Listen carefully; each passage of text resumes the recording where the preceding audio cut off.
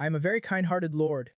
Not only did I trample the farmer's rice paddies, but for my own selfish desires, I forcibly abducted 8 beast Erniangs on the street. This day, I was having a sweet dream, dreaming about teaching the beast Erniangs to ride horses and fight. A cold voice suddenly echoed in my mind from the system. Player is about to arrive at Chengguang Town. Early in the morning, I set off for Chengguang Town. Just as I arrived on the deserted street, I heard the sound of punches and kicks. I went to investigate. I found a group of children beating a beast Erniang. The pitiful, frail Erniang was slumped on the ground. Tears welled up in her helpless eyes, but she did not cry out. Without a word, I rushed over. I raised my hand and gave one of them a slap, then I repeated the action repeatedly. You little brat. You have not even grown your hair, yet you're bullying people. Then, I carried the injured girl and walked along the street. Din. The system voice rang in my mind. System upgrade successful. Do you want to check out the new features? The system can even upgrade. Not bad. I want to check. Congratulations, host. You have obtained the information data visualization function. Oh, wow. Does that mean I can check other people's basic information anytime, anywhere? This function is so cool. Then the system said that every time the host avoids a death calamity, they will gain a chain of destiny. The current death calamity is to abduct and violate the demi-human saintess, Ruoyi. Oh, the sins. In the previous life, I fought to the death for revenge. In this life, I have to violate her to obtain a chain of destiny. Turns out the chain of destiny is used to seal the child of destiny, and it needs 5 chains to seal him at the same time. In other words, I only need to avoid 5 death calamities to be able to remove the child of destiny. Yeah, how? According to my memories from the previous life, Yeho always helped the Saintess rescue and recruit stray beast Erniangs. Their first base was Chengguang Town. Then they gradually attacked and plundered the surrounding areas. Their team gradually grew stronger, and eventually killed the demon lord. In order not to repeat the tragedy of the previous lord, I decided to take the initiative. Due to a lack of manpower, I came to the town hall. The guard saw my golden lion badge, and was immediately terrified and broke out in cold sweat. This leader, your humble servant, Guard Captain Goodbye, is honored to serve you. Without saying a word, I directly asked him to call the town leader out. But Goodbye stammered that the town leader was in a meeting. With a gloomy face, I walked towards the town leader's room. The soon-to-be-dead town leader was currently embracing and flirting with 2 young women. Without any mercy, I kicked the door open. My good time was interrupted. The town leader pointed at me and cursed. He said he would make me wish I were dead. Upon closer look, his eyes almost popped out. Thump, his legs went weak and he knelt on the ground, quickly explaining, because he was separated from his wife. This was the first time in 10 years he was engaging in such despicable behavior. He tearfully begged the Lord to forgive him. If I had not seen it with my own eyes, I would have almost believed his lies. Gritting my teeth, I asked, has there been any activity in the town recently? Seeing that I did not blame him for the despicable act earlier, he immediately smiled and said that the town has been very peaceful recently. Before he could finish, I roared, you Dogtown leader. Spies have infiltrated your own house, and you're still oblivious. You incompetent dog, go be the guard captain right now. I'll be the town leader. Without giving him a chance to explain, I walked directly out of the courtyard. Goodbye, who was eavesdropping by the door, had a black line on his face. He immediately cried out and hugged my leg. Respected Lord, I spent all my savings to become the guard captain. Now, someone who does not deserve it is taking my place. I have elders above and youngsters below. I cannot lose this job. I immediately said, just for your Oscar-worthy performance, you can be my personal guard. Your salary will be doubled. Just as I returned to my residence, I curiously looked at the little girl I had saved. Looking at her pointed little ears and fluffy tail, I could not help but want to reach out and touch them. But then the little one suddenly opened her eyes. I was completely embarrassed. I quickly put on a calm front and greeted her. When she saw that I was a human, she trembled. She quickly explained that she did not mean to dirty my bedding.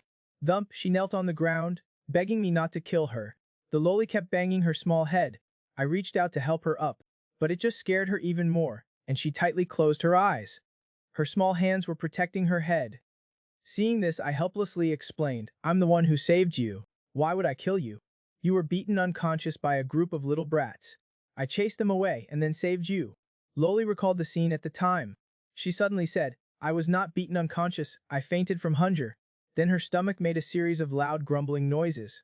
To prove what she said was true, Looking at her adorable appearance as she wolfed down the food, I was afraid she would choke, so I quickly told her to eat slowly. This is all yours. The system detects that the host's behavior does not conform to the villain's rules. Please stop immediately, or you will be punished. I quickly said, she's the wife I'm raising. At a critical moment, I'll have her stab the player and the protagonist in the back. Daily villain task has been updated. Task 1, leave psychological trauma on 10 players. Task 2, forcibly have lowly massage shoulders and warm the bed. Task 3, humiliate the protagonist. Oh fine, I protested with a face full of reluctance. What kind of a crappy task is that?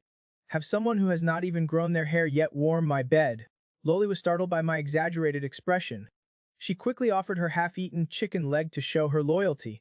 In the slave plantation, a man was whipping several beast-eared girls. Suddenly a group of players barged in. They forcefully declared that they were their friends and told him to release them immediately. Little did they know, they had fallen into the former town leader's trap. I am the town leader of Chengguang Town. You lowly commoners, surrender now. The players almost vomited blood. They were facing a boss right at the start of the game. We're only at levels 2 or 3. They could only seek help from the protagonist, Ye Hao. With Ye Hao's magnificent entrance, the players suddenly felt confident, with a variety of skills being unleashed. The former town leader's health bar was rapidly dropping. The players shouted excitedly, quickly use a combo, interrupt his ultimate move. Brothers, keep going, we're about to get some good gear. Watching the mini-boss being shredded, Ye Hao unleashed a radiant cross-slash. With a loud boom, the former town leader was sent flying 88 meters away, dying on the spot. Then the protagonist gave an inspiring speech and distributed the rewards. He then proposed that everyone charge towards the town hall together. Anything in the town hall would be shared amongst everyone. At this moment, our lord was waiting for them on the castle walls. Soon after, he saw several Li players arrive. How dare you? You killed my guards and slaughtered my servants. And now you're trying to rob my wealth. I transmigrated into the game as the villain lord. I wanted to be a good person and clear my name, but I found out that being a villain is really awesome. Not only can I get the demi-human Saintess, Ruoi, for free, I can also openly enjoy being served by the beast Erniangs every day. These newly arrived players not only killed the town leader of Chengguang Town, they actually want to rob my treasury. Looking at the small, weak chicken protagonist in front of me, if it was not for the system task telling me to humiliate him, I would not bother wasting my time here. The players saw me blocking the gate and wondered why there were still monsters to fight. Xiao Huang subconsciously used sword count at 10 points. Checking the Eagle Lord Great Emperor Knight is level 44. Nightmare level difficulty. Everyone looked at the villain lord, trembling with fear, silently cursing the damn planner. A level 44 ultimate boss appeared in the novice village. Then everyone looked at the protagonist, Ye Hao, with anticipation. Forced and helpless, Ye Hao could only bite the bullet and get ready to fight. He yelled, Eagle Lord, come out and fight. I looked at the level 11 Ye Hao with disdain. If it were not for the system's constraints, this would be the end now. But as the boss, the villain lord still has to follow the script. I slowly drew my weapon. A majestic golden lion suddenly appeared behind me. You bunch of idiotic players, you will pay a heavy price for your ignorance. Then the golden warrior swiped a claw at the crowd. The players were instantly killed. Only Ye Hao barely survived due to the protagonist's halo. I looked at the players lying dead on the ground, quite satisfied, when suddenly I noticed that the protagonist, Ye Hao, had a strange smile on his face. It's you, Eagle Lord, who ordered your subordinates to enslave the demi-humans, treating them like slaves. Then he said, wait for the righteous judgment. He roared, release my power. As soon as he finished speaking, his aura suddenly surged and his level temporarily reached 45. With the renewed battle, the Lord was actually being suppressed by the protagonist. The system promptly reminded the host to abandon this mission. Dangerous. Seeing Ye Hao start to show off, the onlookers also began to cheer. Ye Hao is the coolest. Looking Ye Hao with the protagonist's halo, I smiled slightly. Then I let him attack. Immediately King King called out, Killaming. The level 49 Great Emperor Knight instantly appeared in front of me, blocking his attack. The Lord, however, was sneering wildly behind him. He even made a face, mocking, come and hit me, you big dummy. As Killaming continued to attack, Ye Hao became weaker and weaker. After 8 rounds of intense fighting, Ye Hao finally could not hold on and was punched away. He fell to the ground and spat out a mouthful of blood. The villain lord stepped on him, then he slapped him several times. He yelled, are not you the protagonist? Keep acting, go on. After a full 8 minutes of facial massage, the protagonist, Yehao, successfully lost 2 teeth and got a face that even his own sister would not recognize. Then I left Chengguang town with the little beast girl. As soon as we returned to the castle, the little girl was attracted by the luxurious decorations. She could not imagine that one day she would live in this lavish castle. Weeksy saw her embarrassment and told her not to think too much. She'd get used to it in the future. The next second, she was hugged by the nanny, who treated her like a child, rubbing her hair. The little skinny second mother's hair stood on end. She quickly broke free, saying, "This is Loli, my future personal maid. You take her to familiarize herself with the environment and etiquette." Then he called the guards, asking them to find a priest to examine Loli's body.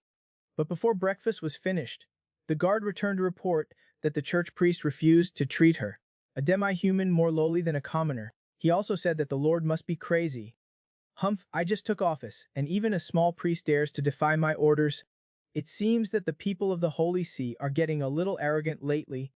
Now immediately, surround the church with cavalry." As soon as he went out, he ran into the nanny and Loli wearing a maid outfit. He immediately said that Loli looked beautiful today, and that the outfit suited her very well. Then he took out a bottle of red potion and gave it to Loli, telling her to be sure to drink it. The nanny, upon seeing this, exclaimed, "This is the water of life from the Elf King Pavilion. It can prolong life, remove hidden injuries, and is extremely precious." Then she added that her 13th husband had used this to propose to her. Loli was utterly speechless. At this time, the Holy See was surrounded, and the leader, Deng Deng, was extremely arrogant, claiming to be a shepherd of God. He demanded that a small lord kneel and beg for God's forgiveness. Weeksy was amused by it. He activated his X-ray vision to see what Deng Deng was relying on to be so arrogant. Then he saw the black-robed man hide behind Deng Deng. His name was Carter, and he was a Holy Temple Knight. His power was a level 44 Great Emperor Knight. He chuckled. So it was a Holy Temple Knight backing them, the strongest and most mysterious force. He drew his sword and said to the butler, "Leave the Holy Temple Knight to you. I will personally destroy this old Deng Deng." Then he unleashed a Sword Saint Storm attack. Old Deng Deng was so scared that he quickly dodged. The Holy Temple Knight behind him was about to rush out, but was entangled by the butler. The knight and the butler were fighting fiercely. Here old Deng Deng had already been killed by Weeksy's sword. Then he ordered the soldiers to kill everyone, leaving no one alive. Somehow the butler, who was evenly matched, was suddenly defeated. He opened the system to check again, only to find that the knight was not human. He was a humanoid weapon created by the Holy See. He was born without pain and could use a perverted berserk skill. After going berserk, he would turn into a werewolf. His strength and speed would be greatly enhanced. The only drawback was that the berserk skill could not last long. As long as we stall him, we can definitely win. The berserk werewolf would not give them a chance. He kicked the butler, Kelly Ming, away. Then he punched Lord Waxy, knocking him out. Then, grabbing his collar, he said, "You are too weak, you are no match for me." Opening his full-smelling mouth, he was about to eat him. Then Weeksy threw a right hook, hitting the werewolf's face. "Does it taste good? Do you want a left hook to go with it?" The werewolf's eyes turned red, his face incredulous. How did the power of lies suddenly disappear? It turned out that Waxy's protection just now was a crystal that hindered the flow of time. And the werewolf just broke through the barrier of time. Finally, the werewolf's head was chopped off, and it was over. Suddenly he remembered that Kaliming was still buried. He quickly asked the guards to drag him out and find a priest to cast a healing spell. But the guard captain told him that, following the great lord's orders, all the priests, not one remained. "Look, all the bodies are here." Weeksy was so angry that he spat out a mouthful of cold blood. The villain lord, in pursuit of excitement, actually got up in the middle of the night to steal the maid's stockings, and was caught on the spot by the maid. This day, just because old Deng Deng of the Holy See refused to treat Loli, Weeksy immediately had the knights surround the Holy See. He personally went out and fought for 3 hours, finally killing all the shepherd dogs of the Holy See. As he dragged his tired body back to his room, he suddenly saw a large bulge in the quilt. How could he, with his germophobia, bear this? He angrily yanked away the quilt, intent to curse out loud. He saw the little skinny girl, with an unknown liquid dribbling from her mouth. She sleepily opened her eyes, her face slightly red with shyness, and said, "Lord, you're back. Loli is here to warm your bed. But your big bed is so comfortable, I fell asleep without realizing it." Weeksy instantly remembered asking the nanny to train Loli in the morning, but he did not expect it to be so fast. He sat on the bed a little awkwardly, saying, warming the bed, forget about it. I'm a bit tired today. How about you massage my shoulders? Loli readily agreed. She kneaded my shoulders with her clumsy hands. Her tail wagged back and forth. Weeksy looked at that fluffy tail, full of curiosity. He reached out, just touching the tip of that fluffy tail, when Loli shouted in a panic, no. She quickly turned around and hugged Weeksy, saying, Master, Loli is yours from now on. Then, with a blushing face, she offered to serve Weeksy to sleep, saying that although she looked small, she was already over 18. Weeksy's eyes lit up. He almost lost his mind. She was actually a legal beast Erniang. Just as he was about to engage in legal activities, a cold system voice rang in his mind. Warning, Loli's physical condition is extremely poor. Forcing reproductive behavior will cause irreversible damage. Weeksy was instantly stunned. He swore to find a priest to treat Loli's body as soon as possible. Looking at the helpless Weeksy lying down, Loli said, Master, the bed warming is not finished yet. The nanny said to have you hold me, and then do this and that. Weeksy quickly covered that sinful mouth, instantly feeling ashamed. He finally endured until daybreak without sleeping a wink. Luckily, the system counted it as completing the bed-warming task. Although he did not get a critical hit, he still obtained 10 powerful Minotaur warriors. Looking at the strong as Anox warriors, well, they were actually oxen, but Weeksy was still very satisfied. Just as he was telling them the precautions, Loli happily walked in, with a plate of pastries. What caught her eye was a tall, ugly Minotaur, who even greeted her in human language. Hello. Loli was so scared that her soul flew away, and she fainted immediately. Weeksy quickly put Loli on the bed and covered her with a quilt. The Minotaur leader quickly apologized to Weeksy. It was completely an accident. Actually, they were all kind-hearted and good warriors. Weeksy quickly assigned them the task of defend the city and sent them away. Soon after, Loli woke up, but still looked terrified. She quickly found Weeksy and shouted, Master, there's a monster in the castle. It's in your room. Then she gestured with her hands, showing a very, very large Minotaur. And it even spoke human language to greet me. Master, let's run for our lives. If we encounter a monster on the road, you throw me to them to eat. And then you seize the opportunity to escape. And avenge me later. Weeksy was amused by her. He picked up Loli and said, I am the monster now, and I'm the monster that's going to eat you. Hearing this, Loli blushed and was about to say something when Gyudbai suddenly rushed in, saying that there was an urgent war report. He fixed his eyes and found the situation to be a little awkward. At this time, Loli quickly stood up and said, Master, you have something to do. Then Loli will take her leave first. The afraid death Gyudbai quickly put the letter on the ground and said, I did not see anything. Lord, you go ahead. This humble one will take his leave. Weeksy roared, fuming with anger. Gyudbai, you're going to be punished to wash the stinky socks of the whole army for a month. Soon after, I picked up the letter on the ground and read it. It turned out to be a letter for help from a neighboring territory. The orcs were attacking his territory, begging for the Eagle Lord's support. Daily villain task has been refreshed. Task 1, steal a maid's stockings inside the castle. Task 2, extort over 10,000 gold coins worth of resources from the neighboring territory. Task 3, tease the demi-human saintess. Danstem, oh damn system, you only give me perverted tasks to do. I'm going to be corrupted by you one day. But it actually sounds quite exciting. There are only 2 maids. I cannot possibly steal from the nanny. I can only choose Loli. While the steam is rising, I have to hurry up. Just as I picked up the white stockings, I bumped into Loli. Then there was a super high-pitched scream. Then the bath towel she was wrapped in slipped off, revealing that indescribable scene, which made Weiksy's eyes go straight. Loli quickly covered her important parts with her tail, crying out, help, help. Hearing the cry for help, the Gyudbai rushed over first. Weeksy was speechless. Why is it always this Gyudbai? He's ruined my good times several times. When Gyudbai pushed open the door and arrived at the scene, he was shocked. You're so fast.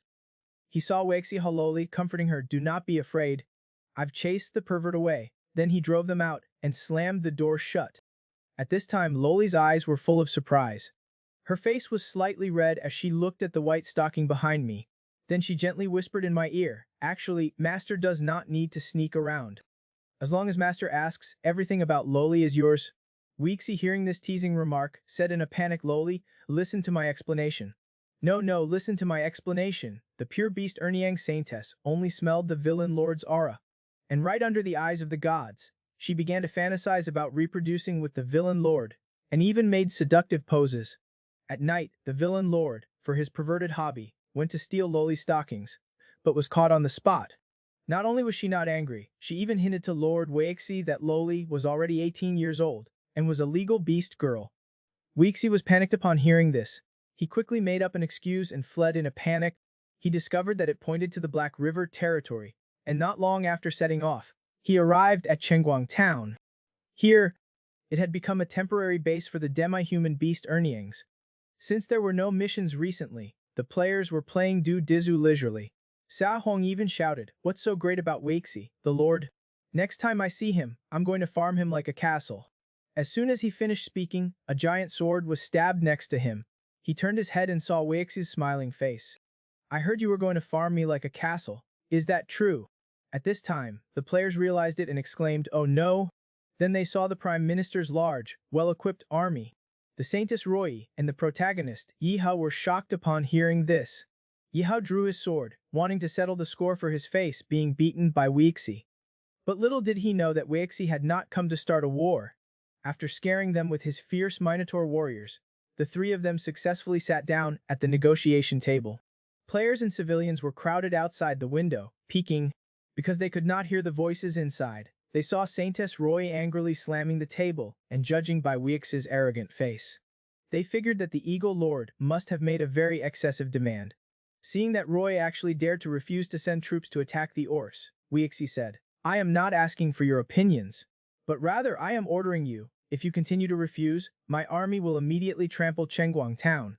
Then he lifted Roy's chin and said, "If you submit to me, Chengguang town will not only be safe, but you also will not need to send troops to attack the Orcs." Seeing his designated wife being teased by Weixi, Yi Hao angrily rushed forward, ready to fight.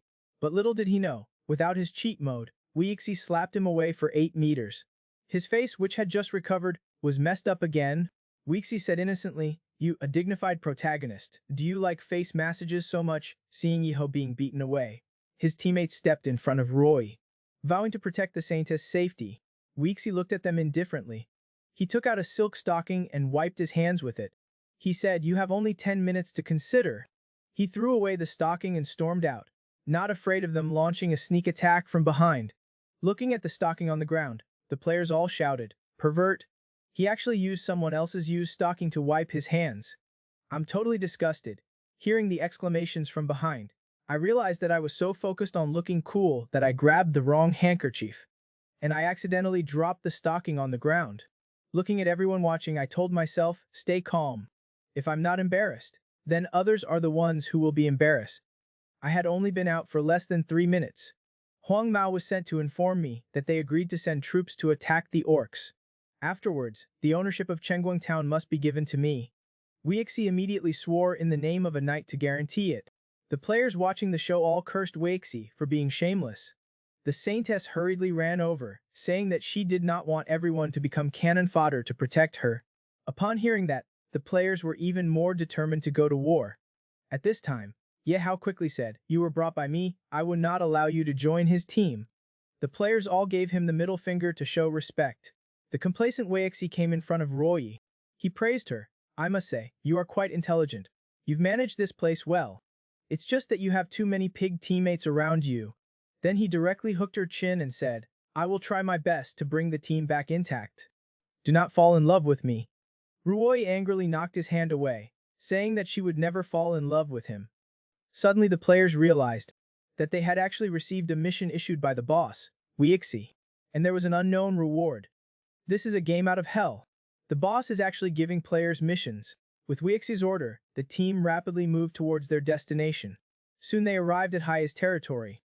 Lord He personally came out of the city to greet them. He wanted to shake hands with Weixi to show friendship, but Weixi, without any regard, threw the horse rope in his hand. Lord He wanted to kill him so badly.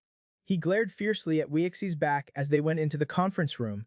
Weixi did not waste any time and directly asked him to explain the current war situation. After the guards explained, they had a general idea of the Orcs' location and troop strength. 3 days later, Weixi and the Orcs set up formations across a river. The Orc leader, who was eating a chicken leg, was startled. He hurriedly gathered the main force and came to the river to confront Weixi. But after both sides set up their battle formations, the Orcs blew the horn for attack. The Orcs roared as they charged forward. Weixi called out to the magic teams and archers to aim and fire. With fireballs and arrows, the orc vanguard fell to the ground one after another. But the orc leader was not panicking at all, because the vanguard was all cannon fodder, whose main job was to die, to exhaust the mage's magic and the archer's stamina. Seeing that the time was right, Weixi raised his sword high and roared, "All knights, follow me, target the enemy leader." The soldiers roared with earth-shattering roars. Kill, kill. Weixi, charging at the forefront, killed a little one with one slash. Soon he collided with the orc leader. The weapons clashed, making a clang clang clang sound. After a few rounds, the orc leader was no match and was sent flying. Seeing that his opponent was so weak, Weixi mocked, "With your skills, you actually dared to try and steal human territory." But the orc just chuckled without any concern. He took out a summoning scroll from his bosom. Weixi's face changed. "You dog, you're actually calling for backup. Shameless." At this time, a behemoth was teleported out from the sky. Then it grabbed a soldier and crushed him to death. The soldiers were all scared and ran away in collapse. Weixi quickly blocked in front of the team, telling them to retreat first, and that he would hold the rear. He did not want to become a commander with no troops. Just as the behemoth was about to attack, the Minotaur arrived in time. He grabbed its tail and violently swung it around. In the end, the behemoth was beaten to death by the Minotaur. When Weixi led the victorious team back to Heia's territory, the citizens roared with enthusiastic cheers. But Lord Heihei did not want to pay the 10,000 gold coins. He even took out a magic silk to try and kill Weixi. But he was stabbed through the heart by his closest guard, who snatched the magic silk away, because this guard was a spy arranged by Weixi's father. Before leaving, they went to Lord Heia's small treasury. Then came a large number of carriages carrying loads and loads of gold coins. The players watched with wide eyes, their mouths watering. They wished they could snatch a piece. Sensing the players' greedy eyes, Weixi hummed a little tune, unconcerned, because he had just completed a system task and had received a critical hit and a rare item, the Spring of the Wild. It could help pure natural beings awaken their bloodlines. Weixi quickly said that he, such a pure person, should be able to awaken it. The system directly replied with a big no. Weixi immediately refused. "I worked so hard to complete the task, but the reward is useless." The system quickly said, "Take a look at the war horse beneath you. Then you'll know." Looking at the little hearts in the horse's eyes, Weixi broke out in cold sweat. "Damn it, this stallion is actually making eyes at me." He instantly understood. It turns out that bloodline awakening is closely related to reproduction, and this skill had a very small range. It could only affect the sentient beings around him. Then he arrived at Chengguang Town and signed the transfer agreement for Chengguang Town with Saintess Roy. The Saintess Roy took out an ancient parchment roll and pushed it to Weixi. As soon as she touched the parchment, it emitted a buzzing sound. The goddess of order, Xiang, floated out, representing that this agreement was under the protection of the goddess of order. Weixi sighed. Good grief, they're really willing to put in the effort.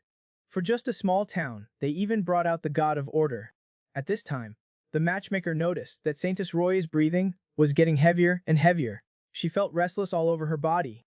She was twisting her body unnaturally. She felt that the aura on Weixi was getting more and more fragrant. She could not help but want to get closer to Weixi, wanting to take a deep sniff of his scent and stroke her body. Her fluffy tail was swaying back and forth, but she was still desperately resisting the restlessness.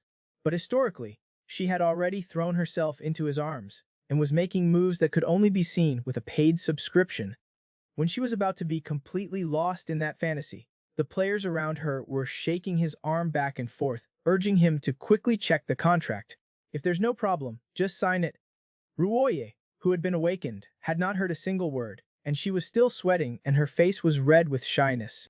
Her mind was still replaying that wonderful feeling from just now. She immediately felt ashamed. Suddenly, she remembered that this was a contract signing. She quickly asked, "What did you just say?" The man just wanted to tease the Saintess a little. But instead, the Saintess hugged him tightly, demanding a kiss. The man was so scared that he quickly pushed her away, cursing her as a female hooligan. He even said that one kiss cost 10 bucks. It turned out that Lord Weixi, in order to attack the saint, to ensure that everything was foolproof, took the initiative to borrow troops from the Saintess. The Saintess also did not waste any time. She requested that the rule of Chengguang Town be given to her afterward. Thus, the two hit it off and completed the deal. This day, Weixi brought the victorious troops back, was greeted by Xian's cheers. At the negotiation table, Weixi was discussing the handover details of Chengguang Town with Roy. However, Roy was suffocating from the wilderness breath in Weixi's body. It stimulated the most primal reproductive power within her. Roy's breathing became more and more rapid. Her body felt restless inside. Her body swayed uncontrollably. Her mind was also fantasizing about shameful scenes. Realizing what was happening, Roy was filled with shame. After carefully reviewing the agreement, she signed her name when she found nothing suspicious. Weeksy happily congratulated Saintess Roy on becoming the town leader. Next, let's talk about the tax issue of Chengguang Town. Roy stood up abruptly and banged on the table in protest. Is not Chengguang Town ours? Why do we have to pay taxes? Weeksy, however, said expressionlessly, I did not say it was not yours. No matter who the town leader is, taxes must be paid. Ri was speechless. Tears streamed down her face. The players began to insult Weeksy for being a rogue. Seeing the Saintess's helpless appearance, the protagonist, Ye Hao, stepped forward forcefully. Knowing this was a crucial moment to win the beauty's heart, he declared that he would gamble with Weeksy for a decisive battle. If he won, Chengguang Town would become completely independent and belong entirely to Ruoxi. Originally, I did not want to pay attention to this protagonist clown, but this was when the system released a new mission. Mission 1, single-handedly beat Yi Hao. Mission 2, make Saintess Roya cry. Mission 3, forcibly kiss Saintess Roy. After completing the mission, the system will gain new functions. Weeksy perk. This damn system is trying to make me go down a dark path. It only gives me perverted missions, but I like it. Then he readily agreed to his gamble. Pointing to Roy, he said, if I win, she's mine. Yahao was so scared that he quickly stepped in front of her. He shouted, you're dreaming. Seeing such a strong reaction, Weeksy could only compromise. He said that he only needed Saintess Roya to accompany him alone for 5 minutes. Yahao still said with a ferocious look, you're too evil. Do not even think about getting ideas about Roy. Seeing that they were about to argue, Roy quickly pulled his hand. I believe in you, brother Yahao. Then the two sides came to the combat arena. With a cry of begin, the two began to fight. The sounds of clashing weapons rang out. Before long, Weeksy had the upper hand. But the next second, Yehao shamelessly used a dirty trick. He used a dagger full of poison. Although Weeksy dodged the attack, he became weak due to inhaling the poison. Yehao knew that this was a chance he could not miss. He used his strongest move, the Shining Light Slash. Seeing that he was about to meet his doom, he suddenly remembered the insights his master taught him when he was a child. Suddenly understand something, Weeksy suddenly stood up. His whole body erupted with even greater power. He raised his sword and slashed down fiercely. Then Yehao was seen spitting blood as he was sent flying. Weeksy did not show mercy and delivered another full-power strike. The powerful sword energy made Yehao, who was already badly injured, tremble all over. Not wanting to die young, he directly knelt on the ground and admitted defeat. This made Roy, who had full confidence in him, panic. She just wanted to go and check Yehao's condition, but she was stopped by Weeksy with a grin. Then he made some indecent gestures. You lost. Now we should go explore our 5 minutes of life. Grabbing Roy's sacred and inviolable little ears, he was about to take her into a small dark room. This provoked a collective outcry and protest from the demi-humans and players. Seeing that his good time was about to be disturbed, Weeksy drew his sword, intent to start a massacre. You forced me to do this. Seeing that the situation was getting more and more serious, Roy quickly knelt on the ground, hugging Weeksy and begging, please do not, I'll agree to it. Only then did Weeksy pretend to help her up. He told the crowd that they were just going to chat, and promised there would not be any other ideas. As soon as they arrived in the room, Weeksy started acting like a hooligan. Roy was pressed against the corner by him in shame. Then he gave her a deep French kiss. After 30 seconds of mouth-to-mouth resuscitation, he surprisingly found that the mission was not yet complete. Could it be that Roy was not cooperating enough? He whispered into Roy's sensitive ear, you better cooperate properly, or half of your people will die. Hearing this, Roy bit her lip, tears of humiliation streaming down her face. She begged the Lord not to harm the innocent people. Please do not hurt them. As soon as she finished speaking, the system voice prompted, host, daily mission completed. Seeing that there were still 4 minutes left, Weeksy hesitated about whether he should do something else. When Roy, who smelled the wilderness breath on Weeksy, was still ashamed a second ago, but the next second, she was panting and looking at Weeksy passionately. Then uncontrollably, she pounced on him. This is the smell. With the sound of pop pop pop, Weeksy's face was covered in lip prints. Weeksy pushed her head away with force, shouting, stop, stop, stop. If you keep doing this, I'm going to charge you $10 a kiss. Only then did Roya come to her senses. She realized that she had taken the initiative and done some outrageous things. Then she curled up into a ball. Using her fluffy tail to cover herself, she only dared to peek out after 10 minutes. Looking left and right at the empty room, a sense of loss inexplicably arose. Meanwhile, Weeksy was looking at the Morgan blood the system rewarded him with. Without any hesitation, he poured it into his mouth. Then every cell in his body was filled with powerful energy. The man was kissed by Saintess Roya so much that he fled in a panic. Returning home, he actually loosened his belt towards the unconscious little beast girl, but was caught in the act by the guard. The man was so embarrassed that he almost died on the spot. In order to complete the perverted system mission, Weeksy forcibly teased Saintess Roya. Little did he know, Roya smelled the wilderness breath on him, and her body uncontrollably started kissing him all over. Weeksy, who fled in panic, finally returned to his castle. As soon as he entered the city, he saw the nanny and Loli welcoming him. The nanny said, with a face full of melancholy, "Loli waits for you at the door every day, longing for the day you'd finally come back." Weeksy's mood improved a lot when he got home. He was just about to take a bath and have a good sleep when the next second, a little skinny girl jumped into his arms. She cried, "Master, I miss you so much." Weeksy looked at Loli with her tearful, pitiful eyes and said, "I'm covered in stink. How about I hold you after I take a bath?" Little did he know, Loli refused, saying that her master smelled fragrant. Such a warm feeling, I want to hold my master forever. Just like when my mother held me as a child. The feeling of the wind blowing in the fields is the same. Suddenly Weeksy was stunned. He figured it must be the wilderness breath's influence. He quickly asked Loli if she had ever heard of bloodline awakening. Loli said, "I heard my mother say that bloodline awakening requires sensing the power that resonates with one's own bloodline. Some people awakened the power of water by a waterfall. Some people, by keeping company with beasts, awakened various animal abilities. This is something that we cannot control." Weeksy immediately understood.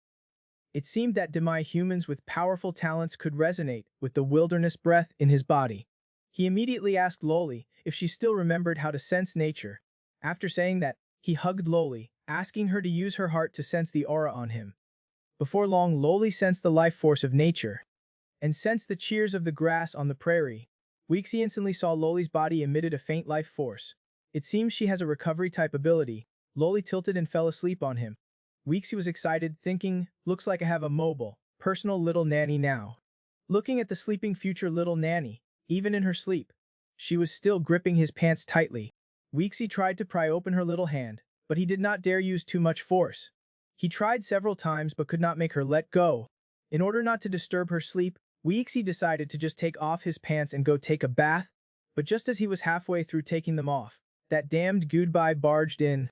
Goodbye, who was about to report the military situation, was instantly dumbfounded. The two of them stared at each other in the study. Eventually Weeksy broke the silence. "How many times have I told you, you need to knock before entering? And what you just saw is not what you think it is.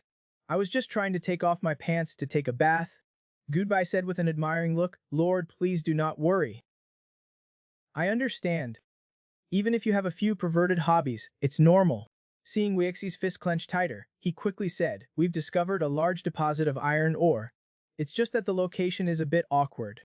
It's located at the border with the Bhutan territory." Weeksy smiled and took out a pen. He circled the entire mountain where the ore was located. He gave the map to the Bhutan territory and told them that the iron ore was theirs now. If they do not agree, then we'll just start a war. On the other side, the Saintess, since being in the little dark room with Weeksy, she had become a different person. When the protagonist, Yehao, came in to comfort her, she just blasted him out. This was already the third time. This strange behavior caused the players to make all sorts of wild guesses. Saintess Roy, did the villain lord force himself on her? Listening to the rumors, Yehao went back to his room and took out a box he had hidden away for a long time. As soon as he opened it, the air was filled with the smell of carnage. Yehao decided that even if he had to turn dark, he would still kill the villain lord, Weeksy. After some twists and turns, Weeksy finally took a nice bath. Wearing a towel, he strolled into the bedroom, only to see Loli sitting blankly on the bed. "Loli, you've only slept for a few minutes. Why do not you sleep a little more?" Loli said with a serious face. "This time, I thank you, Master, for awakening my bloodline. In order to repay you, Master, I will definitely give you a fair-skinned, plump little baby." Weeksy was huffled. He could only ask awkwardly, "Loli, do you know how to make a baby?" Mrs. Chris said. "As long as Loli completes the last step of warming the bed, Loli can help you make a baby." Seeing that the situation was getting out of hand, Weexi stroked her hair and said, "Your bloodline power has just awakened and has not been fully developed yet. You should sleep more to recover your energy." The adult little beast girl, just because her body was too petite, made the man feel guilty, and he refused to have a baby with her. Extremely eager to grow up, she suddenly awakened her bloodline. As the golden light dissipated, a big sister version of the beast girl appeared out of thin air. Weexi was originally a kind and righteous knight, but ever since he was reborn and got the villain system, he began to turn dark. Not only did he force a kiss on the saintess, Ruoi, but he also had countless beast Erniangs serving him every day. He could also gain villain points while enjoying all kinds of benefits. When a soldier came to report that a large deposit of iron ore had been discovered at the border with Bhutan territory, Weexi did not hesitate to choose to start a war directly. The original plan was to have Killaming lead a legion to the iron ore site to delay the Bhutan family, while he took advantage of the emptiness of Bhutan City and led the Minotaurs to destroy their old nest. At first everything went smoothly. With the siege ladders he exchanged from the system, and a surprise attack, he easily took control of the entire city. Weexi swiftly headed straight for the treasury, but suddenly a special iron cage fell from the sky. It accurately trapped him. Weexi watched as his subordinates used all their strength but failed to bend the iron bars. He knew something was wrong. "I fell into a trap." He wondered who this smug-looking Bhutan Zixu was. Weexi was serious. "Why is Bhutan Zixu here? Where's Kellaming? Did he lose that quickly? No, there must be a traitor." It turned out that the day before, when Weexi was inspecting his territory, he happened to run into the little fatty, whose lollipop he had stolen before. He was going to tease him a little, but the boy just started crying. He said that in his previous life, when his mother was sick, she was injured by someone. After repeatedly asking questions, Weexi learned that the little fatty's knight father had died in battle. The compensation money was known to local thugs, who not only stole the compensation money but also injured his mother. Weexi learned the whole story from the woman. It turned out that the group of bad guys not only had knights backing them, but they were actually bullying the weak under the banner of their own lord. With murderous intent in his eyes, Weexi wanted to eradicate them completely. On the street, a burly man was humming a tune, occasionally teasing the young girls passing by. The next second, the sound of punches and kicks was heard. After 3 minutes of Weexi's facial massage, the man cried and wailed, explaining everything in great detail. It turned out that it was all Jir who ordered them to do it. Hearing this familiar name, Weexi was stunned. He recalled the righteous knight who had sworn allegiance to him. But Naur was on the battlefield. He was engaging in a fierce battle while constantly cursing. Weexi coldly praised him for being obedient, but he did not intend to let him go. Enraged, he questioned him, "Why did you touch the soldiers' compensation money?" Jir not only did not repent, but also arrogantly said that those lowly commoners were not worth 10 gold coins. Does the Lord want to kill a great knight who has lowly followed you for many years for a few lowly commoners? Weexi gritted his teeth. "Someone like you dares to call yourself a knight." Soon a clang, clang, clang sound rang out in the square. The citizens rushed over to watch, wondering which unlucky person was about to be executed. Then Weexi announced Jir's crimes and declared that from now on, whether they were citizens or knights, everyone was equal before the law. Then with an order, he ended Jir's life. Weexi noticed carefully that although he had killed the damned Jir, neither the knights nor the citizens cheered. Many knights were even sweating profusely and trembling. It seemed like he should have saved those knights who had made big mistakes, or Jir's loyal subordinates. This made Button laugh smugly and ask Weexi to leave his last words. Just as Weexi was about to die, Killaming arrived in time. Although he managed to knock away Bhutan Zixu's weapon, he was knocked to the ground by the numerically superior enemy. At this time, the army Weexi had sent as BAP outside the city was also being defeated. Because the great knight Jir had been executed, the soldiers were in panic. At this moment, many cavalry were planning to flee. At this critical moment, Weexi's citizens actually took the initiative to come to the rescue. This made the knights who were originally planning to flee fight again. Just as Kellaming in the city was about to be killed, Weexi broke through his bloodline power and burst out, saving Kellaming in time. Then a fierce battle began with Viscount Bhutan. Weexi, who had already advanced to Sky Knight, fought 3 Earth Knights alone. Unsurprisingly, he killed them all in a few moves. As soon as Weexi returned to the castle, he could not wait to open the system's lottery draw. Not only did he get a critical hit, he also got the powerful Hellfire, Sarah. curiously clicking on Sarah's attribute panel. Oh my god. A level 55 Great Demon. She was even more powerful than Weeksy, who had broken through to become a Sky Knight. At this moment Loli actually ran in excitedly. She was immediately met by an enormous monster. Loli quickly tried to push Weeksy away, shouting, "Master, run, Loli will buy you some time." Weeksy was so moved that tears filled his eyes. He said, "This is my new subordinate." Then he forcefully turned her around and introduced, "This is Sarah." Because Sarah was too big and was covered in flames, Weeksy was at a loss about where to accommodate her when Loli smiled sweetly and volunteered to take on this difficult task. Soon after, a stone statue appeared on the square's fountain. Not only was it emitting heat, it was also making hissing sounds. Passers-by praised it, saying, "The Lord's tastes are becoming more and more unfathomable." At night, as soon as Weeksy returned to his bedroom, Loli hugged him tightly. She had heard that Weeksy had fallen into a trap in Bhutan City and almost died. She said she did not want her master to get hurt, and she did not want to become a burden to her master. She wanted to become stronger to protect her master. Weeksy quickly comforted Loli, saying, "When your bloodline awakens, maybe you'll be able to protect me." Then, Loli, who yearned to become stronger, actually shed golden tears. Then a dazzling light burst out all over her body. Weeksy was stunned. How did she suddenly turn into a golden egg? As the smoke slowly dissipated, a figure that was a bit taller than Loli appeared. Good heavens, Loli grew up in the blink of an eye. Looking at the grown-up Loli, the guilt in Weeksy's heart disappeared instantly. Loli's attribute panel showed that not only did her level increase to 42, she had also awakened various kinds of support skills. Weeksy excitedly pulled her small hand. "Loli, you finally awakened your bloodline. From now on, you will be my strongest backer. I Weeksy finally have my own personal top-tier nanny who also warms my bed." The harmless-looking glasses girl actually successfully ambushed the villain.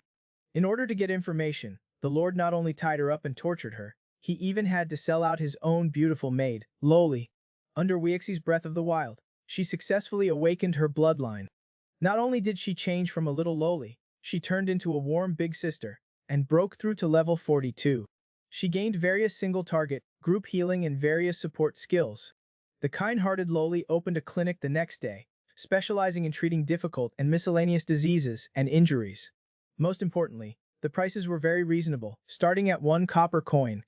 But these reasonable prices made everyone think it was unreliable.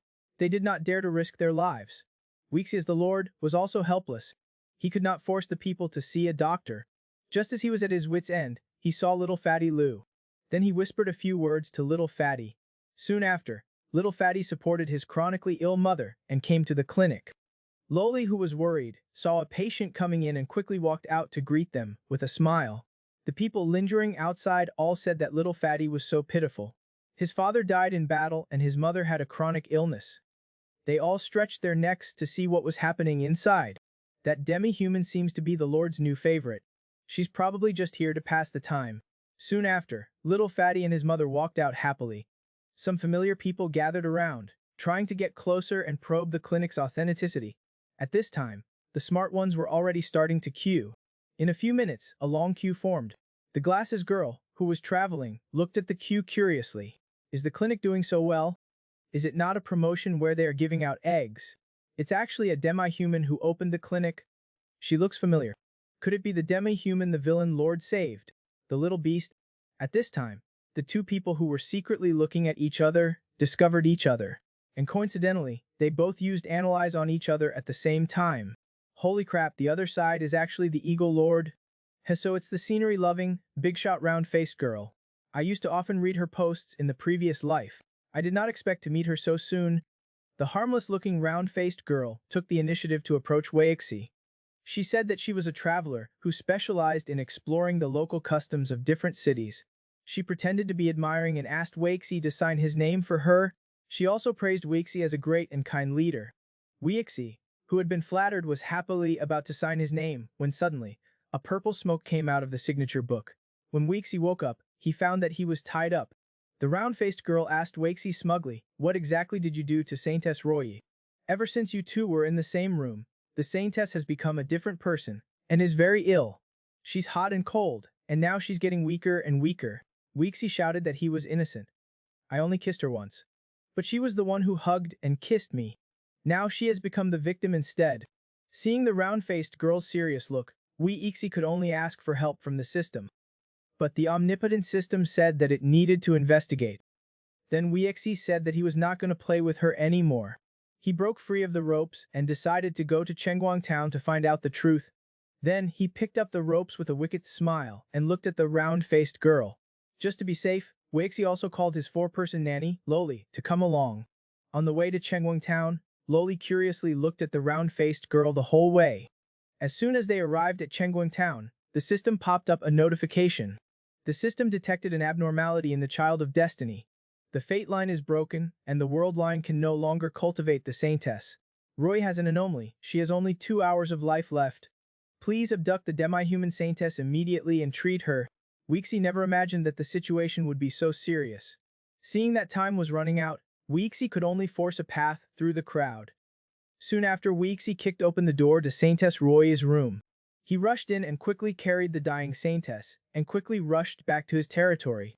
The players all cursed Weixi, saying he should die a horrible death. He does not even let the dying Saintess go. They vowed not only to kill Weixi as a boss, but also to compose poems about him. In the room, Saintess Roy was lying on the bed, experiencing chills and fever. She was also making painful oohs and ahs. Loli was trying her best to use all sorts of recovery and healing skills. After 3 hours of casting, Loli's magic power was exhausted. She fell weakly to the ground, and Weixi quickly caught her. But Loli said that she could not only temporarily suppress the evil power within her. Moreover, her soul had been dragged into a nightmare by an evil brand. He cannot wake up until he gets rid of this imprint. After saying that, she threw herself into Weixi's arms, begging, "Please, master, save him." Meanwhile, the Saintess Roya was chained with countless iron chains. A group of demons were constantly tormenting her. Thump, she was thrown into the deep sea. Then 7 or 8 hands appeared, tightly entwining her. The Saintess desperately struggled, shouting something. At this critical moment, a warm, large hand suddenly appeared and pulled her up. Being a villain is really awesome. Not only can you get a free kiss from the Saintess, but you can also forcibly abduct her and take her home. But Weixi still did not think it was enough. He even went deep into her dream to explore. This self-righteous girl with glasses actually ambushed Weixi. Little did she know, Weixi was just playing with her. After figuring out the purpose of her visit, he released her immediately. It turned out that Saintess Roy had fallen ill after being in the same room as her. The next day she fell ill. The Saintess, whose illness could not be cured, was becoming weaker and weaker. Knowing the situation was serious, Weixi directly broke into Chengguang town. He abducted Saintess Roy and took her home. After 3 days and nights of treatment by 4 people, the nanny, Loli, they finally stabilized the Saintess' condition. But to wake the Saintess, it was necessary to find a way for her to defeat the strong enemy in her nightmare. At this time, the Saintess' body was locked by countless iron chains. A group of demons were constantly tormenting her spirit. Then they threw her into the deep sea again. Pairs of demonic claws appeared in the water. They seemed to be dragging her to the bottom of the sea. The Saintess cried helplessly, reaching out her pure white arms. She desperately hoped someone would pull her up. Just as she was about to give up and faint, a pair of warm, strong hands pulled her up. When the awakened Saintess found out that it was Weixi who saved her, she subconsciously tried to break free from his embrace. "You pervert, let go of me, why are you here?" She was answered with a slap, "You already call me a pervert. Then of course I'm here to be a pervert." The originally dying goddess rose up to resist. Her soft, weak little fists actually caused Weixi to cough up blood. The Saintess took the opportunity to jump off the mount and try to escape. She twisted her ankle after only a few steps. She immediately put on a pained expression. Weixi calmly put his arm around her waist. He said, "You silly woman, this is a dream. How can you feel pain?" The Saintess tried to keep her distance from him. "You're even being a pervert in my dream. How did you even do that? Do you think I'm just messing around? To save you from this nightmare, I used up an ancient divine grace. Only then could I connect to your consciousness." Then, without giving her a chance to react, Weixi pulled the Saintess and frantically searched for an exit. Because he did not have much time. After going around in circles, they arrived at a shrine.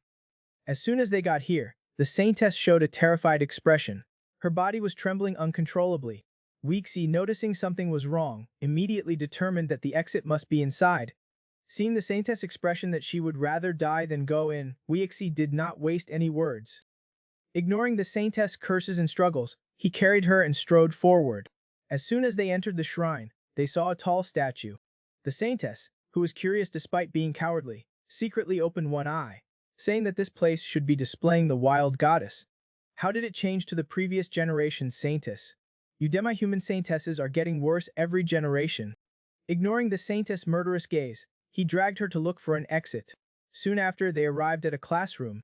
The teacher was actually the saintess' most feared homeroom teacher when she was young, but Weixi did not think much of it. He took the saintess and walked towards the door. At this moment, the homeroom teacher suddenly turned around. A cold voice came, "Roy, are not you going back to your seat?" Her childhood fear of him instinctively made her retreat in fear. Little did she know, he directly launched an attack. He said, "Disobedient children should be punished." Weixi had never been subjected to such treatment before. He directly kicked him away.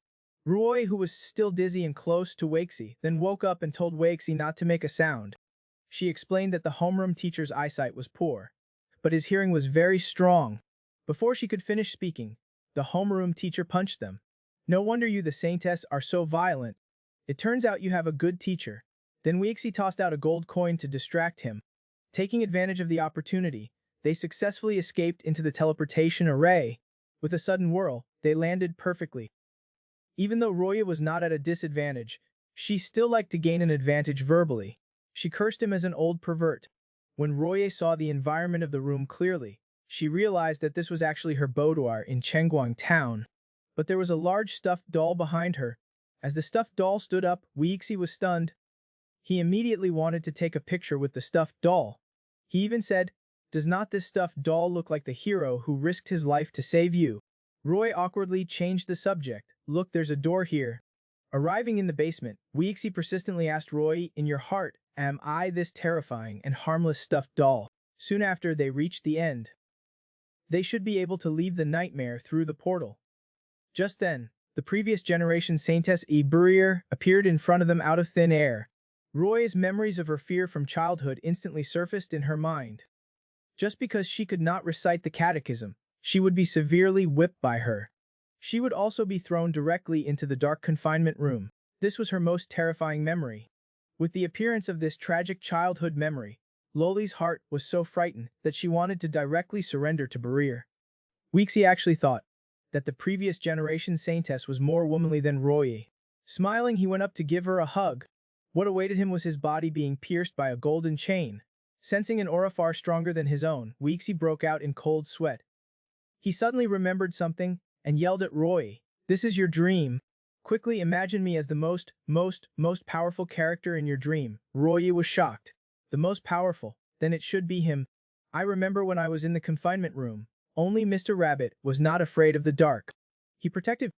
The next second, Weixi transformed into a huge, pink rabbit. He wanted to question Roy, but decided against it. As long as he could defeat the enemy, it was fine. Then he attacked Barir with all his might. Immediately a powerful energy burst out. Both of them could not withstand this power. Their bodies gradually dissipated. "There's no more time," Weixi encouraged. "You must be brave and strong to get out of this nightmare." At this time, Roy finally understood that she could not be cowardly anymore. The man not only violently tore at the little beast girl's stockings, but also, regardless of her heart-wrenching cries, forcibly pushed her down. Since Loli stabilized the Saintess condition, Weixi had entered her dream, hoping to save her. At this time a day and a night had passed. Seeing that Weixi and the Saintess showed no signs of waking up, Loli was anxiously worried about Master Weixi's safety. She was jealous that the Saintess could sleep with Weixi for a day and night. In order to make her master wake up earlier, Loli racked her brains, painfully pulling at her own hair. Then, she seemed to have thought of something. She actually rummaged through boxes and changed clothes in public. Loli, dressed in a nurse's outfit with black stockings, picked up a syringe and was about to give Weixi a shot. Suddenly, the sky crackled with thunder and lightning, and Weixi was startled awake. He opened his eyes. His instinctive reaction was to grab Loli's hands tightly. When he saw clearly that it was Loli, he awkwardly asked her why she was dressed like that. Loli, on the other hand, looked excited, thinking to herself that Mrs. Chris's method was too effective. Then, with a blushing face, she said, "Of course, I dressed like this to help Master wake up faster." Weixi, whose eyes were glued on her, quickly reminded Loli, "You can only dress like this when we're alone together." Then, he asked her to come and rest for a while. Loli obediently lay on the quilt and looked at Weixi. "Did not Master say that when Loli's bloodline awakened, we could have a baby?" Weixi, who was originally weak, actually ran towards the door as if he had been energized. Loli shouted loudly, "Master, did not you promise Loli that you would grant her every request?" At this moment, the system prompts kept ringing. The anti-villain shop is opened ahead of schedule. New barracks module added. Please check immediately. Please check immediately. While read the prompts, Weexi chatted with the system. In the end, he actually found out that the system was a bit of an idiot. The barracks module had many types of soldiers, but they were a bit expensive. They cost tens of thousands of points each time. He knew that his actions as a villain would definitely be met with a collective attack from 10,000 players in the second beta. For the safety of his territory, Weexi decided not to hold back any longer. Returning to his bedroom, he transformed into a divil. Loli begged for mercy under Weexi's demonic power. Seeing that he had no intention of stopping, she angrily cursed at Weexi. "You big bastard! You pervert!" Weexi, who was completely enraged, ignored Loli's heart-wrenching cries and forcefully pushed her down. Just as Weexi was about to make his next move, the system voice finally came, detecting that the host forced Loli to warm his bed. Behavior is extremely wicked. Reward 5,000 villain points. Please continue your efforts, host. Seeing his villain points progress, Weexi immediately got up and praised Loli's acting skills as amazing. But she had not reached the level of an Oscar winner yet. He said that every night before bed, he would come to test Loli's acting skills. Loli looked at Weexi seriously. "Master, do you have some bad habits?" Weexi, who was trying to get villain points from the system, could not explain his suffering. Then Loli showed a cunning smile. She said that no matter how bad the master's habits were, she would do her best to cooperate with him. After saying that, she hopped away, saying she wanted to learn new knowledge from Mrs. Kress. On another planet, a man was eating his meal when his phone suddenly prompted him that the second beta of the Kane continent was about to start. He dropped his chopsticks and hurriedly ran to the computer room. After the version update and identity verification, he finally logged in successfully. Chengguang Town was now filled with a large number of players. A man was giving a passionate speech. After 3 hours of brainwashing through passionate spitting, he successfully formed the Sanctioned Guild.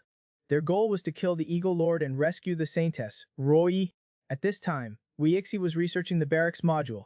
When he learned that a large number of players were on their way to attack him, he ultimately chose the Crusaders and Sharpshooters. Looking at the soldiers, who were 100% loyal and fearless, Weexi was very satisfied. Then he exchanged for a bottle of Breaking Through the Sky for his knight. Soon after, he found Keleming training his knights. He signaled him to stop what he was doing and drink this first. Unsurprisingly, Keleming was promoted to a Sky Knight. He helped the grateful Keleming up and told him about the current situation. He told him to arrange for people to set up traps outside the city, and then notify the entire city to enter a state of war. Early the next day, Weexi saw the enemy troops outside the city. Seeing that they had reached his attack range, he directly ordered the soldiers to operate the magic cannons for free fire. With a round of chaotic bombardment, the players in the front ranks fell to the ground. As time went on, more and more players climbed onto the city walls and engaged in bloody battles with the soldiers. Weexi realized that something was wrong and then found out that the players were able to revive continuously by relying on a crystal in the distance. He changed his strategy and arrangements immediately. Keleming was to focus on the protagonist, Yi-Ho. The Minotaurs were to defend the city walls. He himself would lead the puppet soldiers out of the city to cover the Hellfire and destroy the enemy's crystal. Seeing that Weexi actually dared to lead a few soldiers out of the city gate, the players charged up like crazy. Just then, the players also received a game buff. Due to the large gap with the Eagle Lord, all players' attacks were now forcibly converted to true damage. Weexi instantly felt that a formless power was covering him. A level 20 mage launched a sneak attack, firing a magic ball. Weexi quickly used his aura to form a defensive barrier. Originally, a mage's attack could not even break through his barrier, but at this moment, it directly hit him. The players shouted excitedly, "The barrier is broken. The barrier is broken, finally, it's not a miss anymore. I've been hitting for 3 drops of blood and could not kill him." Then they began their human wave tactic. The warriors stopped attacking. Instead, they grabbed Weexi after getting close, preventing him from breaking free. Then the mage's skills rained down. After 5 minutes of bombardment, the temperature in the central area reached 100,000 degrees. Weexi reappeared, covered in injuries, with only 1 per 3 of his health bar remaining. The players were completely ecstatic this time. "Brothers, let's do it again, we can pick up gear after 2 more times." Weexi knew that if things continued like this, he would only end up with regret.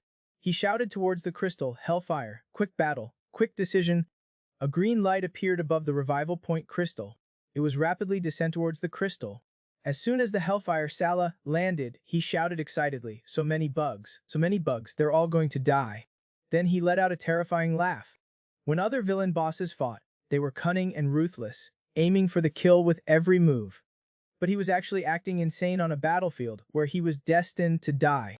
As the protagonist, Yehao, reappeared, he incited 10,000 players to attack the villain lord, only to rescue the saintess who was abducted by Weixi. Initially, Weixi relied on the tall city walls and magic cannons to suppress the players. However, with the players reviving without limitations and their crazy human wave tactic, Weixi gradually became heavily injured. Knowing that he would surely be killed if this continued, he could only let the Hellfire, Sala, launch a sneak attack on the crystal ahead of schedule.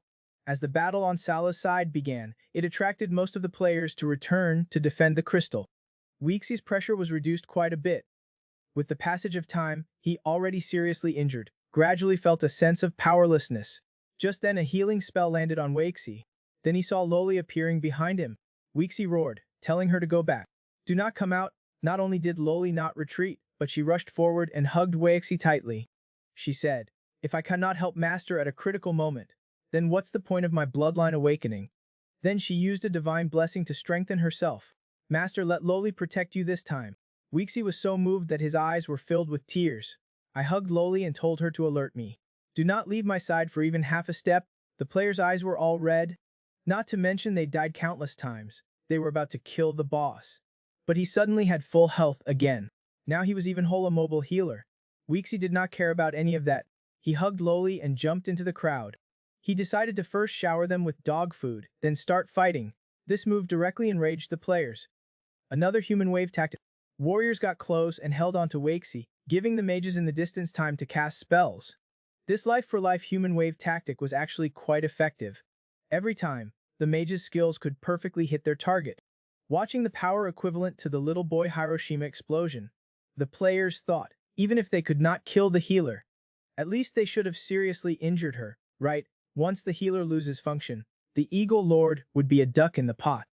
But who knew that they would walk out unharmed? Not even their hairstyles were messed up. It turned out their attack bonuses were only effective on Weixi. The players complained, "We cannot kill the healer. No matter how much health Weixi loses, the healer will just heal him back up." Once the Hellfire destroys all the resurrection crystals, the players will have to wait for death. Seeing that only one resurrection crystal remained, but Weixi was not going to let them off so easily. Rushed, he left the last crystal to block the respawn point and kill them, killing them until they lost all their levels. Loli was indeed a top-tier support. Not only did she heal constantly, she also acted as a cheerleader. "Master, go Master, you're awesome. Master, you're invincible." Just then, no one noticed a man and a woman suddenly appear in the sky. The black-robed man, taking advantage of Weixi's inattention, ferociously attacked from behind him. Loli, sensing the killing intent, turned her head, her pupils contracted violently. Not having time to warn Weixi, she directly used her body to block Weixi's back. As the knife pierced her body, blood spurted out. Weixi stared in horror, opening his mouth but unable to make a sound. At that moment, the shield within Loli erupted with powerful energy, instantly sent the two of them flying back. Loli, who had just landed, quickly explained, "I had cast Holy Spirit's blessing on myself earlier. That's why I was able to help Master block that fatal blow." Weixi was still sweating profusely. He emphasized that she could not be so reckless again. Just obediently stay at home. Then Weixi stared intensely at the black-robed man. Turns out it's a level 49 Holy Temple Knight assassin. He roared, "You dog, you actually dared to ambush. And you hurt Loli." He attacked the black-robed man like a madman, wanting to tear him to shreds. The black-robed man, who was gradually losing ground, saw that things were not right. He turned to run, but how could Weixi let him escape so easily? He unleashed his powerful energy and slashed at him. Suddenly a portal appeared in space. Then a spatial orb struck Weixi in the chest. Weixi coughed up blood, feeling like his flesh was being torn to pieces. Roy cast healing spells while examining his wounds.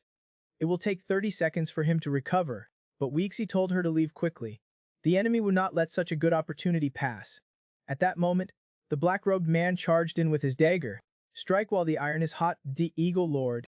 In this critical moment, Loli's womanly instinct showed. She was so scared that she could only cry. Weeksy held Loli tightly, preparing to fight to the death. Just then several golden sword auras flew in rapidly. The black-robed man, who was about to strike, was torn to pieces. Then they saw the portal in the sky continuously flashing, as if it was a voice something terrifying. A golden light was chasing after the portal. After chasing for 3 minutes, the nun in the portal was sliced in two. Only then did Weeksy see clearly that the golden light was actually the Saintess, a Royi.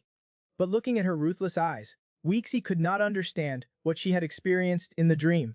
Then the Saintess actually launched an attack on Weeksy. Weeksy, who had just recovered, could only desperately raise his sword in defense. The powerful energy impact made the Saintess regain consciousness for a moment. The Saintess, with tears of blood streaming from her eyes, could not seem to tell whether this was a dream or reality. She asked him if he was Weeksy, then collapsed in his arms. Weeksy just accidentally touched her tail, and Loli actually started singing a love song on the spot, and made some unusual moves. Like this and like that, all scenes that no one wants to see.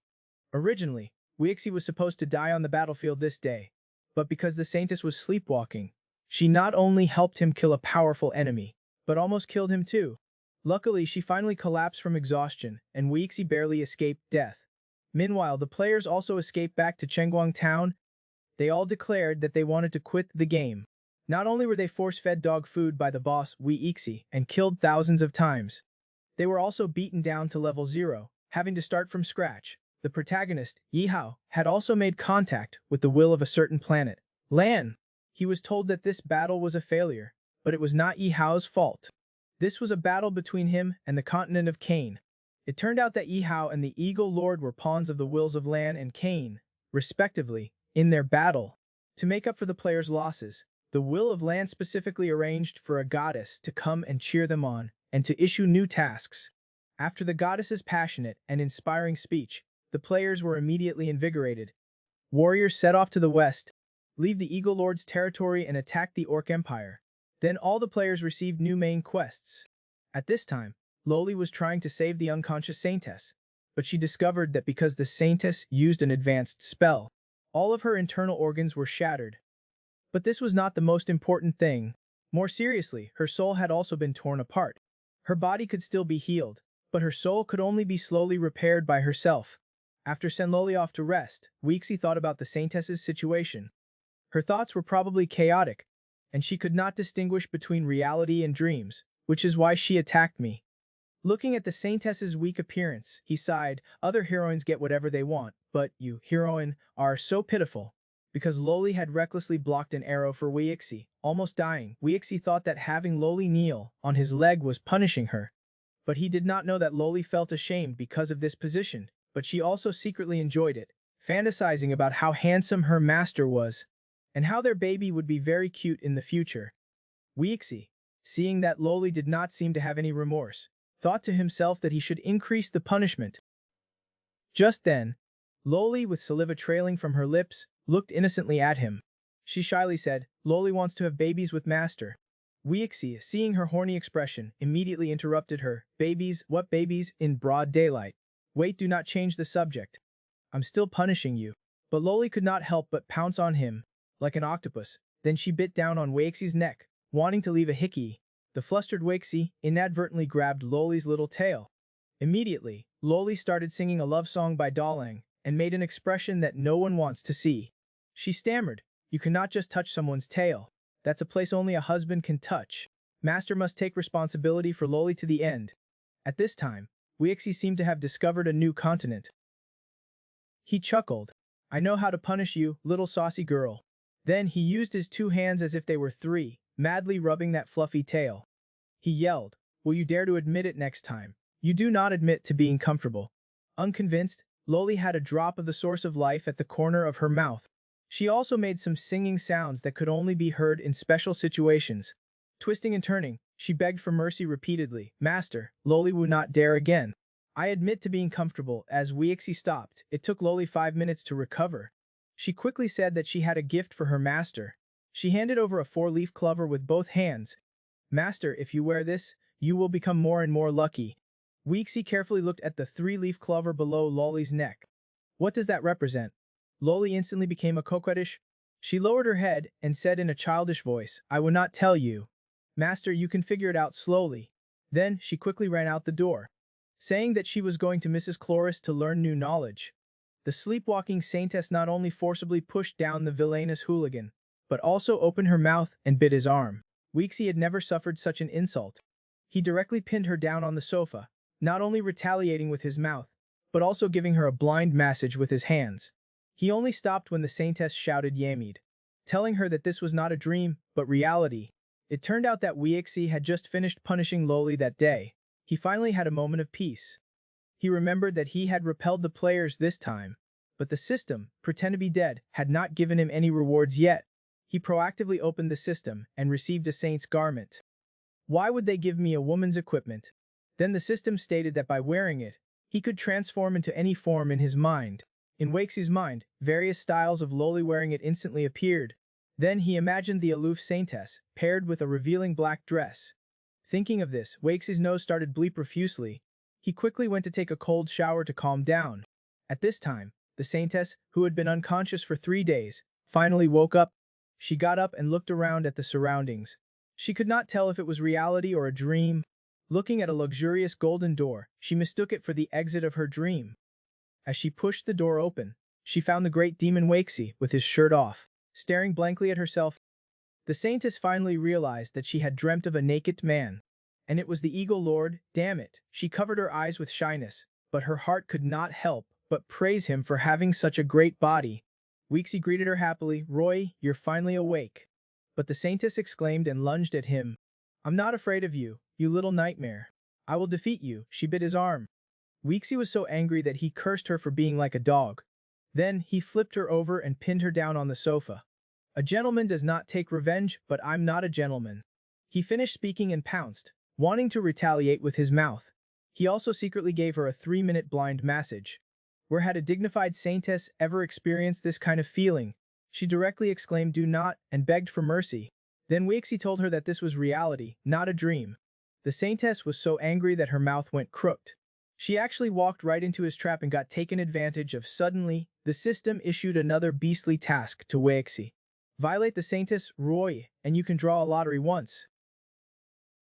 Weeksy chuckled. Is not this just semi-free gear? Then his perverted hands reached out. It was the same recipe as before, and the same touch. Roya, who was about to explode, finally snapped. A 5-finger mountain landed on Weeksy's face. Then, she quickly covered the area where she had been attacked, cursing him as a hooligan and scoundrel. After cursing, her eyes were teary as she glared at Weeksy. Just at this moment, Loli came to deliver afternoon tea to Weeksy. She knocked on the door and said, Master, are you there? Loli is coming in. The two of them, with guilty consciences, were terrified. If this were to spread, they could never clear their names. I am a very kind-hearted lord. Not only did I trample the farmer's roads, but also for my own selfish desires, I forcibly abducted 8 beast earnings on the street. The people in my territory not only do not hate me, but are also very warm-hearted, calling me the most brilliant and divine great lord in 1,000 years. This is only because I awakened the villain lord system. I cannot improve my cultivation normally. I can only become stronger by constantly doing bad things, to change the situation where I will inevitably die. Actually, I was also one of those who attacked the demon lord before, on the main battlefield. It was only because Saintess Roya was humiliated by the lecherous demon lord, and then committed suicide. Many of the attacking teams charged in without any regard for their lives. They wanted to kill the demon lord, even if it meant sacrificing their lives. After consuming countless revival coins, they finally succeeded in hanging the crippled lord on a sinking platform. I shouted that I would confiscate his tool for committing the crime. I rushed up and gave his little chicken a single slice. Just as I thought I had avenged the saintess, I suddenly felt a current running through my entire body. My vision started to become blurry. Just as I did not know what to do, I was lying in the game machine in reality. I was electrocuted and my eyes rolled back, and my veins popped out. I opened my mouth to yell, but no sound came out. Then, the lid slammed down with a thud, shutting off the game machine. I was electrocuted inside for 8 minutes. Smoke was coming out of my mouth like a rat. I thought it was over, but suddenly I felt a powerful pulling force. My brain was spinning, and then I lost consciousness. When I woke up again, I found that I had become a baby. I had actually been reincarnated as a noble son. 18 years later, today is my coming-of-age ceremony. The war god who once eliminated evil and promoted good will soon become a demon lord. Remembering the fate of the previous demon lord, I swore that I must become a good person that everyone loves. Just as I was fantasizing about my bright future, a system screen suddenly appeared in front of my eyes. System activated. The strongest villain system is at your service. I quickly said no, I do not want it. The system, with a horrified expression, was about to push him away. Friendly reminder, players will arrive soon. Host, it is your destiny. You are destined to die. Do you wish to proceed? The system was stunned by the prompt on the panel. What the hell, destined to die? Is there any way to change fate? According to the previous Lord's orders, the host cannot escape being killed by players, unless you have the help of this system. Although it said that the previous Lord was killed by the players because he had done too many bad things, it vowed to be a good Lord. Right? But in reality, it was already panicking. The system voice came again. The host cannot modify the world line by himself. You can only avoid the death NB using this system to increase your strength. It's death either way. Do I have a choice then? Let's bind. The strongest villain system been successful. The host needs to complete villain plot tasks, such as collecting demi-human witches, massacring players, violating the Saintess, etc. After completing tasks, you will receive corresponding rewards and lottery draws. He instinctively thought of the beautiful words of violating the Saintess, and the scene of being well served by a group of skinny second mothers. His face flushed, his heart was racing, and drool flowed naturally. Suddenly he thought of something. I looked at those unethical tasks and started cursing. Is not this just walking down the same path as the previous Lord?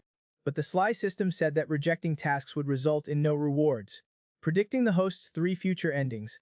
1. Being forcibly turned into a beast. 2. Crushing the Chicken King.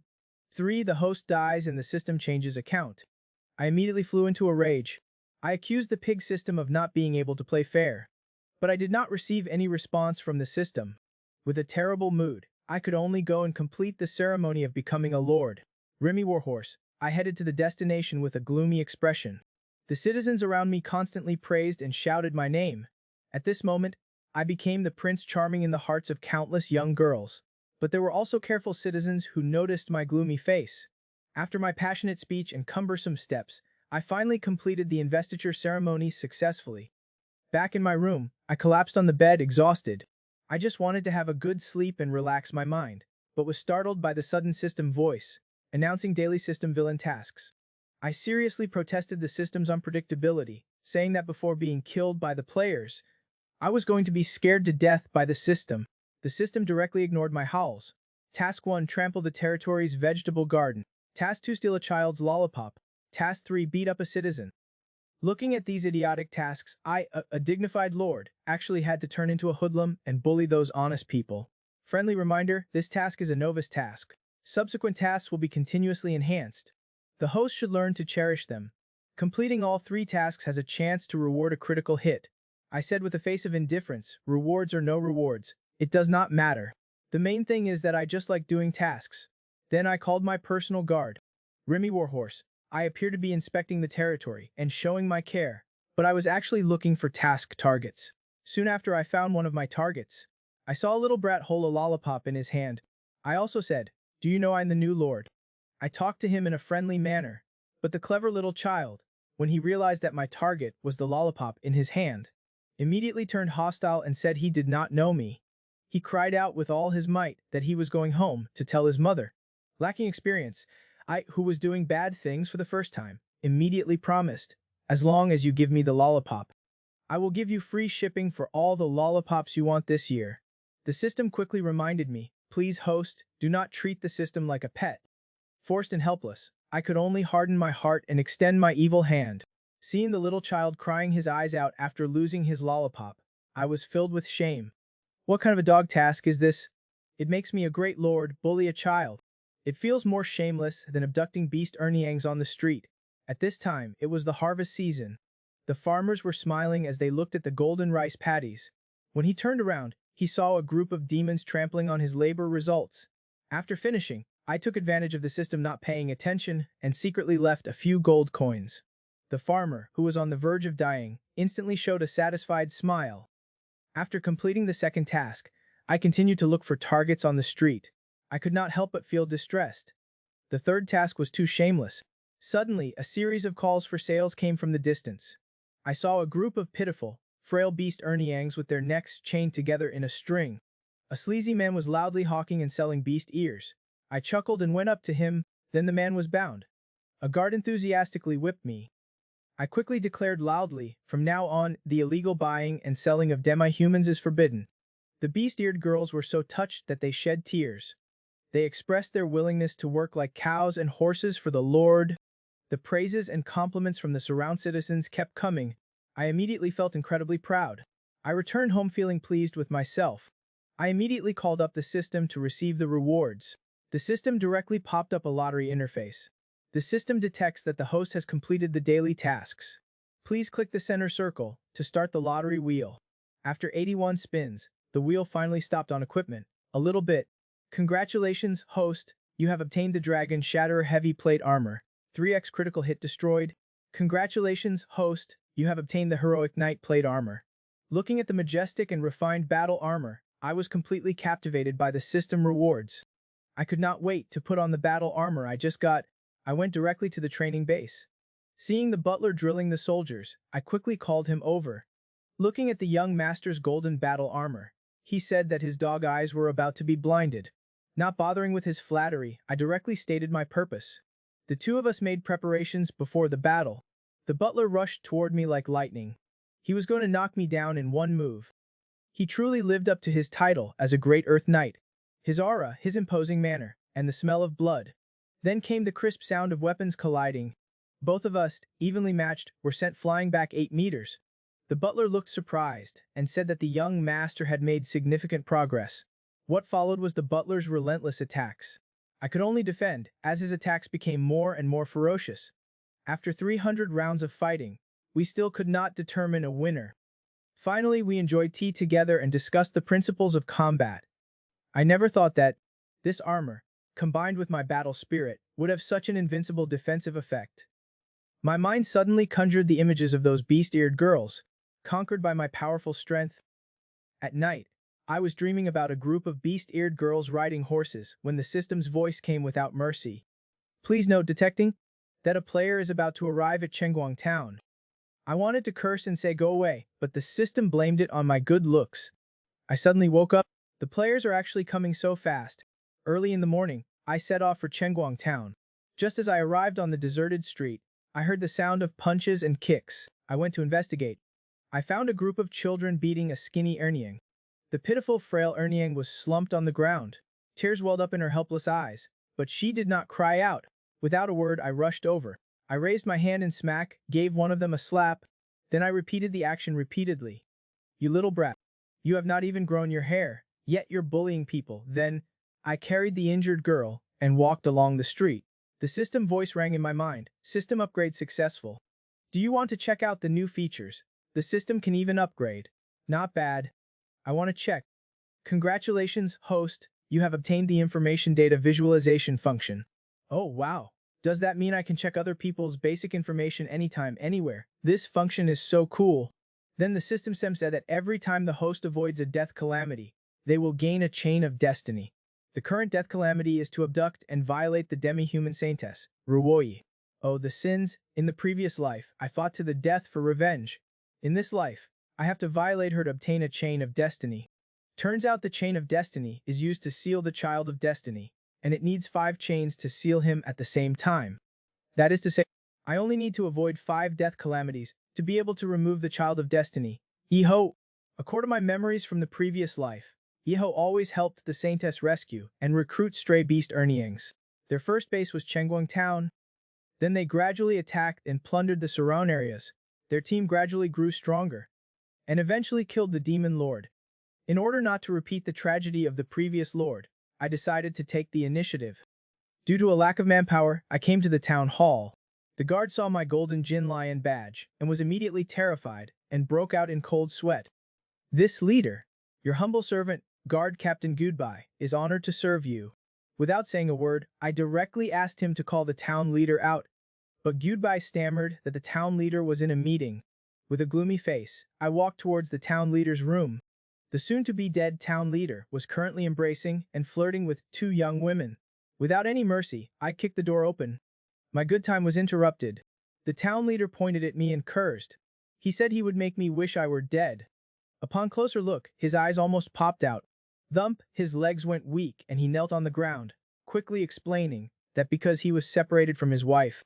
This was the first time in 10 years he was engaging in such despicable behavior. He tearfully begged the Lord to forgive him. If I had not seen it with my own eyes, I would have almost believed his lies. Gritting my teeth, I asked, "Has there been any activity in the town recently?"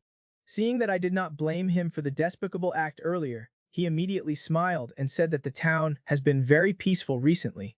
Before he could finish, I roared, "You Dogtown leader. Spies have infiltrated your own house, and you're still oblivious. You incompetent dog, go be the guard captain right now."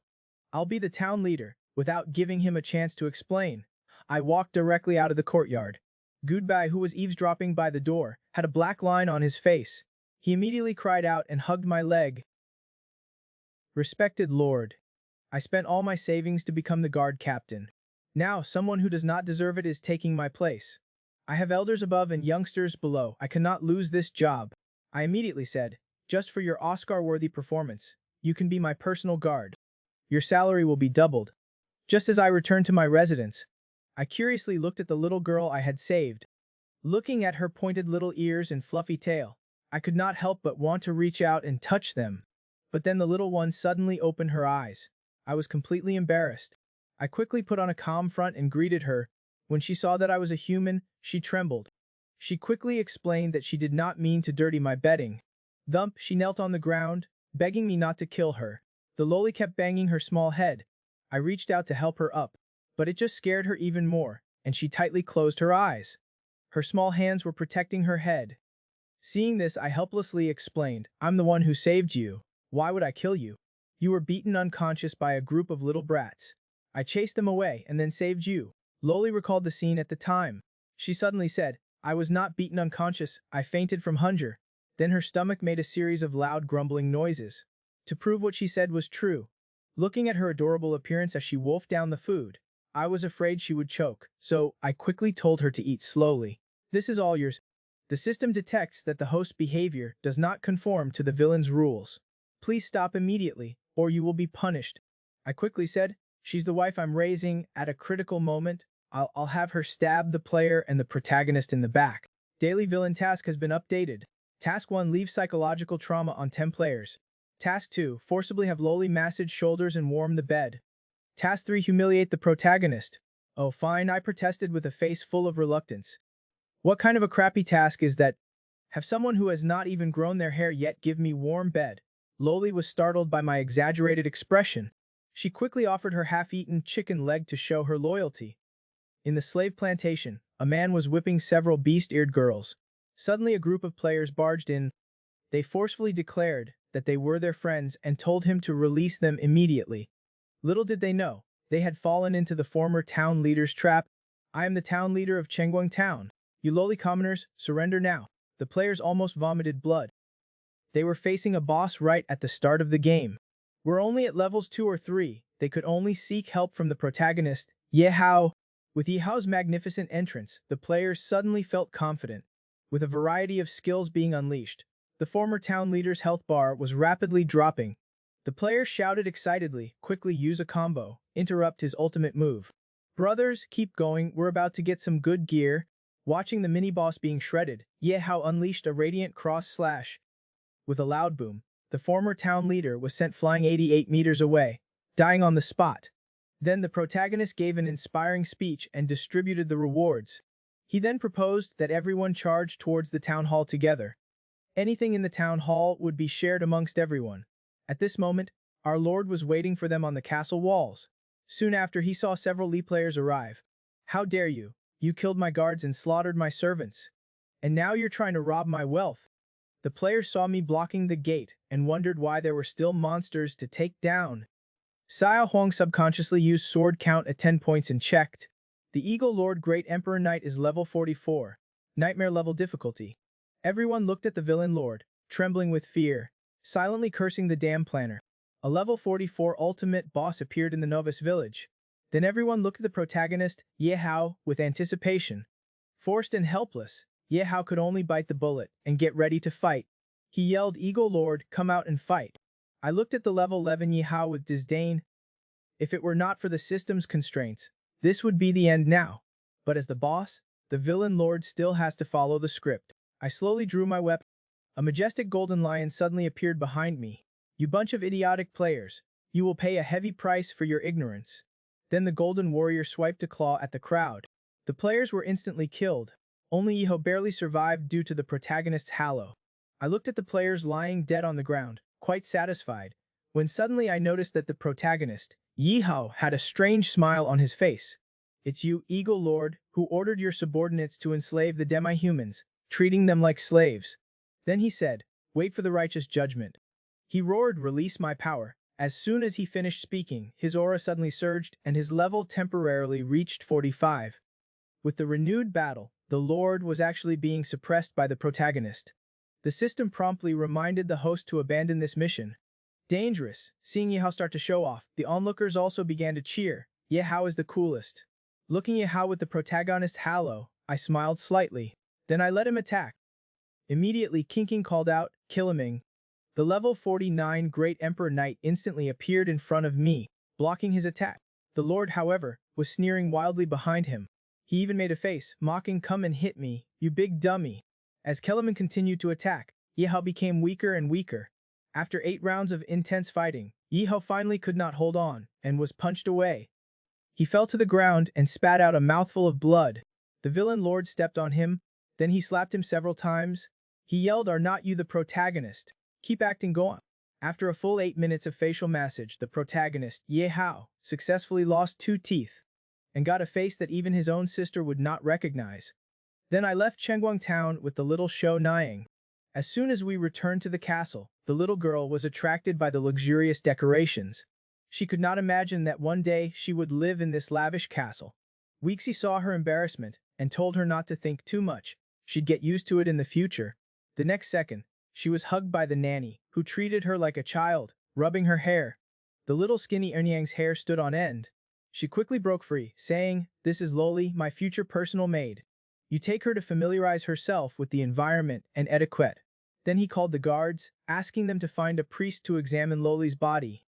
But before breakfast was finished, the guard returned to report that the church priest refused to treat a demi-human more lowly than a commoner.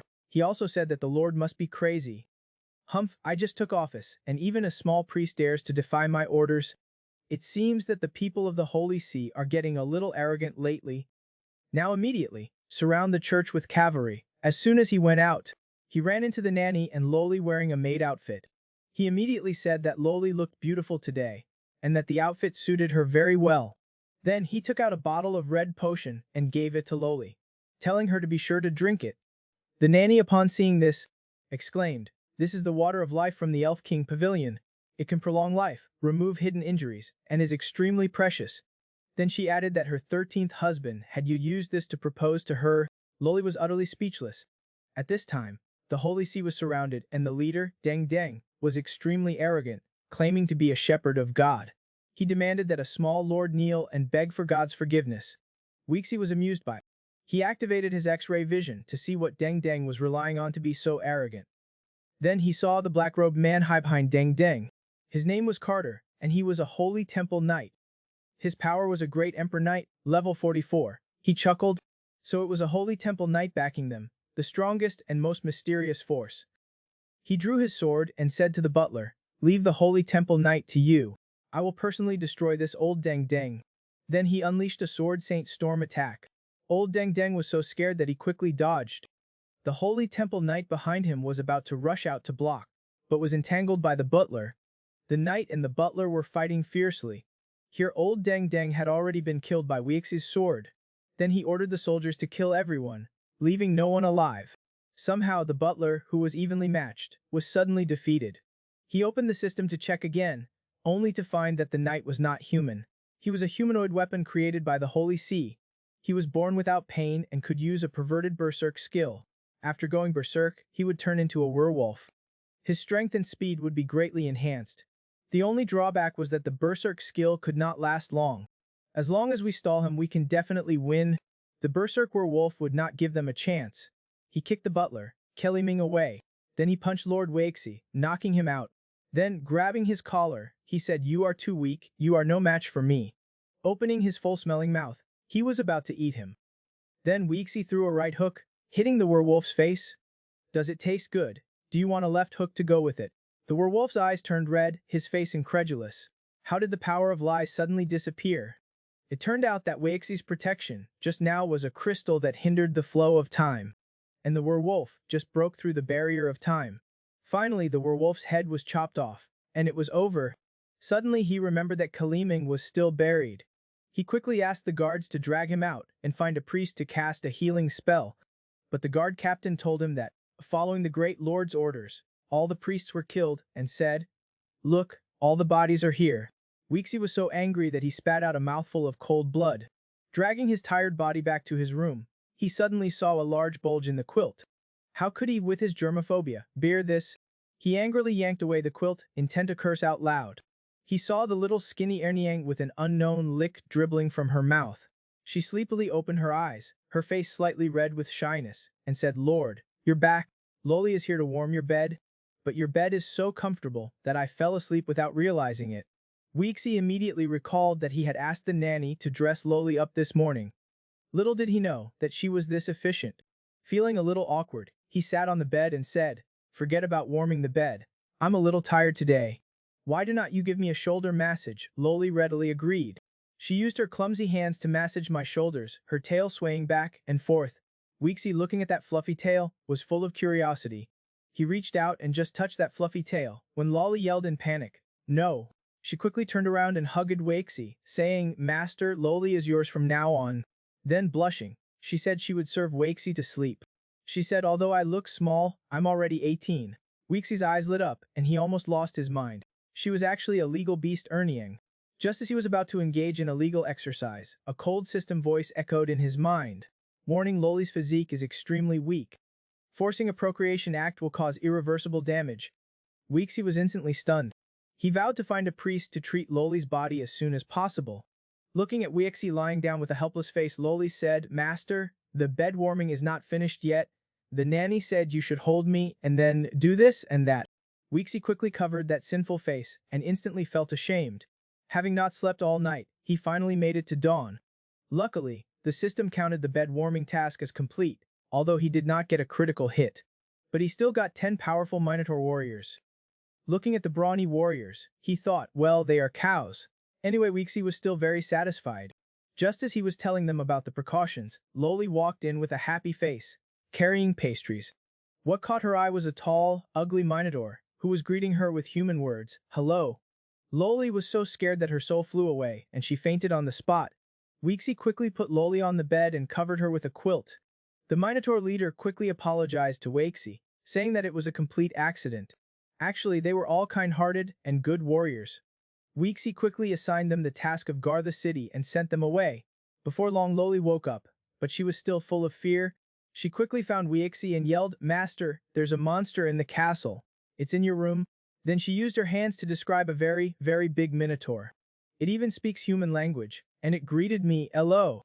Master, let's run away. If we encounter the monster on the way, just throw me to them to eat, then take the opportunity to escape and avenge me later." Weeksy was amused by her. He picked up Loli and said, "I am the monster now, and I'm the monster who is going to eat you." Loli, hearing this, blushed and was about to say something, when Gyudbai suddenly rushed in, saying, "There's an urgent war report." Taking a closer look, the situation was a bit awkward. At this moment, Loli quickly stood up and said, "Master, if you have something to do, then Loli will take her leave first." The cowardly Gyudbai quickly placed the letter on the ground, saying, "I did not see anything, Lord.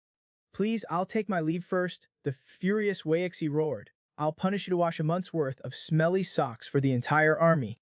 Soon after, I picked up the letter from the ground and read it.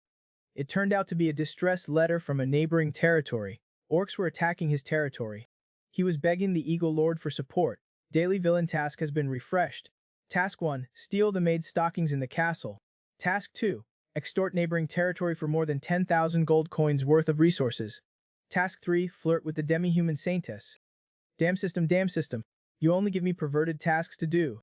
One day you'll corrupt me. But it sounds kind of exciting. There are only 2 maids, I cannot possibly steal the nannies. I can only choose Loli. While the steam is rising, I have to hurry. But as soon as I picked up the white socks, I bumped right into Loli. Then there was an ear-piercing scream, followed by the bath towel she was wrapped in falling off, revealing the indescribable scene. Weeksy's eyes went.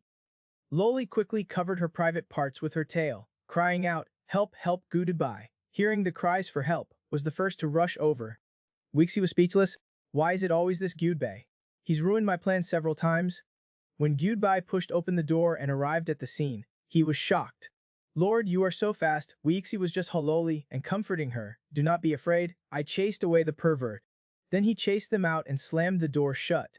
At this time, Loli looked surprised. Her little face flushed as she looked at the white socks behind me. Not only was he not angry, but he also implied to Lord Weeksy that Loli was already 18 years old, a legal little bird. Hearing this, Weeksy panicked. He quickly found an excuse to flee the scene. He drew his sword and pointed it toward the Hay territory, saying, "Let's go." Soon after, he arrived at Chengguang town. It had become a temporary base for the demi-human beast Erniangs. Since there were no missions recently, the players were casually playing Du Di Zhu. Xiao Huang even shouted, "What's so great about Lord Weixi? Next time I see him, I'll definitely kill him like a castle boss." As soon as he finished speaking, a giant sword was stabbed next to him. Looking back, he saw Weixi's smiling face. "I heard you were going to kill me like a boss. Is that true?" Only then the players realized, oh no. Then they saw the Prime Minister's large, well-equipped army. The Saintess Roy and the protagonist Yi Hao were shocked. Yi Hao drew his sword, wanting to get revenge on Weixi for disfiguring him, but little did he know, Weixi did not come to start a war. After scaring them with fierce Minotaur warriors, the three of them successfully sat at the negotiation table. The players and civilians crowded outside the windows to watch. Unable to hear the sounds inside, they saw the Saintess Roy angrily slamming on the table, and Weixi's arrogant face, and judged that the Eagle Lord must have made some very excessive demands. Seeing that Roy dared to refuse to send troops to attack the orcs, Weixi said, "I'm not asking for your opinion, but ordering you, if you continue to refuse, my army will immediately flatten Chengguang town." Then he hooked Roy's chin and said, "If you give yourself to me, Chengguang town will not only attack the orcs for you, but you would not even need to send troops." Seeing his designated wife being flirted with by Weixi, Ye Hao angrily stepped forward to fight. But without his cheat, Weixi backhanded him and sent him flying 8 meters. His face, which had just recovered, was disfigured again. Weixi innocently said, "You're a dignified protagonist. Do you like facial massages that much?" Seeing Ye Hao being sent flying, his teammates all stood in front of Roy, trying to protect the Saintess's safety. Weixi glanced at them indifferently. He took out a stocking and wiped his hand. He said, "You have only 10 minutes to consider." Then he threw away the stocking and stormed out, not afraid of them launching a sneak attack behind his back. Looking at the stockings on the ground, the players shouted, "Pervert! He's actually using someone else's worn stockings to wipe his hand. This is just disgusting." Hearing the cries behind him, he realized that he had grabbed the wrong handkerchief when he posed just now, and he had even dropped the stocking on the ground. Looking at the onlookers, he shouted in his heart, "Stay calm. As long as I'm not embarrassed, they're the ones who will be embarrassed." Less than 3 minutes after he came out, Huang Ma was sent to inform him that they agreed to send troops to attack the orcs. Afterward, they must give the ownership of Chengguang town to him. Weixi immediately swore by the honor of a knight, guaranteeing that the players who were watching the drama cursed Weixi for being shameless. The Saintess hurriedly ran over, saying that she did not want everyone to become cannon fodder for her sake. Hearing this, the players were even more determined to go to battle. At this moment, Ye Hao quickly said, "You all came with me. I will not allow you to join his team." The players all raised their middle fingers at him, showing respect. The triumphant Weixi came in front of Roy and praised, "I have to say, you're still very smart. You've managed this place well. It's just that you have a lot of pig teammates around you." Then he hooked her chin. "I'll try my best to bring the team back intact. Do not fall in love with me." Roy angrily swatted his hand away, saying she would never fall in love with him. Suddenly the players realized that they had actually received tasks issued by Boss Weixi, and with unknown rewards. What a freaking game! The boss is actually issuing tasks to the players. With Weixi's order, the team rapidly advanced toward their destination. Soon they arrived at the Haya territory. The Lord of Haya personally came out of the city to greet them. He wanted to shake hands with Weixi to show friendship, but Weixi just ruthlessly threw the horse's reins into his hands. The Lord Ahai was about to kill Weixi, glaring at Weixi's back. They arrived at the meeting room. Without further ado, Weixi had him explain the current battle situation. After the guard's explanation, they roughly knew the orcs' location and troop strength. 3 days later, Weixi and the orcs set up their formations across a river. The orc leader, who was eating a chicken leg, was startled.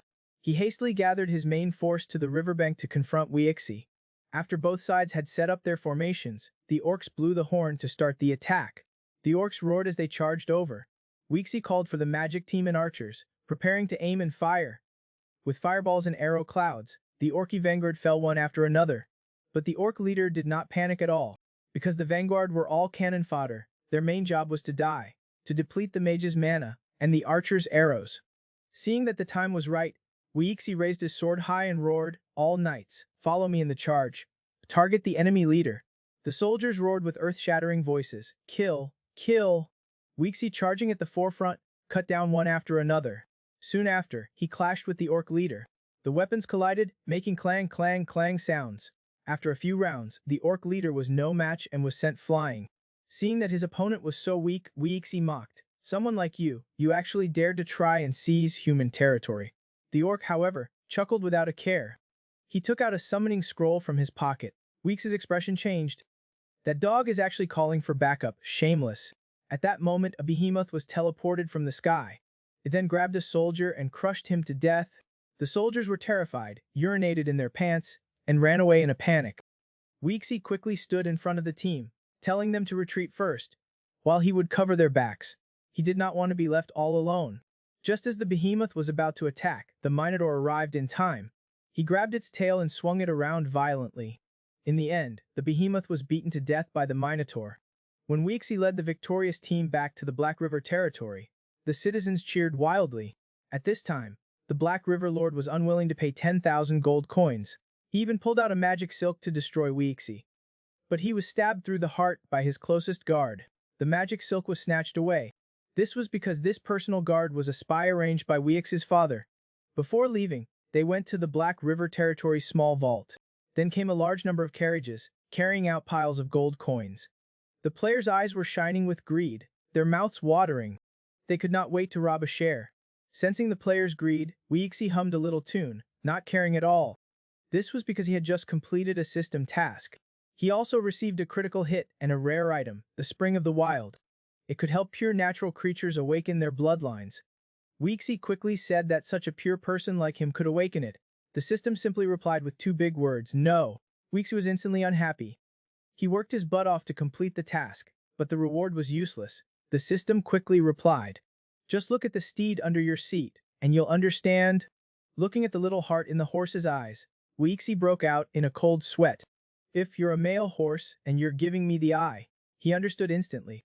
It turned out that bloodline awakening was closely related to the reproduction of offspring. Moreover, this skill had a very small range. It could only affect sentient beings around him. Later, he arrived at Chengguang Town and signed the transfer agreement for Chengguang Town with Saintess Roy. He saw Saintess Roy take out an ancient parchment scroll and push it towards Weixi. As soon as he touched the parchment scroll, it emitted a buzzing sound. A phantom of the goddess of order descended, representing that this agreement was under the protection of the goddess of order. Weixi exclaimed, "Wow, they're really going all out." For a small town, they even brought out the goddess of order. At this time, the matchmaker noticed that Saintess Roy's breathing was getting heavier and heavier. She felt restless all over her body. Her body was twisting unnaturally. She felt that the aura on Weixi was getting more and more pleasant. She could not help but want to get closer to Weixi. She wanted to take a deep breath of his aura and caress her body. Her fluffy tail was swaying back and forth, but she was still desperately resisting the restlessness. Historically, she had already pounced into his arms, doing things that require payment to watch. Just as she was about to completely lose herself in that fantasy, the players next to her shook his arm back and forth, urging him to quickly look at the contract. "It does not matter, just sign it."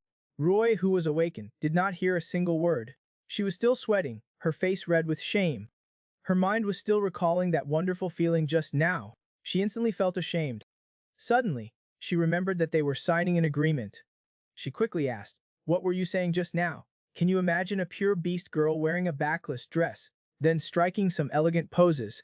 The exhausted Weixi begged for mercy again and again, covering his nose. For the sake of his life, he forcibly arranged for Loli to go to sleep. This day, Wei Ixi and the Saintess were hugging in the room. They were both immersed in that indescribable feeling. The door was suddenly pushed open. A man shouted loudly, "Lord, there is an urgent message from the capital." He froze before the word letter could even leave his mouth. He knew that he had seen something he should not have. Then he was directly blasted out. Until the next morning, Weixi was still furious. Weixi, who still had a headache, was unaware that his harem was about to catch fire. The Saintess and Loli were staring at each other, sizing up each other. The Saintess was full of embarrassment. "We're clearly enemies. There's an important military situation. Why was I called up too?" While Loli was full of hostility. "He's clearly an outsider. Why is he here?" After a long 5 seconds of calmness, Weixi questioned Allens. "Were not you in the capital? How did you end up here?" At that time the man quickly said, "The king is dying. Your brother Hitler has joined forces with the Holy See. The capital has already been surrounded by the Holy See's army. In just 1 week, they have successively killed many Sky Knights. Their next target is to attack the Eagle territory and kill you." Hearing this, Loli could not stand still. She anxiously told Weixi to pack up and run for his life. But Weixi calmly comforted Loli, telling her not to worry. But it was strange. The Eagle territory is very poor, except that it's close to the Orcs tribe. It does not seem to have anything else. Wait, could it be because of the demi-humans? He looked at the demi-human Saintess. That's right, it must be for the demi-humans. The Holy See had been secretly capturing demi-humans for research. At that moment, the man handed over a secret letter, saying that it was written by Marquis Callant to all lords. Weixi looked at the messy writing, and gently picked up the 2 women behind him. "Kindly remind him. It seems like a battle plan." After a good half hour, Weixi finally understood the contents. The general idea was that the eldest prince was going to fight. "Are you going to help? If you do not come looking for me if you get beat up later." The Saintess was full of question marks. "This is your secret, and you're letting me know so openly." At this time, the soldier said that he had also received some information from the spies. "Look, it's mainly about the Holy See and the demi-human race." Upon hearing about the demi-human race, the Saintess looked flustered. She urged Weixi to take a look quickly. Knowing the Saintess was anxious, Weixi did not hesitate and immediately opened it. It described how the Holy See was harming the demi-humans. The captured demi-humans were worse off than dogs and pigs. The Holy See specially produced holy temple knights using the blood of young demi-human girls, but the conversion rate was very low. Now they were starting to research the demi-human genes. At this, the Saintess was stunned, using demi-human blood to create holy temple knights. The Holy See is actually so evil. As a demi-human, Loli immediately begged her master to save the demi-human race. Weixi readily agreed. Then he let Loli take Allens down to rest and heal. Weixi looked at the secret letter. He basically confirmed that the Holy See was attacking his territory for the sake of the demi-human race, because only his territory had the most demi-humans. At night, Loli obediently brought some snacks to see Weixi. Weixi suddenly remembered the holy garment he had received. He quickly had Loli put it on. Loli, after changing into the clothes, said, "These clothes are so comfortable. The silky fabric has made my body relax a lot." Weixi thought perversely, "Of course. This is a hero-level equipment. It's not only comfortable to wear, but it can also transform into different clothes, like transforming into your maid outfit. It can also increase the wearer's charm value. My Loli is the most beautiful demi-human when she wears it." Loli thought about the transforming clothes. The next second, it indeed transformed into the style she had imagined. Loli was oi. Then she put on a charming expression and stared at Weixi with tender affection, thinking to herself that she should strike while the iron is hot, and have a baby with her master. Then she changed into different styles of clothing. Then she lay on the sofa and called out to her master in a childish voice. Weixi's eyes lit up as he stared at Loli's back. At this time Loli, her face slightly red, asked in a delicate voice, "Master, does Loli's outfit look good?" Weixi, while spitting blood, replied, "It looks good, very good." Loli then said that she drinks milk every day, and one day she will become like Mrs. Chris, all plump. Weixi stroked her face. "Actually, Loli, you are charming enough as you are." Loli seized the opportunity and said, "Then, Master, can we have a baby with Loli?" Weixi's face instantly darkened. "Wait a little longer. After your birthday. It's late now, go to sleep." Loli was forced by Weixi to go to sleep. She could only roll her eyes and sulk. Weixi wiped off the sweat on his forehead. Loli is becoming more dangerous by the day. He feels like he will not be able to hold on much longer before he is captured by Loli. Little did he know, the sleeping Loli was drooling and still mumbling, "Master, a baby, a baby." The man just wanted to tease the Saintess a little, but he was instead hugged tightly by the Saintess, demand a kiss. The man was so scared that he quickly pushed her away, scolded her for being a hooligan. He even said that a kiss would cost 10 coins. It turned out that Lord Weixi, in order to attack the saint and ensure that everything was foolproof, had proactively borrowed troops from the Saintess. The Saintess did not waste words, demand that the governing rights of Chengguang town be handed over to her afterwards. Then, the two of them reached an agreement and completed the transaction. This day Weixi returned with his victorious army, and was greeted with cheers from Zion. At the negotiation table, Weixi and the Saintess discussed the details of the handover of Chengguang town. Roy, however, was suffocated by the wildness within Weixi's body, which triggered the most primal reproductive urges within her. Roy's breathing became more and more rapid. Her body was becoming extremely restless, and she was swaying uncontrollably. Her mind was even imagining shameful scenes. Upon realizing what was happening, Roy was filled with shame. She carefully finished read the agreement, and after no suspicious points, signed her name on it. Weixi congratulated the Saintess Roy on becoming the town leader. Next, let's talk about the tax issue in Chengguang town. Roy stood up abruptly and slammed the table, protesting. "Does not Chengguang town belong to me? Why do I have to pay tax?" Weixi, however, was expressionless. "I did not say it was not yours. Regardless of who is the town leader, they have to pay tax." Ri was speechless. Tears streamed down her face. The players were all cursing Weixi for being a rogue. Seeing the helpless look of the Saintess, the protagonist, Ye Hao, stepped forward forcefully. Knowing that this was a crucial moment to win the beauty's heart, he proposed a gamble with Weixi, a showdown. If he won, Chengguang town would be completely independent, belonging entirely to Roxy. He originally did not want to pay attention to this protagonist clown, but it turned out that this was the system issuing a new mission. Task 1, a one-on-one beatdown of Yi Hao. Task 2, make the Saintess Roy cry. Task 3, forcefully kiss the Saintess. After completing the mission, Roy will obtain a new system function. Weixi's spirits were lifted. This damn system, it wants me to go down this dark path. It only picks perverted tasks for me. But I like it so much. Then he agreed to the challenge with a dark smile, pointing at Roy, saying, "If I win, she is mine." Scared, Ye Hao quickly stood in front of her, shouting, "You're dreaming?" Seeing such a strong reaction, Weixi could only retreat a little, saying that he only needed the Saintess Roya to accompany him alone for 5 minutes. Ye Hao still looked ferocious, saying, "You're too evil. Do not even think about targeting Roy." Seeing that a deal was to fall apart, Roya quickly grabbed his hand. "I believe in you, brother Ye Hao." Then the two sides went to the fighting arena. With a signal, the two of them clashed together. The clanging sounds of weapons call rang out. Soon Weixi gained the upper hand. But then Ye Hao shamelessly used a dirty trick, using a dagger full of poison to attack Weixi. Although he dodged the attack, he inhaled the poison gas, making his body weak. Ye Hao knew that this was an opportunity, and used his most powerful skill, identical split light slash. Seeing that he was about to die, he suddenly remembered the insights his master had taught him when he was a child. Suddenly understand something, Weixi stood up and his whole body erupted with an even stronger power. He raised his sword and slashed down heavily. Then Ye Hao spat out blood and flew backwards. Weixi showed no mercy and unleashed another full-powered strike.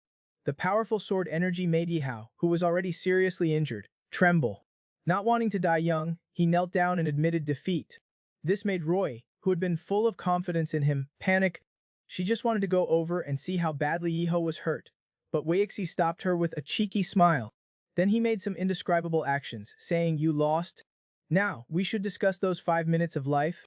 He grabbed Roy's small, sacred, and inviolable ears and was about to drag her into a dark room, but was met with collective insults and protests from the demi-humans and players. Seeing that his good time was about to be interrupted, Weixi drew his sword, ready to start a massacre. "You all forced me to do this." Seeing that the situation was getting serious, Roya quickly knelt on the ground. Hugging Weixi, she begged, "Do not do it, I promise you, that's enough." Weixi then pretended to help her up, saying to the crowd that they were just going to chat, and that he guaranteed there would not be any other intentions. As soon as they entered the room, Weixi started acting like a rogue. He pinned Roy, who was ashamed, to the corner of the wall, and then gave her a deep, passionate kiss. After a 30-second artificial respiration, he realized that the mission was not yet completed. Could it be that Roy was not cooperating enough? He breathed out hot air gently into Roy's sensitive ear. You better cooperate well. Otherwise, more than half of your people will die. Upon hearing this, Roy bit her lip, with tears of humiliation streaming down. She begged the Lord not to harm the innocent people. As soon as she finished speaking, the system voice prompted, Host has completed the daily mission. Seeing that there were still 4 minutes left, Wee Ixi was hesitating whether or not he should do something, when Roy, who was smelling the scent of wildness from Wee Ixi, was filled with shame just a second ago. But in the next second, she was panting and looking at Wee Ixi with passion. And then, uncontrollably, she suddenly pounced on him, saying, That's the smell, with mwah mwah wah sounds. Wee Ixi's face was covered in lip prints. Wee Ixi, realizing what was happening, pushed her head away, yelling, Stop, stop, stop, if you do that again, I will charge you 10 coins. Only then did Roya sober up and realize that just now, she seemed to have taken some initiative in doing some outrageous things. She quickly curled into a ball, wrapping herself with her fluffy tail. Only after 10 minutes did she dare to peek out.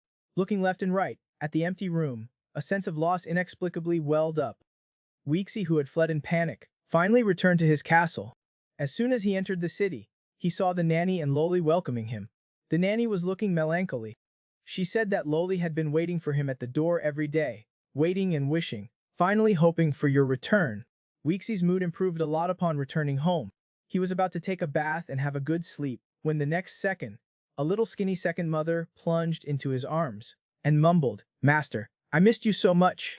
Wee Ixi looked at the teary-eyed and pitiful Loli, saying, I'm covered in stink. How about I hug you after taking a bath? But Loli stubbornly refused, saying, Master smells so good, such a warm feeling, I want to hug Master forever, just like when my mom held me as a child. Like the feeling of the breeze in the fields. Suddenly Wee Ixi was stunned. Thinking it must be the influence of Breath of the Wild, he quickly asked Loli, Have you ever heard of Bloodline Awakening? Loli said, I heard from my mother that Bloodline Awakening requires perceiving a power that resonates with your own bloodline. Some people awaken the power of water under a waterfall. Some awaken various animal abilities when they are with beasts. It's something we cannot control. Wee Ixi understood instantly. It seemed that gifted demi-humans could resonate with the breath of the wild on my body. He immediately asked Loli, Do you still remember how to sense nature? After saying that, he hugged Loli, asking her to use her heart to sense the aura on his body. Not long after, Loli felt the life force of nature and heard the cheers of the grass on the prairie. Wee Ixi instantly saw a weak source of life emanating from Loli. It seems to be a recovery-type ability. Loli leaned on him and fell asleep. Wee Ixi was full of excitement. It seems I'll have a personal mobile nurse in the future. Looking at the future little nurse in her sleep, even in her sleep, she was clutching his pants, refusing to let go. Wee Ixi tried to pry her little hand open but did not dare to use too much force. He tried several times but could not make her let go. In order not to disturb her sleep, Wee Ixi decided to just take off his pants and go take a bath, but just as he was halfway undressed, that damn Goodbye barged in. Goodbye, who was about to report military information, was instantly dumbfounded. The two of them stared at each other in the study. Finally Ixi broke the silence. How many times have I told you to knock before entering? And what you saw just now was not what you think. I just wanted to take off my pants and take a bath. Goodbye said with an admiring face, Lord sir, do not worry, I understand. Even if you have some perverted hobbies, it's normal. Seeing Wee Ixi's fists clenching tighter and tighter, he quickly said, A large deposit of iron ore has been discovered. However, the location is a bit awkward. It's at the border with Budan's territory. Wee Ixi took out a pen with a smile and circled the entire mountain with the ore deposit. He handed the map to Budan's territory, telling them that this iron ore was ours. If they do not agree, then we'll just go to war. On the other side, the Saintess had been acting strangely ever since she was in the little dark room with Wee Ixi. She was like a different person. When the protagonist, Ye Hao, came in to comfort her, she directly blasted him out. This was the third time. This strange behavior made the players guess wildly. Saintess Roy, was she forced into marriage by the villain lord? Listening to the rumors, Ye Hao returned to his room and took out a hidden box. As soon as it was opened, the air was filled with a bloody, murderous smell. Ye Hao decided that even if he turned dark, he would kill the villain Lord Wee Ixi. After much trouble, Wee Ixi finally enjoyed a nice bath. Wrapped in a bath towel, he leisurely strolled into the bedroom. He saw Loli sitting blankly on the bed. Loli, you've only been sleeping for a few minutes. Why do not you sleep more? Loli said seriously, "Thank you, Master, for helping me awaken my bloodline. To repay Master, I must give Master a healthy, chubby baby." Weeksy was completely helpless and could only awkwardly ask, "Does Loli know how to have a baby?" Mrs. Chris said, "As long as Loli completes the last step of warming the bed, Loli can help people have a baby." Seeing the situation getting out of hand, Weeksy stroked her hair, saying, "Your bloodline power has just awakened. It has not been fully developed yet. You should sleep more to recover your energy." Then a soldier came to report that a large deposit of iron ore was found at the border with Bhutan's territory. Weeksy chose to go to war directly without hesitation. The battle plan was originally for Killaming to lead a legion to the iron ore and delay Bhutan's family, while he took advantage of the emptiness of Bhutan's city, led the Minotaurs to raid their base. At first everything went smoothly. With the siege ladder exchanged from the system, and a surprise attack, they easily took control of the entire city. Weeksy went straight for the vault. A specially made iron cage fell from the sky, accurately trapping him. Weeksy watched his subordinates, who were unable to bend the iron bars even with all their strength. He knew something was wrong. He had fallen into a trap. Where did this come from? The Viscount of Bhutan walked over smugly. Weeksy asked seriously, "Why are you here, Viscount Bhutan? Where's Kellaming? Did we lose so quickly?" "No, there must be a traitor." It turned out that the previous day, when Weeksy was inspecting his territory, he happened to encounter the little fatty whose lollipop he had stolen before. He wanted to go over and tease him, but the little fatty started crying. He said that in his previous life, his mother was injured when he went to the doctor. After continuous questioning by Weeksy, he finally learned that the little fatty's night father had died in battle. The news of the sent compensation had reached the local thugs, who not only stole the compensation money, but also injured his mother. Weeksy learned about the situation from the woman. It turned out that the bad guys were not only backed by knights, but were also using the banner of their own lord to bully the weak. Weeksy, with killing intent in his eyes, was determined to eradicate them all. On the street, a burly man was humming a tune, occasionally teasing the girls passing by. The next second, the sound of punches and kicks could be heard. After 3 minutes of facial massage by Weeksy, the man cried out in pain, explaining everything clearly and in detail. It turned out that it was all Jier's doing. Hearing this familiar name, Weeksy was stunned. He recalled a righteous knight, who had pledged his allegiance to him before. At this time, Jier was on the battlefield. During the fierce battle, he was constantly cursing. Weeksy praised him with a cold smile, "You listen well," but he had no intention of letting him off. He questioned him in a rage. "Why did you touch the soldiers' compensation money?" Jier not only did not repent, but forcefully said that those lowly commoners were not worth 10 gold coins. "Does the Lord want to kill a loyal knight who has followed you for many years for the sake of a few lowly commoners?" Weeksy gritted his teeth. "Someone like you is fit to call yourself a knight." Not long after, the sound of dong dong dong echoed in the square. The citizens came to watch, wondering which unlucky fellow was going to be executed. Then Weeksy announced Jier's crimes and stated that in the future, whether a citizen or a knight, everyone is equal before the law. Then with an order, Jier's life came to an end. Weeksy carefully noticed that, although the damned Jier was killed, the knights and citizens did not cheer. There were even many knights sweating and trembling. Those should be the knights who had made major mistakes, or Jier's loyal subordinates. This also made Bhutan smile and say let Weeksy leave his last words. As Weeksy's life hung by a thread, Killaming arrived just in time.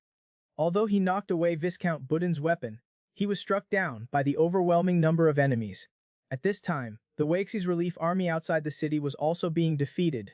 The soldiers were already in a panic due to the execution of Great Knight Jill. At this moment, many cavalrymen were planning to flee. Right at this critical moment, Weeksy's people actually came to the rescue on their own initiative. This made the knights, who were originally planning to flee, fight again. Just as Killaming inside the city was about to be killed, Weeksy broke through his bloodline power and burst out. He rescued Killaming in the nick of time.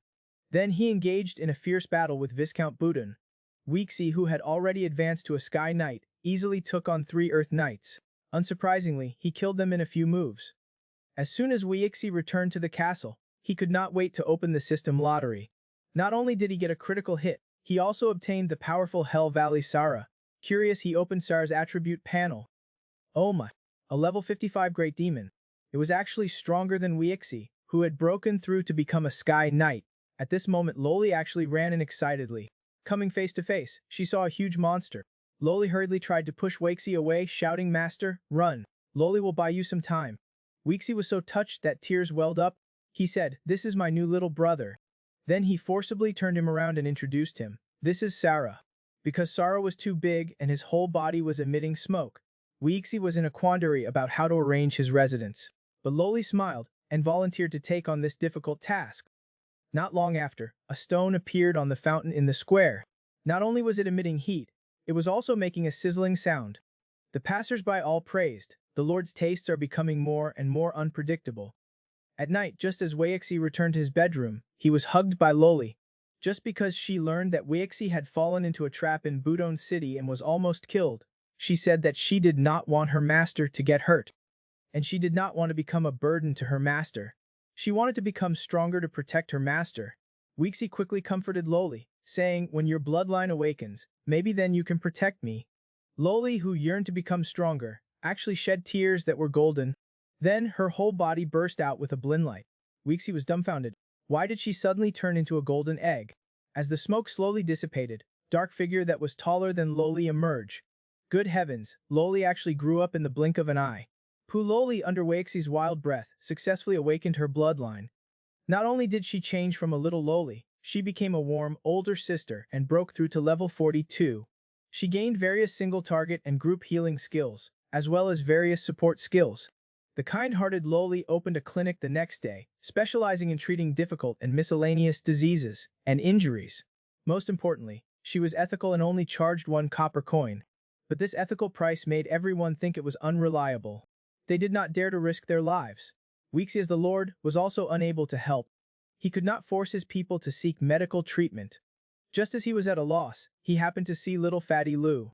So he whispered a few words to little Fatty. Not long after, little Fatty was supporting his chronically ill mother. As they came to the clinic, Loli, who was worried, saw a patient and was overjoyed. She greeted them with a smile. The crowd gathered outside all expressed that they pitied little Fatty. His father had died in battle, and his mother had a chronic, incurable illness. They all craned their necks to see what was happening inside. This demi-human seems to be the Lord's new favorite. She's probably just here to kill time. Not long after, little Fatty and his mother walked out happily. Some people who were familiar with them crowded around, trying to get close. They probed and asked questions to find out the truth about the clinic. At this time, the clever ones had already started lining up. In a few minutes, a long line had formed. A tourist with glasses looked curiously at the line. Is the clinic doing so well? Are they giving away eggs for lining up? It's actually a demi-human running the clinic. She looks familiar. Could she be that demi-human that the villain lord saved, the little beast? At this time, 2 people who were secretly watching discovered each other. And coincidentally, they both activated their spy skills on each other at the same time. Holy crap, the person on the other side is actually the Eagle Lord. It's actually scenery lover, big shot round-faced girl. I often read his posts in my past life. I did not expect to run into him so soon. The harmless-looking round-faced girl took the initiative to approach Waxie. She said that she was a traveler who specialized in exploring the customs of different cities. She pretended to be in awe and asked Waxie for his autograph. She even praised Waxie as a great, kind, and good leader. Waxie, who had been given a high hat, was happily about to sign his name when a puff of purple smoke came out of the autograph book. When Waxie woke up, he found that he had been tied up. Round-faced girl asked Waxie with a smug look, "What exactly did you do to Saintess Roye back then? Ever since you were in the same room, the Saintess has become a different person and is seriously ill. She's been having hot and cold flashes and is now getting weaker and weaker."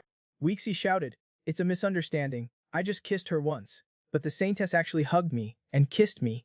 Now she's the victim instead." Seeing round-faced girl's serious expression, Waxie could only ask the system for help. But the omnipotent system said that it needed to investigate. Then Waxie said that he would not play with her anymore and broke the ropes with a shake. He would go to Chengguang town to find out the truth. Then, with a wicked smile, he picked up the ropes and looked at round-faced girl. Just to be safe, Waxie also called for the nanny and Loli, the 4 of them going together. On the way to Chengguang town, Loli looked curiously at round-faced girl the entire time. Just as they arrived at Chengguang town, the system popped up a reminder. An anomaly has been detected in the Child of Destiny. Destiny has been severed. The world line cannot be repaired. Saintess Roy is experiencing an anomaly. Remaining life 2 hours. Please, host, immediately abduct the demi-human Saintess and treat Weixi. I never expected that things would become so serious. Seeing that time was running out, Weixi could only force a path out. Not long after, Weixi forcefully opened Saintess Roy's door and walked. Then he grabbed the dying Saintess and quickly rushed towards their territory. The players all cursed Weixi, saying that he deserved a terrible death. He would not even let go of the dying Saintess. They vowed not only to make Weixi their boss to grind, but also to write a poem about him. In the room, Saintess Roy was lying on the bed having hot and cold flashes. She was also making painful whimper noises. Loli was working hard to cast all kinds of recovery and healing spells. After 3 hours of casting, Loli's mana was depleted, and she collapsed weakly on the ground. Weixi quickly caught her, but Loli said that she could not solve it.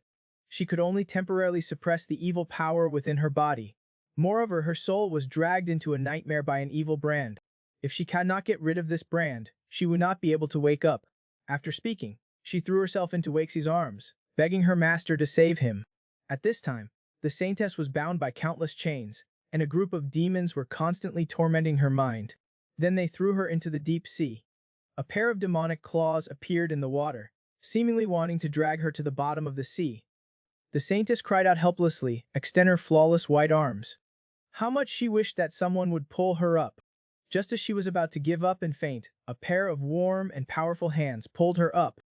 When the awakened Saintess found out that Weixi had saved her, she subconsciously wanted to break free from his embrace. You pervert, let go of me, why are you here? The answer was a slap. You already called me a pervert, so of course I'm here to act like a pervert. The originally dying Saintess fought back. Her soft little fists actually made Weixi vomit blood. The Saintess took the opportunity to jump off the mount and try to escape. She had not taken a few steps before she twisted her ankle. She instantly put on a painful expression. Weixi slowly wrapped his arm around her waist. You silly woman, this is a dream, how could you feel pain? The Saintess tried to keep a distance from him. You actually dared to be a pervert in my dream. How did you do it? Do you think I have nothing better to do?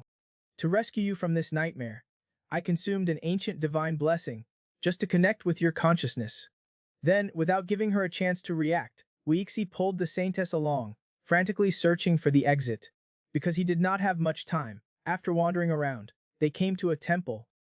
As soon as they arrived, the Saintess showed a fearful expression. Her body trembled uncontrollably. Weixi, noticing her abnormality, instantly confirmed that the exit must be inside. Seeing the Saintess's expression that she was unwilling to go in at all, Weixi did not say anything, and despite the Saintess's curses and struggles, he carried her and strode forward. As soon as they entered the temple, they saw a tall statue. The Saintess, who was pretending not to look but was actually peeking, opened one eye. She said that it should be the wilderness goddess here. Why did it change to the previous generation Saintess? You demi-human Saintesses are getting worse and worse each generation. Ignoring the Saintess's murderous gaze, he dragged her to look for the exit. Soon they arrived at a classroom. The teacher was actually the homeroom teacher that the Saintess was most afraid of in her childhood. Weixi did not think too much. He led the Saintess and walked towards the door. At this moment, the homeroom teacher suddenly turned around, and a cold voice came. Roy, why are not you back in your seat? Instead of answering, she felt a primal fear that made her retreat. Little did they know, he immediately launched an attack, saying, a disobedient child should be punished. Weixi had never suffered such humiliation before. He directly kicked him away. Loli, who had unconsciously clung to Weixi, then woke up and told Weixi not to make a sound, explaining that although the homeroom teacher's eyesight was bad, his hearing was very sharp. Before she finished speaking, the homeroom teacher punched them. No wonder you a Saintess are so violent. Turns out you have a good teacher. Then Weixi threw a gold coin as a distraction, and taking advantage of the opening, they successfully escaped into the teleportation portal. After a dizzying spin, they landed with perfect posture. Although she had not suffered any losses, Roya still liked to take advantage verbally. She cursed him, you old pervert. When Roya saw the environment in the room, she realized that this was actually her boudoir in Chengguang town. But there was a huge stuffed animal behind her. As the stuffed animal stood up, Weixi was stunned. He immediately wanted to take a picture with the stuffed animal. He even said, does not this stuffed animal resemble the hero who is risking his life to save you? Roy awkwardly changed the topic. Look, there's a door here. Arriving in the basement, Weixi persistently asked Roy, in your heart, am I just a terrifying and harmless stuffed animal? Soon after they reached the end, they should be able to leave the nightmare through the portal. Just then, the previous generation saintess, Billier, appeared out of thin air in front of them. For Roye, memories of her fear of her instantly surfaced in her mind. Just because she had not finished reciting the doctrine, she had been severely whipped by her. She had also been thrown into the dark confinement room. This was the memory she feared the most.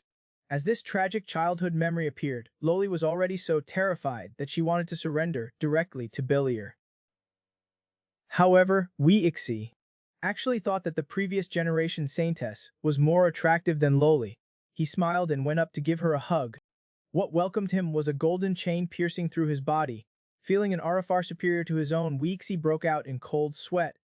Suddenly remembering something, he shouted at Roy, "This is your dream. Quickly imagine me as the most powerful character in your dream." Roya trembled. The most powerful? Then it should be him. I remember in the confinement room, only Mr. Rabbit was not afraid of the dark, protecting me. The next second, Weixi transformed into a huge, pink rabbit. He wanted to question Roya, but thought better of it. As long as I can defeat the enemy, then he gave it his all. He smashed towards Bellier. Immediately a powerful energy burst out. Neither of them could withstand this force. Their bodies gradually dissipated. Seeing that there was no time left, Weixi encouraged Roy, "You must be brave and strong and escape this nightmare." At this moment, Loli finally understood that she could no longer be a coward. Every night during rest time, Loli would wear her maid outfit to bring Weixi a late-night snack. But it was actually just a way to get close to Weixi. She wanted to have a healthy, plump baby with him. Due to various reasons, Weixi could not have a baby yet, so every time, he would flee in disarray. Just as he escaped the clutches of Loli, pondering the secret letter brought by a soldier during the day. At that moment, the Saintess Roy came to his side without him noticing. She startled Weixi and then immediately asked him if what he said during the day about not implementing the demi-human slavery agreement was true. After receiving Weixi's confirmation, she put aside her noble status, knelt down, and begged Weixi to save the demi-human race. She said she was willing to do anything for him. Hearing this, Weixi chuckled. With a lecherous face, he asked, "Really anything at all?" Then he slowly approached her, asking, "Even this?" The Saintess's face turned slightly red. She thought to herself, "Does he want me to offer myself to him?" Then she quickly got up and bam, bumped into Weixi's nose. She said that she was not ready yet. Weixi, covering his blee nose, looked at her with disdain. "I just wanted you to be my woman. What are you thinking about in your head?" The Saintess apologized repeatedly to Weixi. She even said she could help him stop the bleeding. Yahao of Chengguang Town, an uninvited guest, arrived here silently. Yahao was so scared that he drew his sword to attack. But it turned out to be a seductive succubus. "Calm down, Your Excellency Yahao, I'm here to cooperate with you." After several failures, Yahao trembled with anger. "Last time I was screwed over by the demons, you damn bastards. Cannot you find someone else to fleece?" However, the succubus did not care about his insults. She even struck a flirtatious pose. "This time I'm genuinely here to help you." Then, with a wave of her hand, a red energy floated above the table, slowly forming a teleportation pattern. Then a hero-level weapon emerged. "If you are willing to cooperate, this weapon will be for you, Mr. Yihao. And if you want to apologize, it's not impossible either. The following scenes, you have to see them for yourself. This author is really powerless to show them to you. They were originally all paid content, but now they're completely free. Over here, many flyers suddenly appeared in Chengguang Town, Demi-Human Paradise, the heaven for demi-humans, and people were constantly handing out flyers. This is what Lady Anna achieved through her own strength and negotiations with the Holy See. She had Mudong City given to her to manage as a home for demi-humans. Their demi-humans can live a carefree life. And Lady Anna has also mastered a method to awaken demi-humans. Anyone who goes to Mudong City has a chance to awaken their bloodline. After that person continued to promote the benefits. More and more demi-humans yearned to go to the demi-human paradise. Just then, the demi-human Saintess and Killiming arrived with an army. The little girl, Baya, maybe because it had been too long since she saw the Saintess, happily rushed over. "Saintess, Baya missed you so much." As soon as she finished speaking, Baya was quickly pulled away by her brother. "We should go." Roy curiously asked, "Where are we going?" After the girl described all the good things about the demi-human paradise, Roy was sweating cold. She did not expect the Holy See's plan to be implemented so quickly. Luckily, she begged Weixi to help her come up with a plan before she came. However, Weixi only teased her a little. He did not do anything too outrageous. In the end, Weexi came up with a plan for her. If you want to save the entire demi-human race, you must act according to my plan. With Weexi's army helping, those who were interested in going to the demi-human paradise were all arrested. At this time, the Saintess was very distressed. She was clearly protecting her people, but no one could understand her. Over here, Weexi was Hitohushi City with his maid, Loli. As soon as the great prince arrived in the city, he was attracted by the bustling streets. The complex calls of vendors came one after another. Loli looked around, saying, "Master, the night in Hushi City is so different from Eagle Ridge." Weeks was embarrassed. Just then, Loli pointed not far away with an envious expression. "Master, look over there, a knight wearing luxurious clothing." Was Leah made through the night market?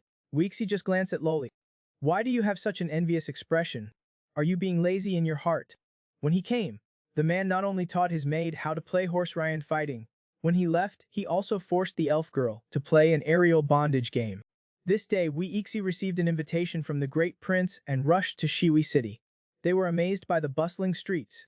Before long, Loli said, with a red face, that she was tired. Not long after, Weexy took Loli back to their room. He held Loli, intending to coax her to sleep quickly, but Loli took advantage of Weexy's inattentiveness. She climbed up and started boop boop boop, doing a surprise attack.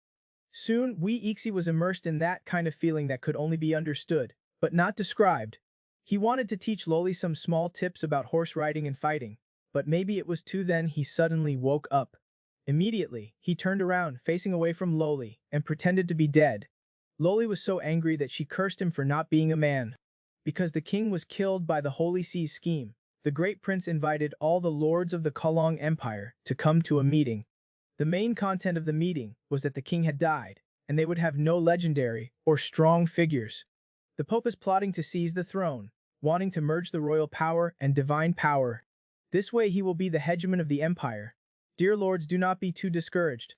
The strength of our combined forces should not be underestimated, and besides, I have formed an alliance with a group of foreign people who can constantly revive. Weexy silently thought people who can constantly revive, is not that the players. Not long after, a group of foreign people walked into the meeting room. The players went directly in front of the great prince. They politely greeted him. Then the butler said to everyone, "Your most important task is to fight against the Holy Sea's Holy Temple Knights." Then he asked the frog people, "Can your people arrive in Greystone City within half a month? If not, we can help you set up a temporary teleportation array." Before long, the meeting ended hastily. However, the frogman proactively went up to greet Weexy, asking him why he was arresting demi-humans in large numbers. Weexy rarely told the truth. "I am doing this to protect the demi-humans, because the Holy See is secretly arresting demi-humans to conduct terrifying experiments." However, no one believed him when he told the truth. The frogman cursed Weexy, "You're shameless, you arrested them. And that's that. Why are you saying you're protecting them?" Weexy angrily pushed him away. "You're really cheap. I tell you the truth, but you just refuse to believe it." As soon as he returned to his room, Loli jumped into Weex's arms, saying she wanted to finish what they could not yesterday. Just then, a servant happened to come in. He coughed and said, "Your Highness, the prince requests that Lord come over." Loli instantly became unhappy. Weexy said with a dark face, "Your Highness, the prince really knows how to pick the time. Did not we just finish the meeting?" The servant apologized. "I am very sorry for disturbing you, Lord. I am truly very sorry. But you can bring your maid with you." Not long after, Weexy and His Highness the Prince appeared in the reception room with their respective maids. The prince stepped hard on his maid, making a woo sound. Then, as the prince of the empire, I cannot come without a gift. This is a rare elf girl. I spent a lot of effort to get her. Do not worry, she is still clean. To express my sincerity, I'll give her to you. She would make a very good collectible." Weexy said with a fake smile, "Thank you for the prince's kindness. But how could I steal what is dear to you? Your Highness, the prince, you should keep her for yourself." However, the prince stared intently at Loli and chuckled. "If you feel bad, we can exchange one." He continued, while Loli's face showed fear. "If you're willing to leave her behind, I can promise you one condition. As long as I can do it, I will agree." Crack, the wine glass in Wakes' hand was crushed by him. "I'm used to his care. So do not have any more wild ideas." Although the prince still had a smile on his face, a faint killing intent appeared in his eyes. Then, he kicked the maid in front of Wakesy. "This elf maid is still yours. I hope you do not mind what I said just now." However, Weexy did not give him any face. We might go to war at any moment. You should give her to those who indulge in debauchery. The prince did not care about the begging elf girl and said, then I can only throw her into the border army camp. Loli looked at the miserable girl and recalled her past self, also this kind of helplessness and despair. Nervously asked, Your Highness, if he is thrown into the barracks, what will his final fate be? The prince slowly said, he will be tortured to death by the soldiers, then chopped up and fed to pets, or thrown into the wilderness. Hearing this, Loli asked Waxy to take the girl back. Waxy was speechless but finally agreed. To make the scenery on the way home pleasing to the eye, Waxy looked proudly at his handiwork, then said we can go home. Then he picked up Loli and tossed her up. With one leap, they landed on the carriage. Waxy looked at Loli with a flushed face and said, once we get back, we'll continue to make up for the things we have not finished. Do not move, police, can I still report this? Others are attacking the city, while this man is attacking Boo. Just because the man was the first to climb the wall, the woman initially wanted to pretend, but was forced by the man to dance on the city wall for entertainment. The players who had just rushed up saw this benefit, regretting that they did not try harder to be the first to appear. But the next second, the woman's face hardened, and a powerful frost power instantly erupted from her body. The players who had just entered the city, crack, were frozen solid. It turned out that the Holy See had built a demi-human paradise town to lure demi-humans to settle there. In reality, it was to make it easier to capture demi-humans for human experiments. Saintess Roya saw through the Holy See's conspiracy, but a large number of demi-humans had been brainwashed and were going to the demi-human paradise. For the safety of her people, Roya had to forcefully control those who were brainwashed, but a small number of them escaped. They went to the demi-human paradise in groups. The demi-human paradise was heavily fortified. Under the welcoming calls of beautiful receptionists, a constant stream of demi-humans walked inside. A little girl, following her two older brothers, after 3 days of hardship, finally arrived at the paradise. As soon as they entered the manor, a beautiful waitress came to greet them. She said, welcome, all 3 of you. Lunchtime has arrived, please follow me. On the way to the restaurant, they noticed a large number of soldiers with murderous aura, wearing masks. Looking at the abundant and free lunch, the demi-humans felt something was wrong. It felt like the last meal for death row inmates. At this moment, a charming woman said loudly, I am your supervisor, Akaya. While you eat, I'll introduce the rules of the paradise. After lunch, I will first take you to see leader Anna. Then will be your entry ceremony. Many demi-humans said that they had come to the right place. They also said that Saintess Roy had already surrendered to the Eagle Lord, and that Waxy was capturing and harming demi-humans in large numbers. Kwaya was overjoyed when she heard them. While teasing the little girl on the surface, she was secretly delighted. Demi-humans are so easy to fool. After lunch, all the demi-humans who had arrived were in the square. Everyone quietly listened to Anna's passionate speech. After Anna's 3-minute-long brainwashing, and the enhancement of the red mist in the square, a large number of demi-humans went crazy, saying that for the restoration of the demi-humans, they were willing to offer their souls and blood. Only because the system kept them, did the 3 of them cover their noses beforehand. They did not inhale the red mist. They thought that they had to take Xiao Mi Duo and escape this Anna as soon as possible. Seeing that the demi-human atmosphere was in place and their blood was boiling, she shouted, the entry ceremony officially begins. As soon as she finished speaking, a group of mutated monsters jumped onto the platform. They roared wildly at those demi-humans who had lost themselves. Then they started tearing and biting the demi-humans crazily. The demi-humans who had lost themselves were not afraid at first, and even looked excited. The 3 who were still conscious were preparing to sneak away, but their acting was too fake and Anna exposed them on the spot. Anna was surprised. There are actually 2 humans mixed in here. She immediately arranged for a large number of monsters to capture them. Seeing that their disguise had been exposed, the players, carrying Xiao Midua, prepared to break through. Here, Waxy had just finished a round-table meeting and was preparing to return to the Eagle territory with his spoils of war. Before setting off, he could not help but kiss Loli several times. He praised Loli as getting more and more charming. To get back to the castle and get closer to Loli sooner, Waxy put the pedal to the metal and galloped away. Just as he was fantasizing about Loli warming his bed, the system suddenly popped up. Daily task has been updated. Task 1 Anna. Task Destroy the Paradise. Task 3 Leave a psychological trauma on 100 players. Although he was eager to have babies with Loli, the way back happened to be not far from the demi-human paradise. Here, although the two game players were powerful, they could not withstand the large number of enemies, and were being chased and running wildly. Seeing more and more monsters surround them, they ran while opening the system interface. Upload the situation at the paradise.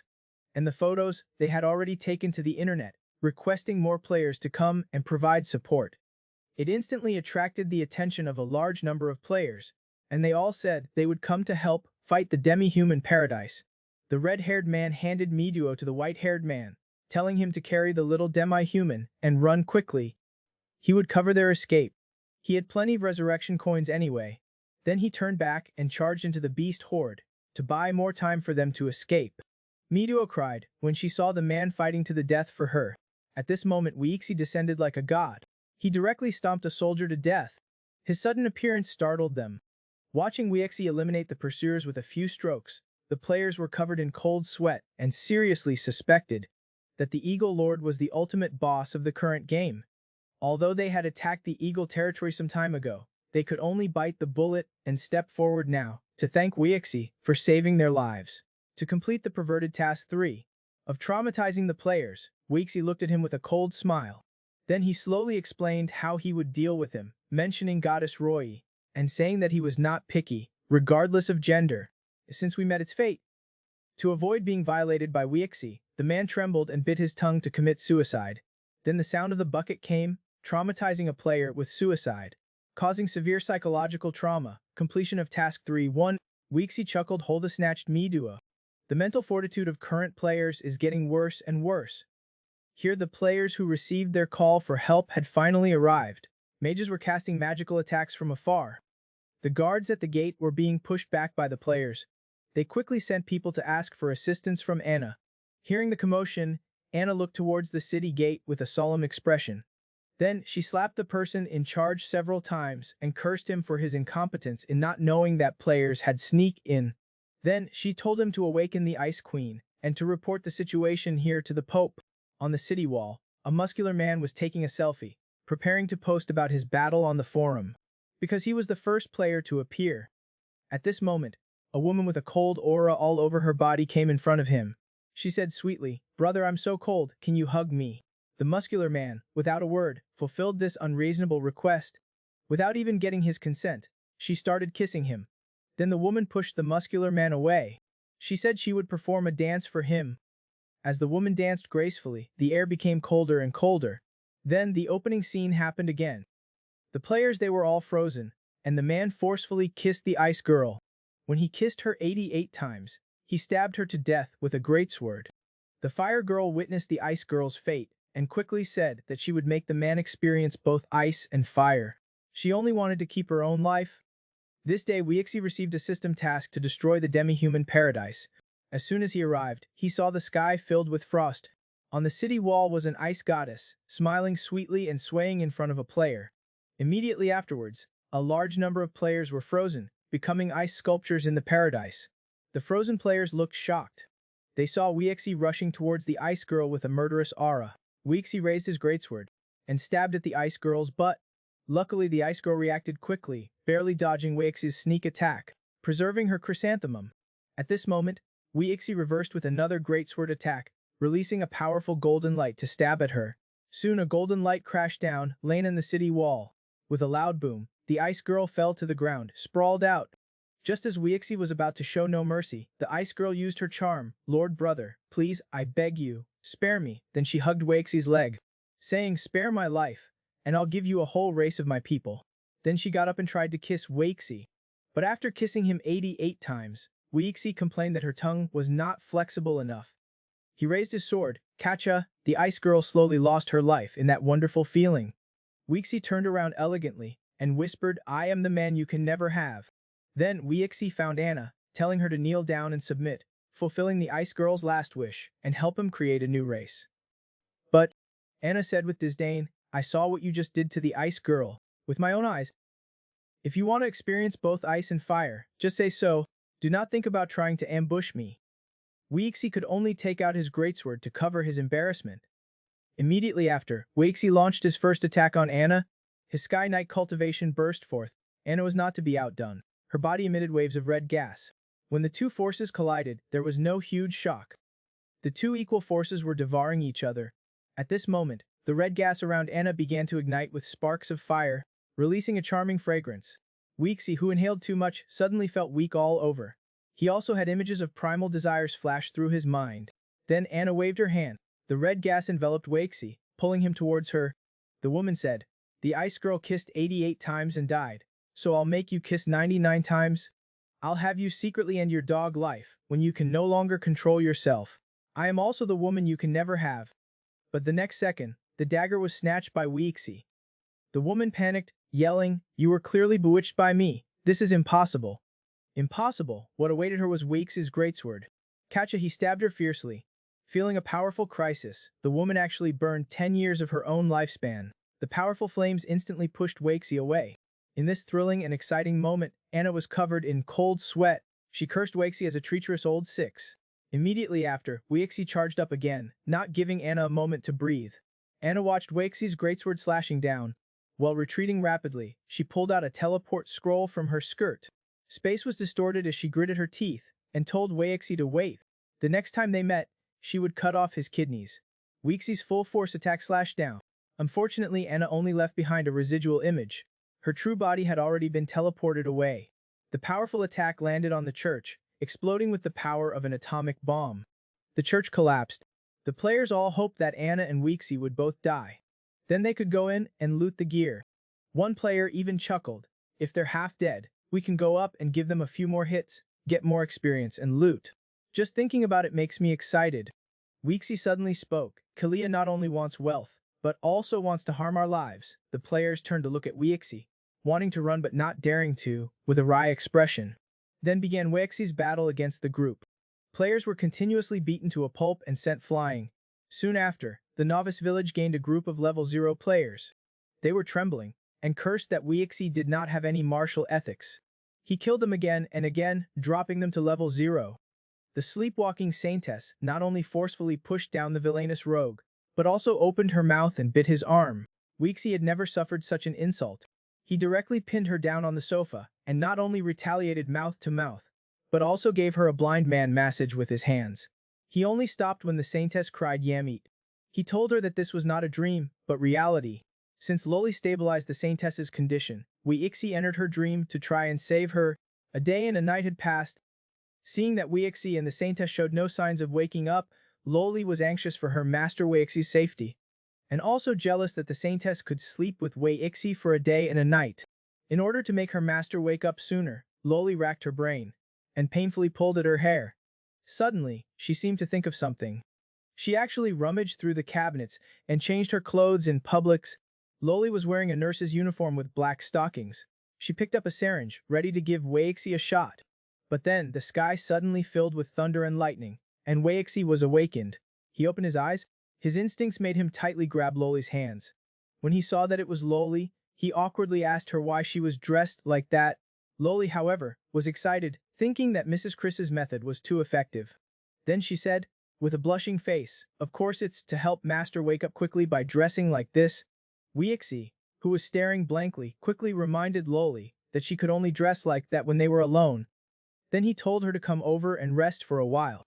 Loli obediently lay on the quilt, looking at Weeksy. "Did not Master say that when Loli's bloodline awakens, we can have a baby?" The originally weak Weeksy actually ran towards the door with lightning speed. Loli shouted loudly, "Master, did not you promise Loli that you would grant all my wishes?" At this time, the system kept giving notifications. Second early unlock, the villain shop added a barracks module. Please check it out immediately. Please check it out immediately. Weeksy looked at the notifications while chatting with the system. He finally realized that the system was a bit of an idiot. The barracks module had many troop types, but they were a bit expensive. They cost tens of thousands. The villain knew that what he did would definitely be met with a group attack of 10,000 players in the second test. For the safety of his territory, Weeksy decided not to pretend anymore. He returned to the bedroom and transformed into a demon. Loli begged for mercy under Weeksy's demonic might. Seeing that he had no intention of stopping, she cursed Weeksy as a big bastard again. Weeksy, completely enraged by being called a pervert, ignored Loli's heart-wrenching cries and forcefully pushed her down. Just as Weeksy was about to make his next move, the system voice finally came, detected that the host forced Loli to warm the bed. The behavior is extremely egregious. Reward 5,000 villain points. Please host. Keep up the good work. Seeing the progress in villain points, Weixi immediately got up and praised Loli's acting as great. But it had not reached the level of a movie star. He said that from now on, before going to bed every night, he would come to check Loli's acting. Loli looked at Weixi with a serious face. Master, do you have any perverted hobbies? Weixi, who was trying to trick the system for villain points, could not complain. Then Loli showed a sly smile. She said that, no matter how perverted the master's hobbies are, Loli would do her best to cooperate with the master.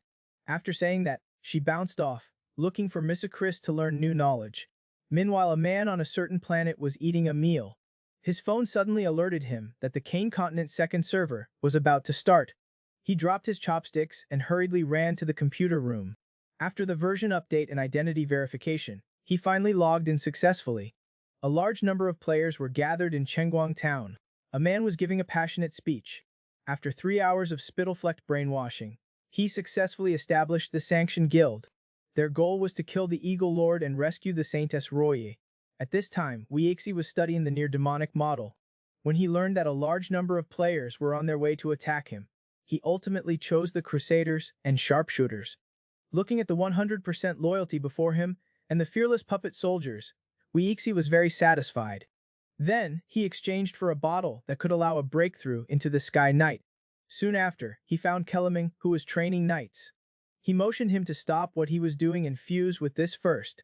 Unsurprisingly, Kelleming was promoted to a Sky Knight. He helped up a grateful Kaliming and told him about the current battle situation. He asked him to arrange manpower to set up traps outside the city, and then notify the whole city to enter a state of war. Early the next day, Weixi saw the enemy army outside the city. Seeing them reach the attack range, he directly ordered the soldiers to operate the magic cannons and fire freely. After a round of bombardment, the players at the front all fell to the ground. As time went on, more and more players climbed onto the city walls, fighting bloodily with the soldiers.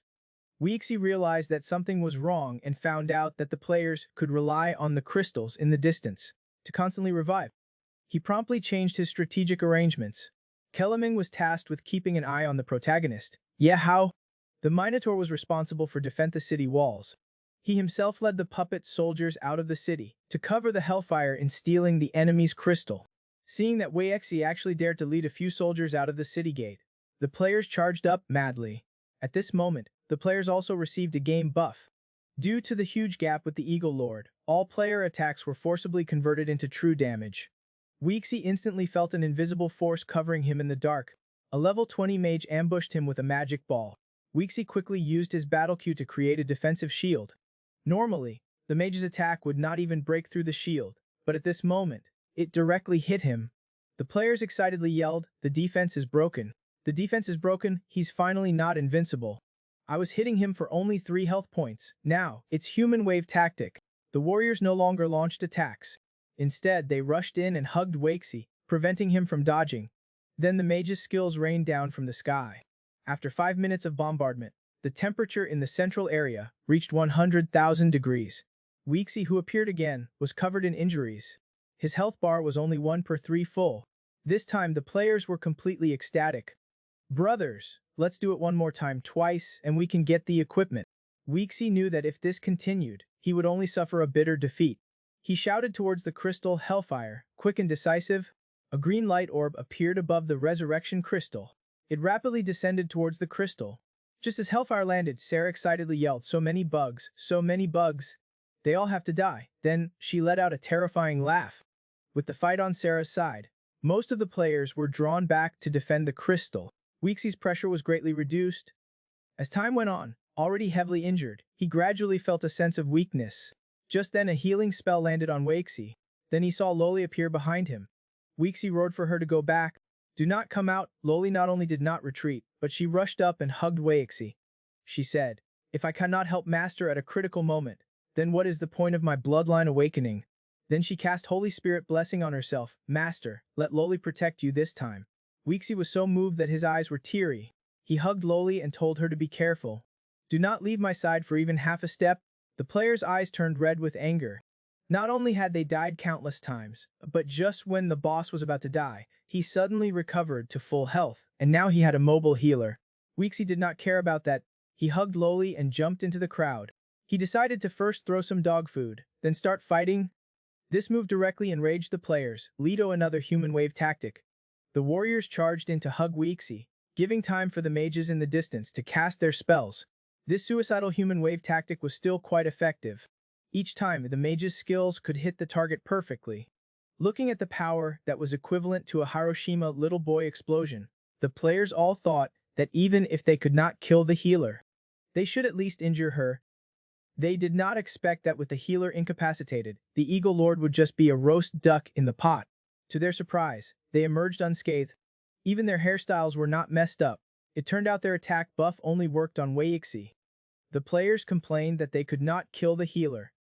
No matter how much health they took away from Weixi, the healer would save him back.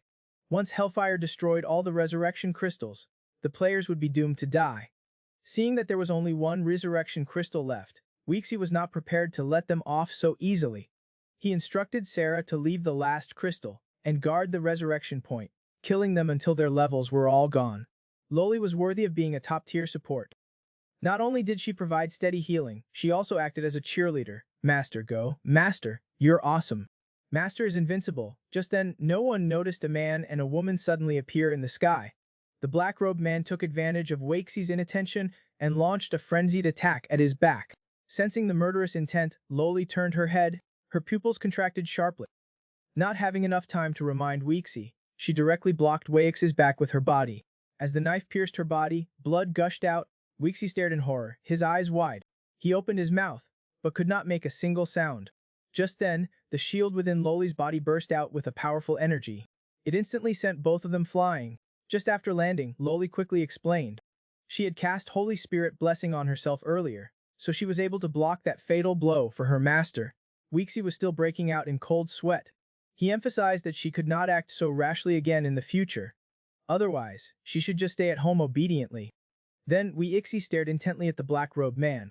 He was a level 49 Holy Temple Knight assassin. He roared, "You bastard, you dared ambush me, and you hurt Loli." He furiously attacked the black-robed man, wanting to tear him to pieces. Seeing that the situation was going badly, the black-robed man started to fall behind. He turned around to flee, but how could Weixi let him escape safely? He unleashed powerful energy and struck him with a single slash. A portal suddenly appeared in space. Immediately after, a spatial orb struck Weixi in the chest. Weixi coughed up blood, feeling like his flesh was being minced. Roy used healing magic while checking his wounds. She said it would take 30 seconds for him to recover. But Weixi told her to leave this place quickly, because the enemy would not pass up such a good opportunity. At this moment, the black-robed man charged with a dagger. Strike while the iron is hot, the Eagle Lord. At this critical moment, Loli's womanly talent manifested itself. She was so scared she could only cry. Weixi held Loli tightly, preparing to fight to the death. Just at that moment, several golden sword auras came rapidly. The black-robed man, who was attacking, was torn to pieces. Immediately after, the portal in the air kept flashing, as if it was a voice something terrifying. A golden light was closely chasing the portal. After chasing for 3 minutes, the nun in the portal was cut in half with a single slash. Only then did Weixi see clearly that the golden light was actually the Saintess, Royi. But looking at her ruthless eyes, Weixi could not figure out what she had experienced in her dreams. Then the Saintess actually launched an attack on Weixi. Weixi, who had just recovered, could only do his best to defend. The powerful energy impact made the Saintess regain her clarity for a moment. A few tears of blood flowed from the corner of her eyes. The Saintess could not tell if it was a dream or reality, asking him if he was Weixi. Then she collapsed into his arms. Weixi barely escaped a calamity, and the players had also escaped back to Chengguang town. They all said they wanted to quit the game. Not only were they abused countless times by the boss, Weixi, showing off his love, they were also beaten back to level 0, having to start over. The protagonist had also contacted the will of a certain Langsing. He was told that his failure in this battle was not Yi Hao's fault. It was a game between him and the Kane continent. It turned out that Yi Hao and the Eagle Lord were the chosen ones of Langsing's will and the Kane continent's will, respectively. To compensate for the players' losses, Langsing's will specially arranged for a goddess to come here to cheer them on and issue new missions. After the goddess's passionate and inspiring speech, the players immediately perked up. Warriors, let's head west, leave the Eagle Lord's territory and attack the Beastman Empire. Then all the players received a new main quest. At this moment, Loli was trying to save the unconscious Saintess, only to find that the Saintess's organs were shattered due to using advanced magic, and that was not even the main problem. More serious was that her soul had been torn apart. Her body could be healed, but her soul could only be repaired by herself slowly. After Weixi sent Loli away to rest, he pondered about the Saintess. He thought she must be confused, unable to distinguish between reality and dreams, which is why she attacked him. Looking at the Saintess's weak appearance, he sighed. Other female leads are always having their way, getting whatever they want. You are such a pitiful female lead. Because Loli had selflessly blocked an arrow for Weixi, almost dying, Weixi made Loli kneel on his lap, thinking he was punishing her. But he did not know that Loli felt ashamed by this posture. But deep down, she was also enjoying it, imagining her master being so handsome, and that their baby would also be very seeing that Loli did not show any remorse. Weixi thought to himself that he should increase the punishment. Just then Loli made a slurping sound. With an innocent and shy face, she said Loli wants to die with master.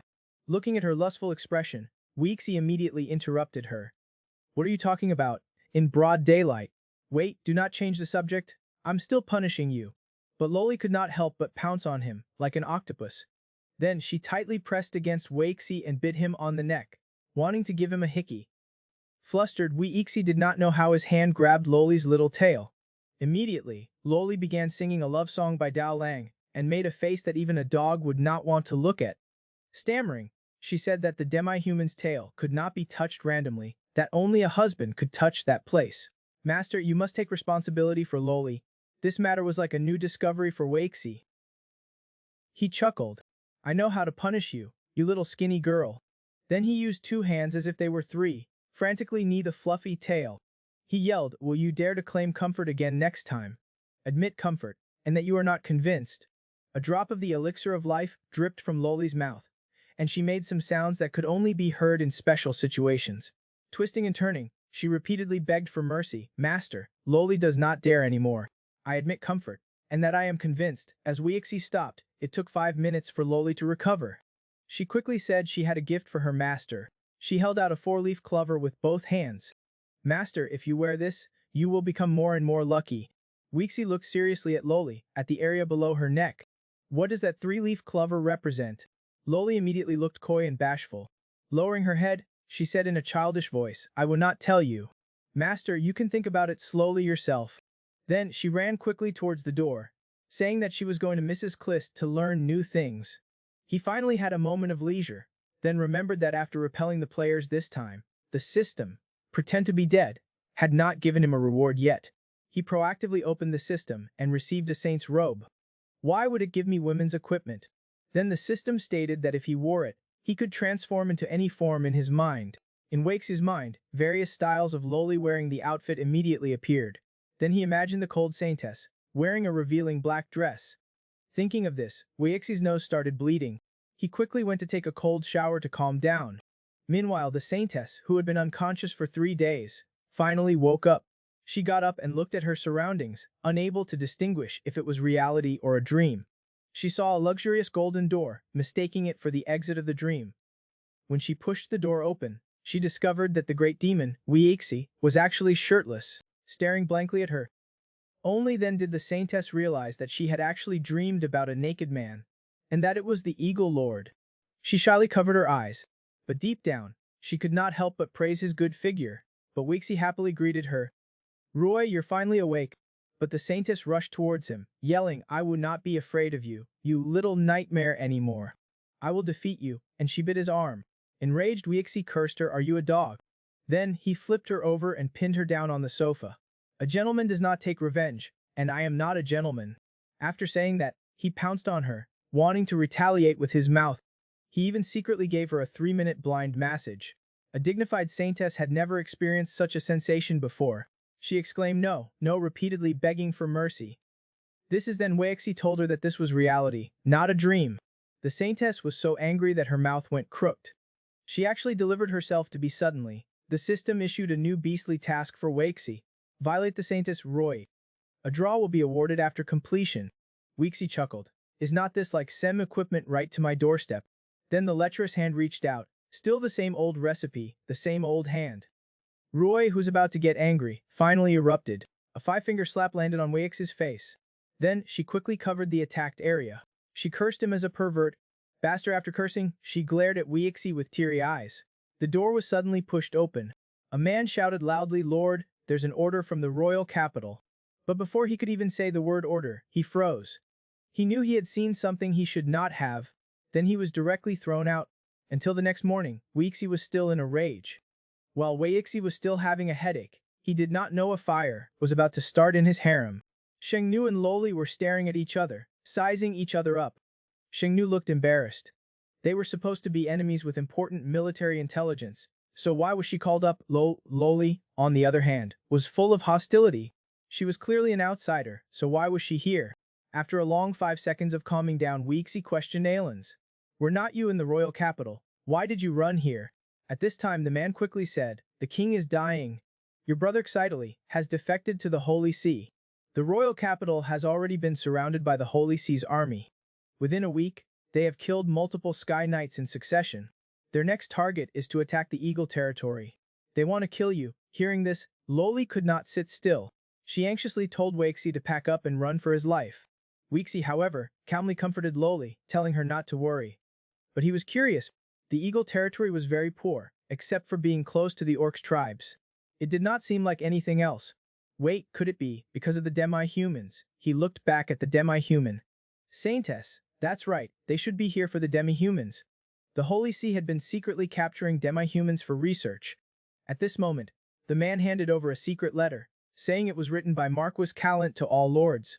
Weixi looked at the treasonous words, gently picked up the two girls behind him, and kindly reminded him, "You seem to have the wrong fighting style." After a full half hour, Weixi finally understood the contents.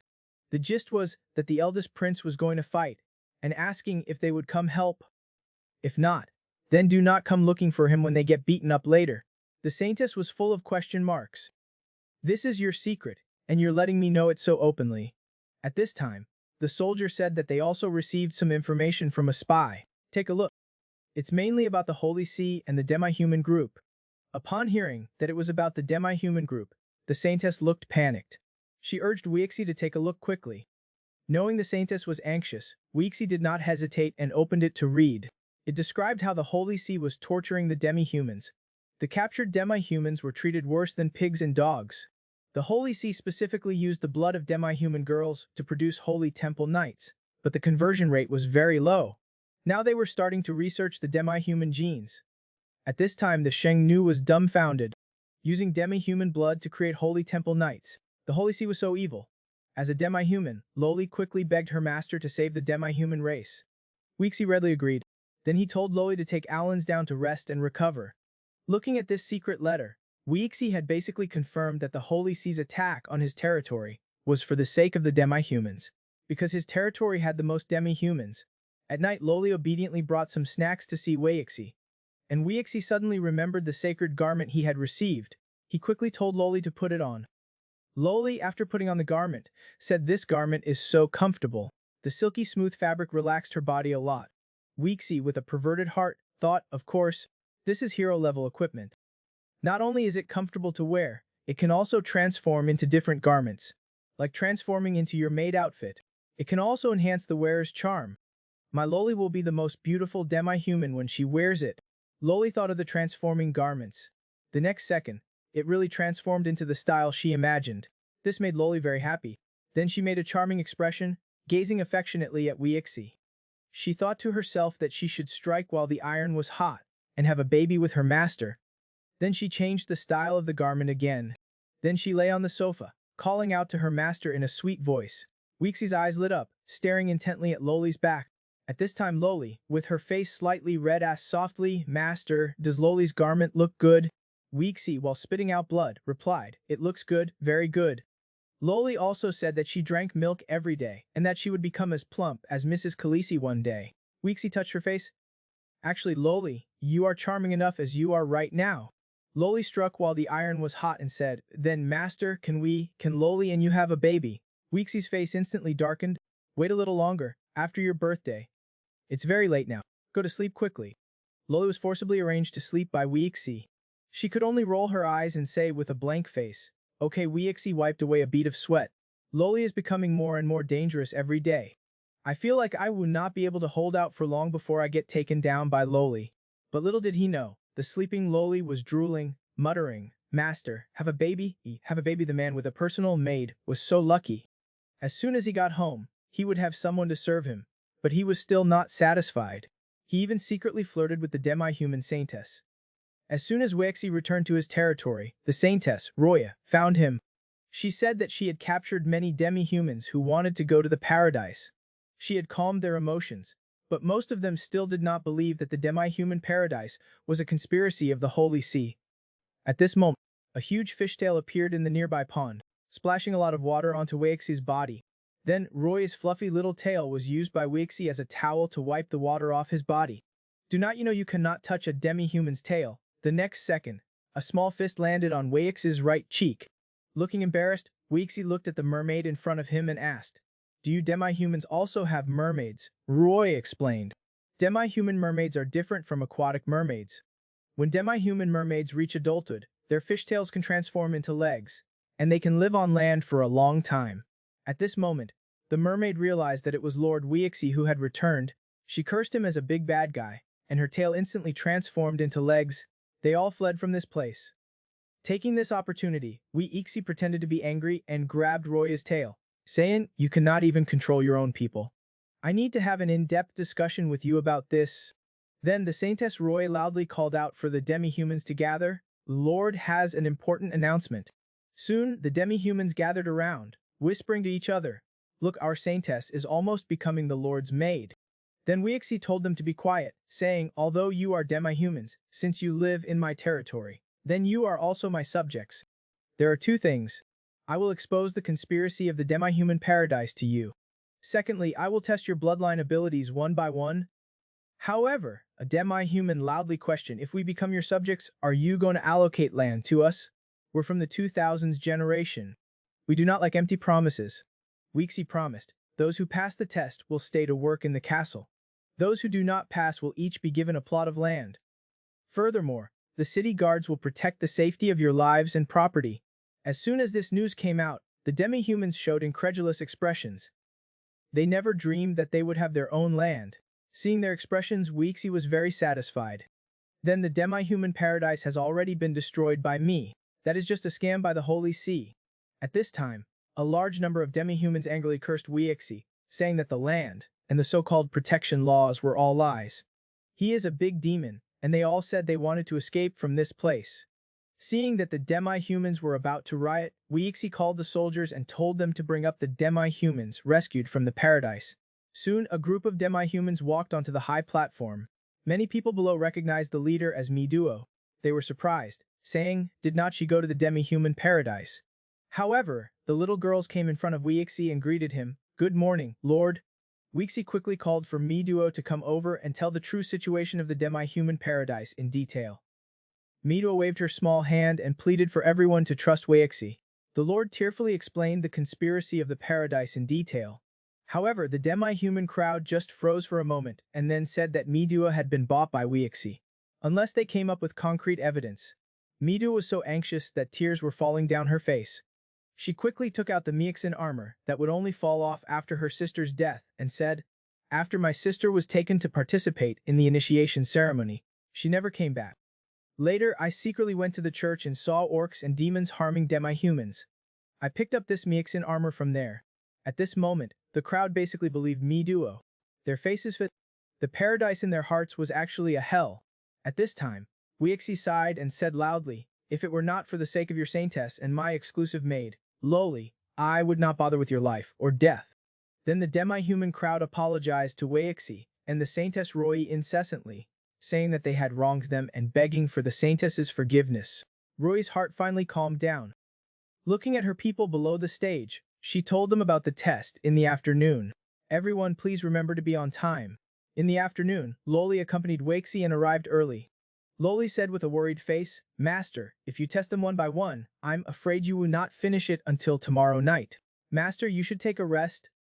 Just then Weixi took out a crystal ball. This is a good thing. It can expand the source of wild breath. This way we can save a lot of time. Then he tilted his head slightly back, feeling Loli's strong chest muscles, and said mischievously, "It will not delay our time for Bobobo tonight." Loli's face turned slightly red. She explained that she was clearly worried about her master's health, and that she was not thinking nonsense. Soon the wild breath was spread throughout the entire square through the crystal ball. Weeksy quickly reminded them, "Follow the awakening method of your bloodline to feel this aura." Then a group of demi-human girls were trembling, twisting and turning, feeling weak all over. They all wanted to bo with Weeksy. The demi-human youths were also drooling as they looked at Weeksy, all saying that Lord Wakesy seemed to be getting more and more handsome. They really wanted to pounce on him. Half an hour later, Weeksy was full of disappointment.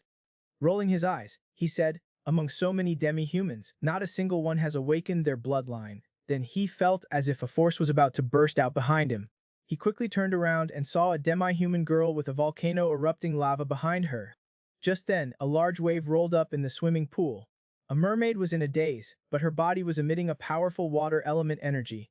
The man actually ignored the woman's pleas for mercy and wanted to forcibly teach her the way of marital life. After a 3-minute struggle between the two, the woman was finally defeated. The man, however, was greatly interested in her devil kiss. However, Loli had unknowingly arrived in front of them, whole a pot of wolfberry and ginseng soup. She said softly, "Master, doing such a big thing, you should close the door." This day, Weeksy was doing bloodline awakening tests for the demi-humans. After 8 days of effort, he actually only found 2 demi-humans who could awaken their bloodline. The probability of awakening was so low that it was unbearable to look at. Weeksy stared at the fishman with a curious face and asked him what his name was and what his 3 dimensions were. Gulu Gulu. The fishman was so scared that he kept bubbling in the water. Then Weeksy forcibly grabbed him out of the water. He roughly measured his height and 3 dimensions, and then forcibly gave him a name. "From now on, you will be called Bubbles." The girl next to him was so frightened that she quickly put on a professional smile and said loudly, "Lord, my name is Nina." Then Weeksy asked, "Bubbles, first tell me the scene you saw, when you were just comprehending." Bubbles recalled the scene he had just seen and said that a huge typhoon appeared on the sea, and a large ship was swallowed by the sea. Also, a lot of bubbles kept floating up from the sea into the sky. Weeksy rubbed his chin and said, "Very good. You have been hired by my company, and you stay right there, in that small fountain on my floor." Bubbles made a gulu gulu sound in the bathtub, stared at Weeksy with wide eyes, and asked weakly, "Is it going to be safe to live there?" Then it was Nina's turn to describe her comprehension scene. Nina said that she saw a volcanic eruption, and then many different stones sank to the bottom of the sea. Weeksy was full of question marks. All kinds of stones? What is this? The skills she awakens in the future, will it be attacking enemies with stones? Or will she make little stone men for him to attack? Imagining that ridiculous scene, Weeksy could only suppress the absurd thought in his heart and said, "You are also hired. You will lead those little radish heads and help me manage them." This made Nina very happy. She had become a leader as soon as she was hired. She quickly promised to complete the task. Then Weeksy called the butler and asked him how the outer city renovation was going. A large group of demi-humans were waiting to be resettled. Then he said, "Not only do we need to allocate housing and land for them, but we also need to provide them with a month of free food. After that, they need to fend for themselves." However, the butler stammered and said that they had encountered a problem. "Our funds are almost used up." Weeksy's eyes narrowed. "No, money is not this easy. There are so many capitalists in the city. Go borrow some from them." Then he told the butler to tell those rich merchants that if anyone dared to be perfunctory, he would be sent to dig iron ore for 10 years. Weeksy, who had been busy for a few days, could finally rest. He returned to his room, ready to take a bath and have a good sleep. Just then a red-clothed woman, looking fierce and evil, raised a lamp and launched a sneak attack on Weeksy from behind. With a smack, Weeksy knocked over the lamp. He grabbed the skinny, frail wrist with one hand. How could the woman be Weeksy's opponent? Then she was pinned against the wall. Weeksy first looked at the woman with a surprised face, and then coldly said, "I kindly rescued you from the sadistic first prince.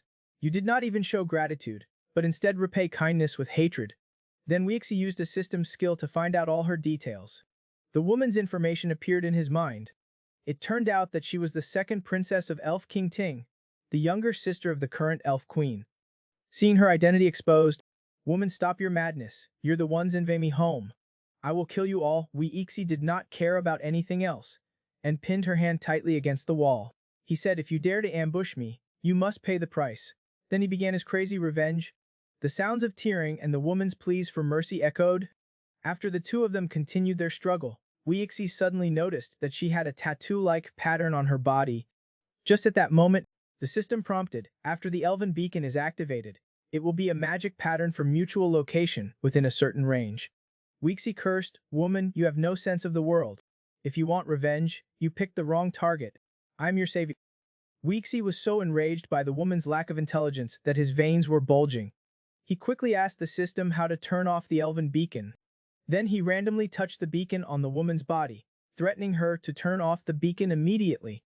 Just as Weexi was about to take further action, the maid, Loli, carrying a wolfberry and ginseng soup, appeared in front of them.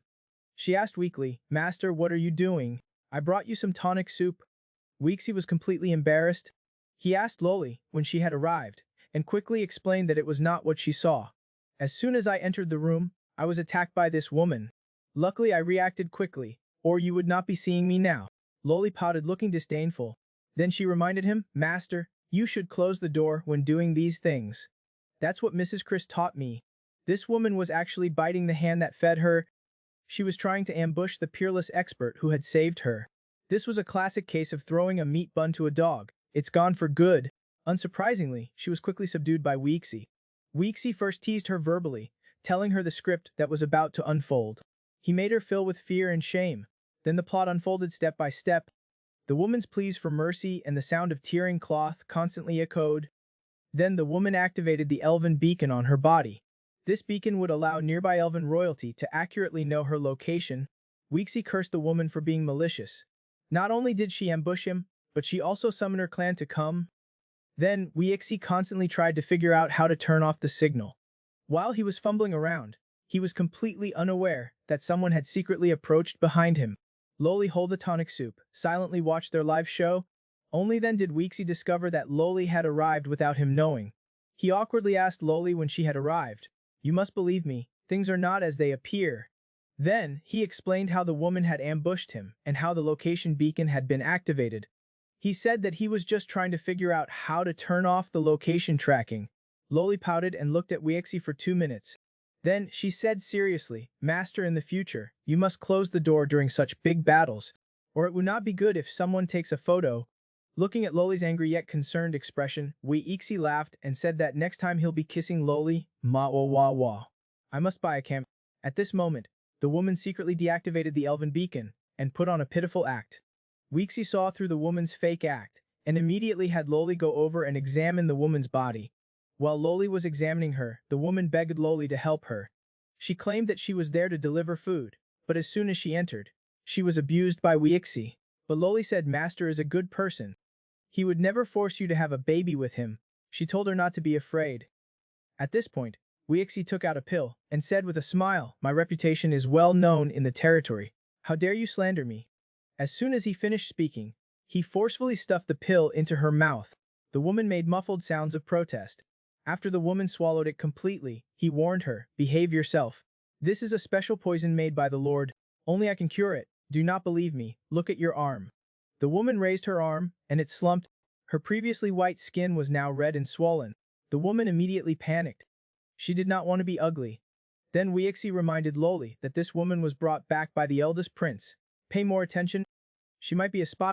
Only then did Loli realize why her master had poisoned the woman.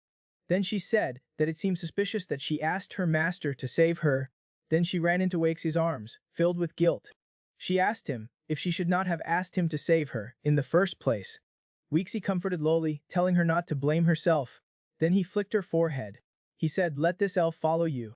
Take good care of her." Then he took her to see Mrs. Alice to have an outfit made. It's not safe for housewives to be out this late. Call Roy and go together.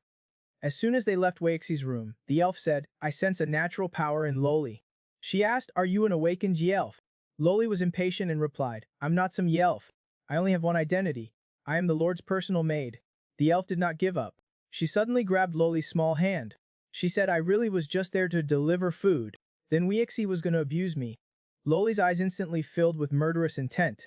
"I did not see any tableware in the room just now, but I did see a broken lamp." Then, with a snap, she grabbed the woman's hand. "You woman, you're full of lies. I must have been blind to ask Master to save you. Then she said coldly, "You're under my control now. You're my person. If you dare to harm Master again, then I will kill you myself, without any Master to take action." This woman not only seduced a man, pinned her to the wall and provoked him, but also forcibly pinned down the man's personal maid. She either bites her neck or grabs her tail and will not let go. That night, Loli came to find the Saintess Roya to go get clothes tailored. Little did she know, Saintess Roya had just finished showering. She came out wearing only a bathrobe. She asked Loli, "Is there something you need at this late hour?" Loli looked at her ample assets and instantly became unhappy. She said coldly, "Master told me to inform you to go get your clothes tailored together." Roy looked innocent. "It's just getting clothes tailored. Why do I feel so much hostility?" Then she prepared to go back to her room to change before leaving. But Loli asked seriously, "Have you fallen in love with the Lord?" Saintess Roya looked flustered. In the end, she admitted that she had fallen in love with Weeksy without realizing it. It was likely that it happened in a dream. But Loli had to get to the bottom of it. What exactly happened in your dream? Seeing that Loli was being so unreasonable, Roya closed her eyes. She said, "This is our secret. Why should I tell you?" Seeing that the air was filled with jealousy, Loli said sternly, "I will be the first to have a baby with Master." "You cannot cut in line." Roy rolled her eyes, making an exaggerated expression. Then she said slowly, "This should depend on our own abilities. You do not get to decide." Then she secretly thought happily, on the surface, Lord Weixi and Loli seem very close. But it turns out that they have not broken through that barrier yet. Then she whispered in her ear, "In the past I've been living for the demi-humans. Now I want to pursue my own happiness. No one can stop me. I also think it's too unfair. Seeing Lord Weixi and you kiss, you guys must have kissed many times already. Do not you want to know what we did in the dream?" In the dream, Lord Weixi and I fought 3,000 rounds for our baby. Loli was so angry that she yelled, "It's unfair." Roy also said it's very unfair. In reality, only you and Lord Weixi kiss. Seeing that Loli was about to leave, Roy, from some unknown courage, grabbed her hand, saying that she also wanted to taste where Lord Weixi had kissed. Then, she pulled her hard, yelling there must have been the most kisses on the neck. Then, Loli felt something sucking on her neck. She yelled, "Master, help. There's a perverted woman in the house." Rui grabbed Loli's tail tightly and asked, "Is your tail often pulled like this by the Lord? How else could it be so flexible?" But Waxy had no idea. Because of him, two women were now fighting for his attention. After an unknown amount of time, Weeksy finally finished the last of the official documents. Thinking about the tasks he'd completed recently, he had not even drawn a lottery from the system yet. As soon as he opened the system, a message popped up, "Completed daily task, obtain Chain of Destiny +1. The system is now randomly drawing a reward for the host. This draw, you have obtained 10 soul-stirring banners. Critical hit reward 1. Before long, a lot of black gas emerged in the room. Then a soul-stirring banner appeared one after another. Weeksy looked at the terrifying stat panels. They were all at the strength of Sky Knights. And they even came with a revive skill. Weeksy excitedly paced around the room. Then he thought, "This is my secret weapon. I must hide them well." Then he arranged for them to be in the warehouse. Without his orders, they were not allowed to move. Just as he was about to go to sleep, he saw Loli at the door. He quickly called her over. He found that her arm was red and swollen, and her eyes were teary. It was as if she had just been abused. Loli said with a face full of grievance, "Master is biased. I was here first. Why did you have babies with Dr. Ruo and even fight for tens of thousands of rounds?" Then she lifted her hair, saying he's a bad woman. She does not just like Master. She would not even let Loli go. Because of the rivalry between the sisters. The man fainted from exhaustion. For the safety of the man's life, the sisters finally reached an agreement. 1, 3, and 7 are yours. 2, 4, and 6 are mine, and everyone rests on Sundays. This day, as soon as Loli saw Weixi, she started crying loudly, saying that she was obviously the personal maid. Why did Master have to have babies with Roy first? She also said fiercely, "She's not a good woman. She not only wants to steal my master, she would not even let me go. Just now, she actually bit my neck." Weeksy was completely innocent. How could he have had a baby with Roy? He quickly told Loli to slowly explain what exactly happened. Loli threw herself into Weiksy's arms, explaining that in the nightmare, Ruoya was influenced by the master, imagining a person who looked exactly like the master, and then had 100 babies with that master in the dream. She even seeded tens of thousands of times. Weeksy almost could not hold back his laughter. The dignified Saintess Roya was actually so naughty in private. Then he said to Loli, "That was all fake. If you want to, we can have a baby right now. Then he hugged Loli, telling her that this is how you have babies. You're the first one, Loli, her face red, asked suspiciously. What Master is saying is different from what Mrs. Alice taught. Weeksy patted her hair, asking, do not you even believe in Master? Go to sleep. Sleeping early and waking up early will help the baby's health. After Loli fell asleep, Weeksy thought Loli's body is still too weak. We cannot have a baby yet. I still have to be patient. He felt like he was about to be driven crazy. Just then, a woman in a white bathrobe actually climbed through the window into Weix's room. Then she used her fluffy tail to slowly wrap around Weix's neck. It turned out to be Saintess Roy who had sneaked in. She looked at Weixi, who was pretend to sleep, with amusement. Then she whispered in his ear, Lord Weixi, I know you're pretend to sleep. How about we secretly have a baby? Then she took Weixi's hand, looking deeply at Weixi, who was pretend to sleep. She said, I do not know how strong your self-control is. She placed his hand gently on her waist. At this moment, Weixi had an urge to curse. If Loli was not here, he definitely would not be able to control himself. But Roy would not give up. She called out softly, Lord Weixi, do not pretend anymore. Your weapon is about to tear through your clothes. Weixi held his breath tightly, like a normal person who had encountered something terrifying. He did not dare to make a single sound or move. Not giving up, Roy leaned closer, using Loli's tone and called weakly, Master, Master, I'm here. Weixi was covered in sweat. The primordial power in his body burst forth, and then he fled that haunted house as quickly as possible. At this time, Loli was also awakened. She came over and asked why Roy was here, wondering if she was up to some kind of trick. But Roy did not answer her. Instead, she directly asked Loli, do you want to have a baby with Lord Weixi? Then she said that she had a way. Before long, the two who were originally hostile not only shook hands and made up, but also became good sisters. For a high-quality life with a harem of 3,000 beauties, the man personally developed an enchanting perfume. Nobles and wealthy merchants gathered to observe, carefully examining it, but the next second, they were all mesmerized, as if they had returned to their youthful peak. Seeing that the effect was so good, Weixi was ready to ruthlessly harvest some cash. This early morning, a group of nobles and wealthy people came to the conference room. They were invited by Lord Weixi to attend a new business model conference. Seeing that everyone had arrived, Weixi, with his empty eyes, slowly arrived at the conference room with his two personal maids. The wealthy merchants looked at the tired-looking lord, thinking that the previous lord never got close to women. But ever since he took in the demi-human maids, the lord always looked like he was suffering from kidney deficiency. Seeing the wealthy merchant's disdainful look, Weixi really could not refute it. He could not very well explain that he had never been proactive, yet he was constantly being tormented by his two maids. Then he said to the wealthy merchants, the main reason I called you all here today is to introduce a new product from my territory. A high-end enchanting perfume. Ruikli opened a luxurious gift box. Inside was a bottle of purple perfume. Then she pinched the cap, and with a poof, the perfume was opened. The wealthy merchants all crowded around. They wanted to take a good look at the perfume to see if it was real. But as soon as they smelled the enchanting fragrance, everyone's faces flushed slightly. Then they felt a sense of joy, their whole bodies filled with vitality, as if they had instantly returned to the youthful feeling of being 18 years old. Seeing that they were about to lose themselves, Weixi quickly put the cap back on the perfume and took it back. A wealthy merchant with great strength, he quickly said that he did not want to be exploited. He begged the lord to give him the distributorship. As soon as he finished speaking, the other wealthy merchants scrambled to introduce their sales channels to show off their strong market connections. Looking at their chaotic appearance, Weixi angrily slammed the table to quiet them down. I know you all want to get the sales rights. Since I called you here, it means you have my approval. I will adopt a new way of cooperating with you.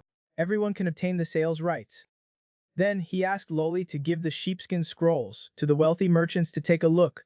Weixi continued, the new way of cooperation is written on the sheepskin scroll. Take a good look yourselves. You can ask me if you do not understand. It turned out to be a membership system. The higher the membership level, the higher the sales rights, and the lower the taxes. The wealthy merchants looked at this new way of cooperation and expressed their surprise. The more you earn, the less tax you pay. Weixi smiled wickedly. Back on his previous world, his wallet had been emptied by these unscrupulous marketing schemes. Now it was his turn to harvest the leaks. Thinking about the endless stream of gold coins entering his empty wallet in the future, Weixi was excited. At this time, someone raised the most important question. May I ask, Lord, how can we upgrade to a star merchant? Weeksy gave a kind and friendly smile. This can be purchased directly. As long as you pay, we can process it for you immediately. It only costs 10,000 gold coins to obtain a 5-star merchant status for a full year. Although there seem to be many statuses, it only costs a few hundred gold coins per month. After Weeksy's full routine, the wealthy merchant Victor was the first to stand out, wanting to become a 5-star merchant. He said that the membership fee would be sent by his butler later. Weeksy smiled.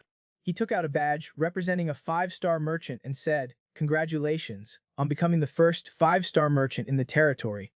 Seeing that Victor had already upgraded to a top-tier member, the other wealthy merchants could not sit still and clamored to buy a membership, the highest level kind. Seeing these leaks taking the initiative, Weeksy excitedly said, "Do not worry, everyone. One at a time." The Flower Sisters, in order to win the favor of the man, actually volunteered to become his maids. And in order to compete for the right to be the first to give birth to a baby, the sisters directly insulted each other. If the man had not stopped them, they would have probably drawn their weapons already. The mermaid, Bubble, was arranged by Weeksy to live in the pool in the garden, but a fiery stone man already lived here.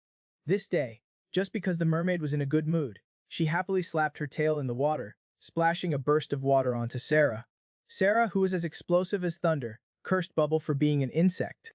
This was already the 99th time that she had splashed her hateful water onto herself. Then Sarah vented her inner dissatisfaction in her own way, scaring Bubble, who quickly moved away from this violent stone man. After the stone man had finished venting, Bubble seemed to have recovered his original mood again. He said, "Stone bro, why are you always on fire? Does it hurt?" The stone man became enraged and his flames grew 8 meters high. If the Lord had not told him, he would have grabbed the mermaid and made him into a barbecue right then and there. At this time, Weeksy walked towards them with the 2 women. The stone man, seeing the Lord arrive, first saluted Weeksy and greeted him, then begged the Lord to quickly take the insect fish away. Otherwise, he would be driven crazy by him sooner or later. Weeksy's arm was tightly held by Loli, and her strong pectoral muscles made Weeksy's mind wander. Then with a smile, he fooled the stone man. "I will definitely consider your problem carefully when I get back." Then he called Bubble over, saying that he would activate the wild aura for him alone, allowing him to sense the bloodline awakening again at close range. Then he put his hand on his head. The nervous Bubble closed his small eyes. Soon his consciousness came to the endless deep sea. He saw countless of his clan die and sink to the bottom of the sea. A fish man returning from the sea was walking towards him. "No, he is my father." His expression was serious. What was he saying? It seemed that his father was telling him to run away. "I want to awaken my bloodline. I want to become a vessel for the gods. Let me forget what." Then Bubble's body emitted a powerful energy.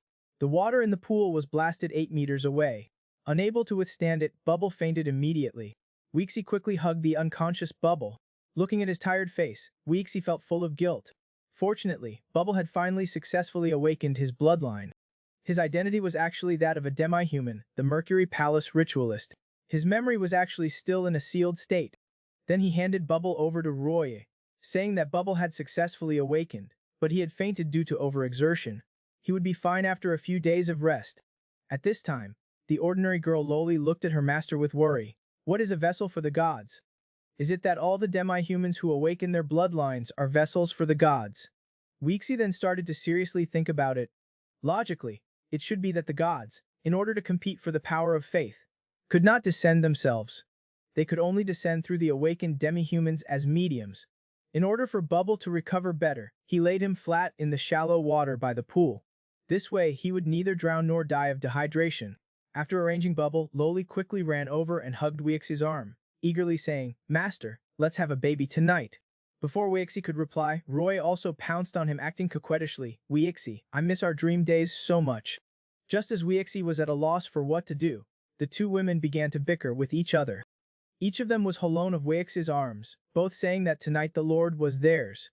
Seeing that their argument was getting more and more intense, Weeksy was sweating profusely.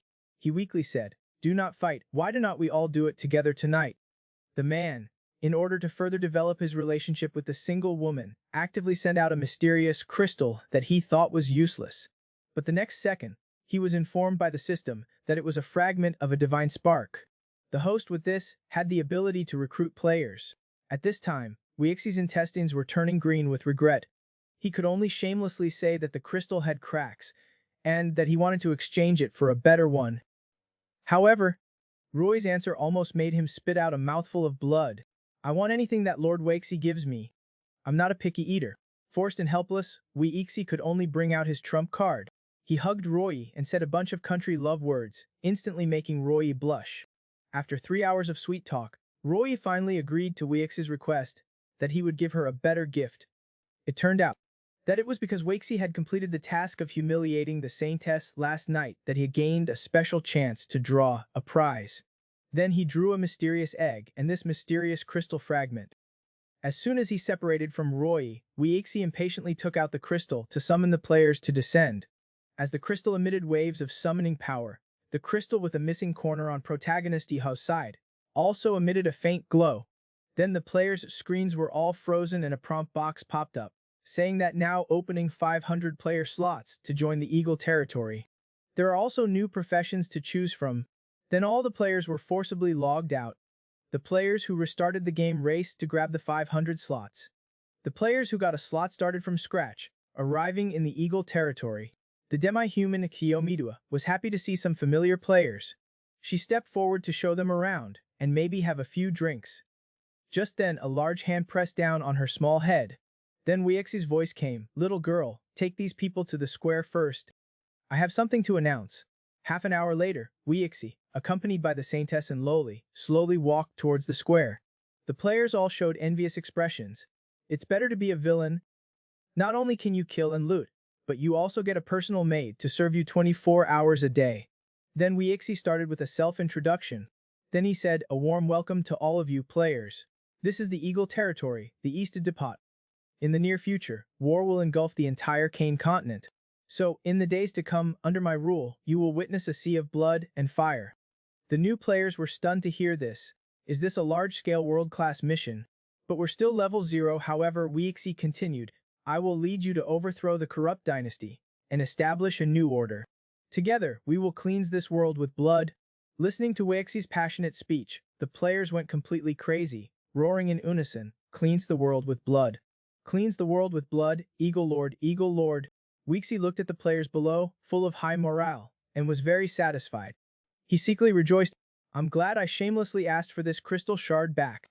Then he said, "Later, someone will guide you to familiarize yourselves with the environment. Also, a large number of demi-humans have recently moved into the city. Housing and resources are severely scarce. So the fastest way to level up for you guys is to mine, chop down trees, and build houses. Transform the dilapidated houses into new ones." Some female players and those with clumsy hands immediately perked up. Finally, they do not have to fight monsters to level up. Then Weixie introduced 5 new job classes. The only requirement is to reach level 10 first. As soon as he finished speaking, the players all said that they would chop down all the trees in Lingdong City to become the first players to change jobs. Weixie watched the players' enthusiasm and secretly breathed a sigh of relief. He thought he would have to lecture them a bit. But who knew that for the new classes, they did not treat themselves like humans. A man actually used a large iron chain to lock a woman's feet. To escape the pain of her chained feet, the woman came to steal the keys while the man was napping. But then, hearing the noise, Weixie mistook her for his maid, Loli. Without opening his eyes, he softly said, "Loli, go and pour me a glass of water." Soon after, the woman quietly brought over a glass of water. She only hoped that Weixie would not open his eyes so she could escape. Taking the glass, Weixie suddenly smelled a light fragrance that did not belong to Loli. He opened his eyes and glanced over, and what caught his eye was a 38's Mount Everest. Immediately, the water in his mouth sprayed out. The woman was met with a brief shower. The scene was simply too horrible to look at. Weixie looked at the woman he had soaked. Embarrassed, he asked, "Ishalia, why are you dressed like this?" And sneaking into my study, the woman was already wearing very little, and being soaked with tea made her shiver with cold. "Loli-sama told me to change into this and wait for her, and was not it you, master, who asked me to dress like this?" Weixie was speechless. He clearly said to only reveal the part of the elf beacon. He thought that Mrs. Chris's clothing designs were becoming more and more to his liking. Just then Loli and Roy rushed into the room, smiling and saying, "Master, we're back, we've perfectly completed your task. Those players are all settled." Then they saw Aishalia standing beside Weixi, soaked and dripping wet. Both of their expressions were full of awkwardness. Loli angrily cursed, "You vixen, why did you enter Weixi's room?" Aishalia, to cover up the matter of stealing the key, could only look wronged and lie. "I heard that master wanted a drink of water, so I came to serve him." Just then, all four people in the room suddenly felt the temperature in the air drop. They hugged their arms and shivered. Achoo! Weixi sneezed and asked, "What's going on? Why did the room suddenly become like an ice house?" As the four people searched, they finally found the source of the coldness. It was this mysterious egg rewarded by the system. Weixi felt the bone-chilling coldness, and guessed that it might be a god-level ice-type beast. Roy came closer and just touched the eggshell with her finger. Her face flushed. "It's so big, and the patterns on the shell are so strange. It feels like it's getting hotter and hotter." Soon after, the mysterious egg emitted two completely opposite forces. An ice and fire power were constantly merging in the air. Weixi initially had a villainous look, then cursed the mysterious egg, "You're a pervert. You want to play ice and fire before you're even born." Then he held the mysterious egg, full of curiosity. Two completely contradictory elemental forces can actually peacefully coexist in one body. Should not it explode? To understand the egg better, Weixi opened its attribute panel. When he saw the last column, "Bride starts from the egg," Weixi was confused. He gently stroked the mysterious egg, and the place he touched actually turned light red. "Holy crap, your beast egg is actually shy." Immediately a system voice sounded in Weixi's mind. The mysterious egg likes the fusion of ice and fire attributes. It likes to be bathed and have its shell wiped. If you meet all three conditions, the hatching speed will be greatly increased. Just then Loli climbed up from behind Weixi. Pouting her face full of anger, she said, "Master, whose egg is this?" Then she asked, "Is it Roy's?" This made Weixi and Roy extremely embarrassed. Weixi quickly explained, "How is that possible? How could an egg suddenly appear so big?" He was about to say something else, when the mysterious egg suddenly released powerful ice and fire energy, giving them a true experience of what ice and fire meant. Soon after, the energy disappeared. Weixi was looking forward to the hatching of the divine beast. He asked the mysterious egg, "Do you want me to arrange a personal maid to take care of you? Or should I give the players a task to have them come and wipe your shell every day, then provide fusion materials, and then take you to bathe?" However, all of the above arrangements were rejected by the egg. Then it rubbed against Weixi's body, as if trying to express something. At this time, the two girls seemed to have realized something and reminded him, "Master, does this egg want to monopolize you?" The mysterious egg immediately swayed gently back and forth, indicating that it only needed Weixi's care. This made the two girls anxious, and they quickly tried to pull Weixi away, expressing that their master was their private property. "You, an egg, cannot take our master." Just then, the mysterious egg actually released ice and fire energy again. It even emitted soft hissing sounds. Seeing that the situation was about to spiral out of control, Weixi, sweating profusely, immediately shouted, "Stop, wait a minute." Then, he was frozen in place. Changing the topic, he said, "We should give the mysterious egg a name. We cannot just keep calling it Saintess Roy all the time." She not only stole other people's maid outfits to wear, but also actively seduced men, claiming that she was now his personal maid. Little did she know that the next second, the man would spray her with a nosebleed. This day, to quickly hatch the mysterious egg, they racked their brains. Finally, Weixi had a flash of inspiration.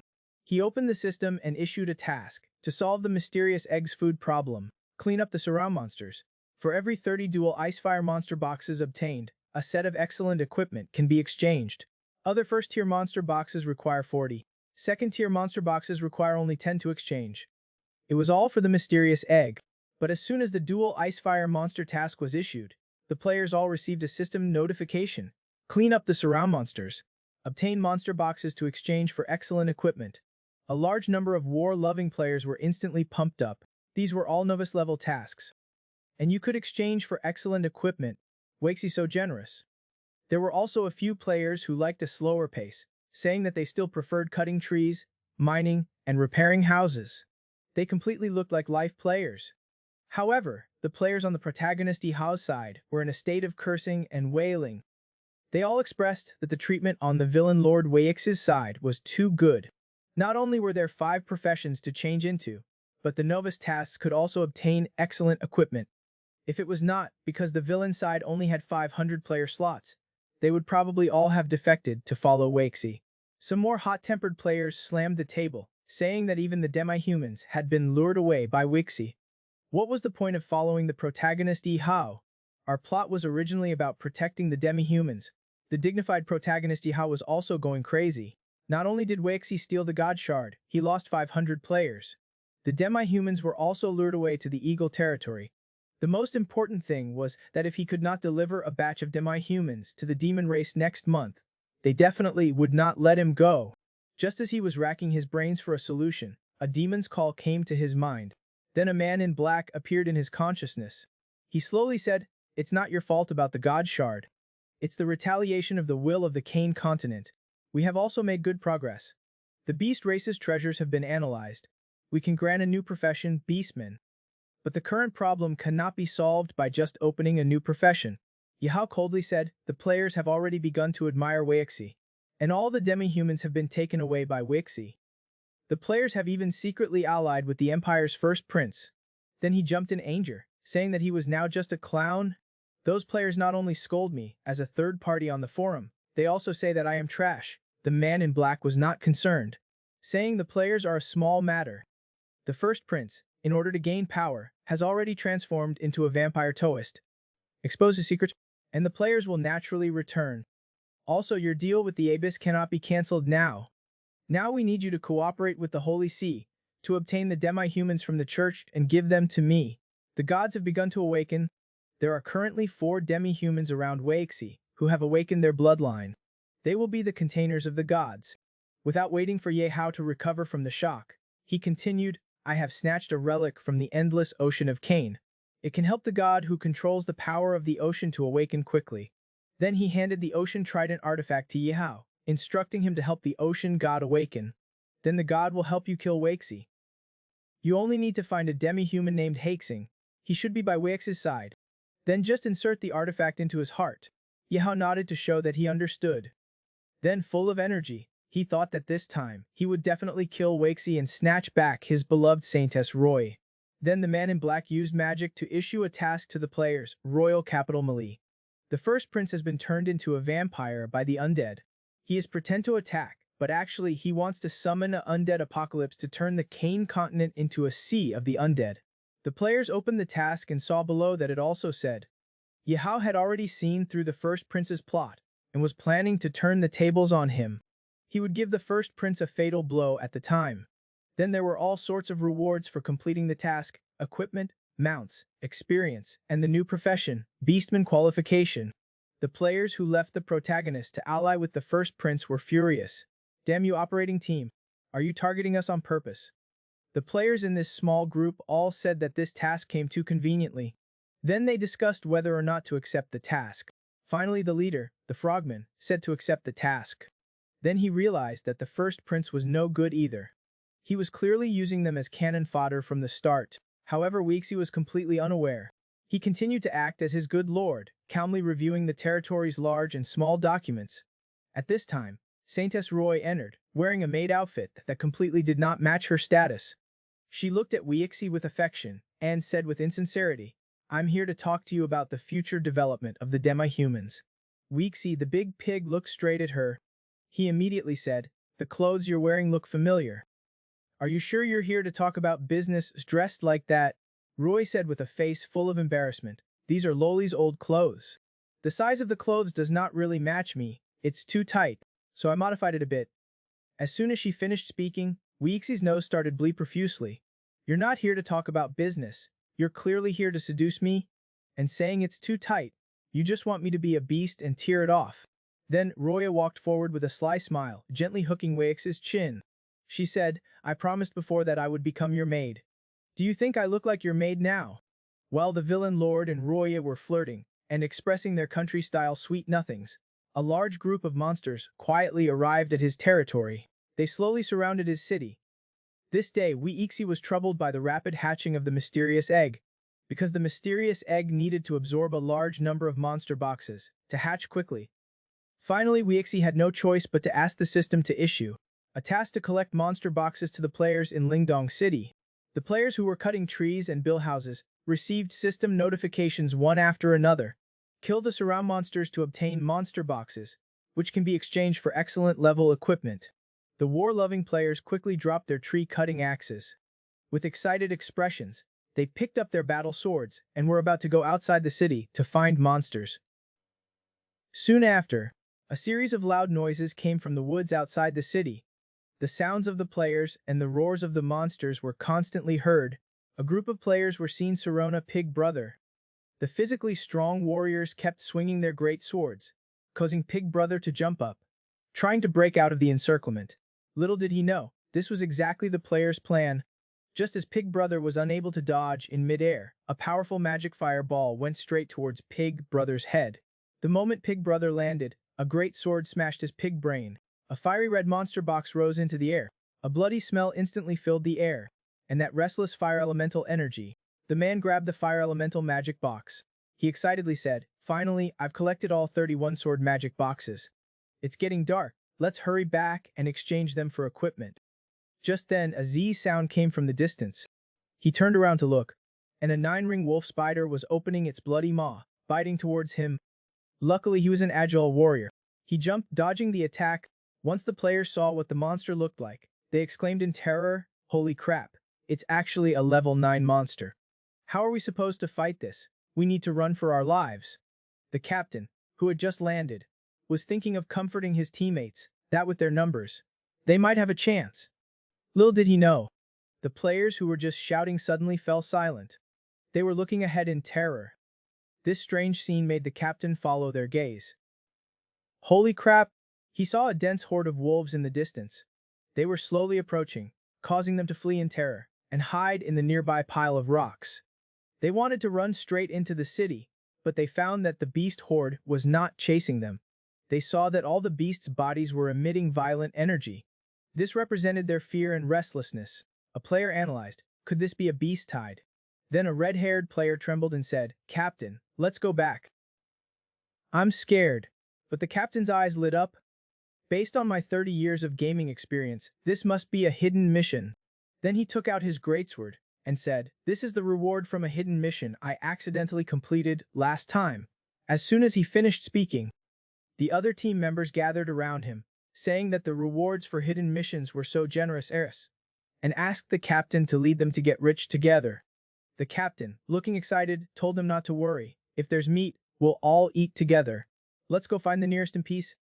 They thought about Finkeliming, but he was definitely at the training grounds, and their levels were too low to go there. Then there was the plain girl Loli and the Saintess Roy, but they were definitely serving Weixi, and that was even more impossible to get to. Finally, a female player analyzed, "Then we can only go find Goodbye. We can just tell him about the beast tide." Meanwhile, guard Captain Goodbye was patrolling the castle's security.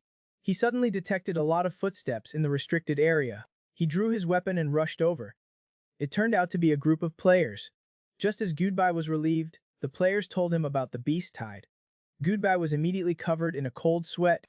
He repeatedly asked them if what they said was true.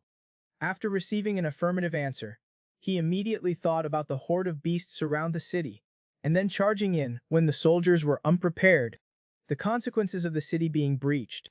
He ran towards Lord Weixi's bedroom as fast as he could and then reported the situation to the Lord.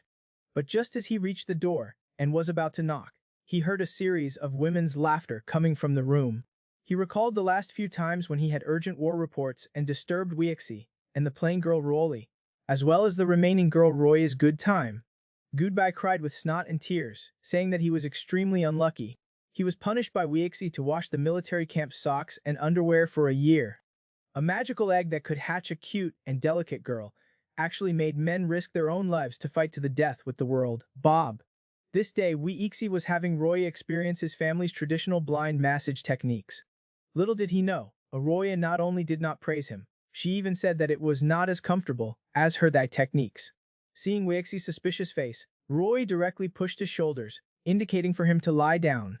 She was determined to open his eyes to it. Originally, Weixi wanted to use the ants climbing a tree technique to let Roy experience it, but Roy wanted the chance to show off in front of him, so he could only obediently lie down and be forced to enjoy the high-level service of the demi-human saintess Roy. Roy was massaging Weixi's shoulders and would ask every now and then if the pressure was enough, if she needed to increase the pressure, and if he felt that her technique was getting more and more refined. Just as Weixi was enjoying the thigh massage technique, Goodbye received an emergency report from the players. They discovered that there were a large number of beast tides in the forest near the city. They were gathering at the city gates and asked Lord Goodbye to quickly report to Lord Weixi. Knowing the seriousness of the situation, Goodbye rushed to Weixi's bedroom without stopping. As soon as he reached the bedroom door and was about to knock, he heard a series of women's laughter coming from inside, causing Goodbye to hesitate. Crying with snot and tears, he recalled the last few times when he had disturbed Lord Weixy's good time with his war reports, and was punished to wash a year's worth of smelly socks from the military camp. Just as Goodbye was hesitating, Ruoyi, who was massaging Weixy in the room, suddenly felt a shake and mistakenly thought that she had pinched too hard. She immediately put on a face full of apology and repeatedly apologized to Weixy, and said that she would be more gentle next time. But Weixy quickly got up to protect Roy and said with a serious face, "It was not me, the ground is shaking. It seems that some giant creature is approaching outside the city." As soon as a giant foot touched the ground, it made a loud noise. It turned out to be an abyssal nightmare-level dragon general. As he moved step by step towards the city gate, the slight vibrations on the ground slowly spread into the city. The soldiers on the city wall had already blown the highest-level war horns, and then ordered the information officer to quickly request support from the inner city. Here, Goodbye, unable to withstand the pressure, steeled himself and barged into Weixy's room to report the situation that the players had discovered to Weixy. Weixy cursed Goodbye for delaying military information and failing to perform his duties, and punished him to wash another year's worth of smelly socks from the military camp. Then he told Roya to go and appease the demi-human group, saying that he was going to go to the city wall to see what was going on. "I guess a big guy is coming." Just then, the system popped up. Daily task has been refreshed. Task 1, kill the lava-struck beast dragon Kasem. Task 2, eliminate the beast nest that was driven here. Task 3, steal the wealth of the lava-struck beast dragon Kasem. Weixy was dumbfounded. There are clearly no dragons in Winter City. What love is this beast dragon coming here for? Then he seemed to remember something. Could it be that mysterious egg? Could it be a dragon egg? And a female dragon egg at that? He imagined hatching a little dragon girl, and then subduing her to become a maid dragon. Weixy instantly perked up, his face full of excitement. He secretly praised the system for being so thoughtful. Before long he arrived at the city wall. While still in the air, he directed the soldiers below, telling them to coordinate with Kelaming and Bane's command to defend the city. Then he dispatched players and crusaders to prepare to go out of the city with him to meet the enemy, giving them 10 minutes to gather. The players all received system prompts. Hidden mission triggered. Follow Lord Weixy to face the beast nest and protect Lington City. Mission rewards: 1. A large amount of experience and superior equipment. 2. The 5 players who kill the most monsters will have the opportunity to receive Lord Weixy's skill teachings. Before long, the team was assembled. As soon as they left the city gate, they were deeply shocked by the scene before them. They saw a 1,000-jang-tall beast dragon with red eyes glaring fiercely at them. That majestic aura made it hard for them to breathe. Then a system voice rang in the players' minds. Follow Weixy's footsteps. He slays the beast dragon's head. You guys help the beast dragon with a pedicure. Reward: bathe in dragon blood. Kill reward pedicure master title. Just then Weixy took the lead. His whole body burst into a brilliant golden light. He charged towards the beast dragon. 1 second, he was still the imposing demon beast warlord. The next second, he fell to the ground, his whole body riddled with hidden weapons. This day, in order to protect the mysterious egg, Weixy led the players to fight against the world boss. A group of players charged fearlessly towards the demon dragon. They frantically attacked the demon dragon's feet, unaware that their attacks were basically just tickling the demon dragon. However, the demon dragon directly breathed out a mouthful of flames, and over a dozen players instantly disappeared. Then it raised its foot and stomped on the players. Just as they were about to be crushed into meat paste, Weixy arrived in time. He grabbed the demon dragon's tail and pulled it back with all his might. The demon dragon's powerful tail coiled around Weixy's waist. It turned its head and opened its mouth wide, preparing to spew a large fireball at Weixy. At this critical moment, Weixy broke free.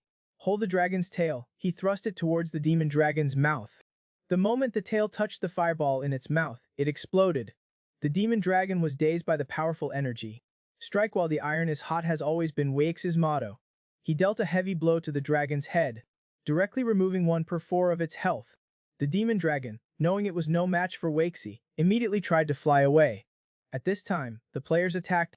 They picked up grappling hooks and kept throwing them at the demon dragon. Although each hook had little force, there were too many players. The demon dragon was firmly held back by the players. Then Waxy gathered his strongest attack. The powerful sword energy condensed into the shape of a lion. Without hesitation, Waxy slashed at the demon dragon. Unsurprisingly, the demon dragon was cut in half. The players all looked on in disbelief. The world boss was actually killed by Lord Waxy in seconds. Then they revealed excited expressions. They looked at Waxy with admiration, secretly rejoicing that they had snagged the villain's spot in the beginning. Then they bathed in dragon blood. The players all had different degrees of improvement in levels and attributes.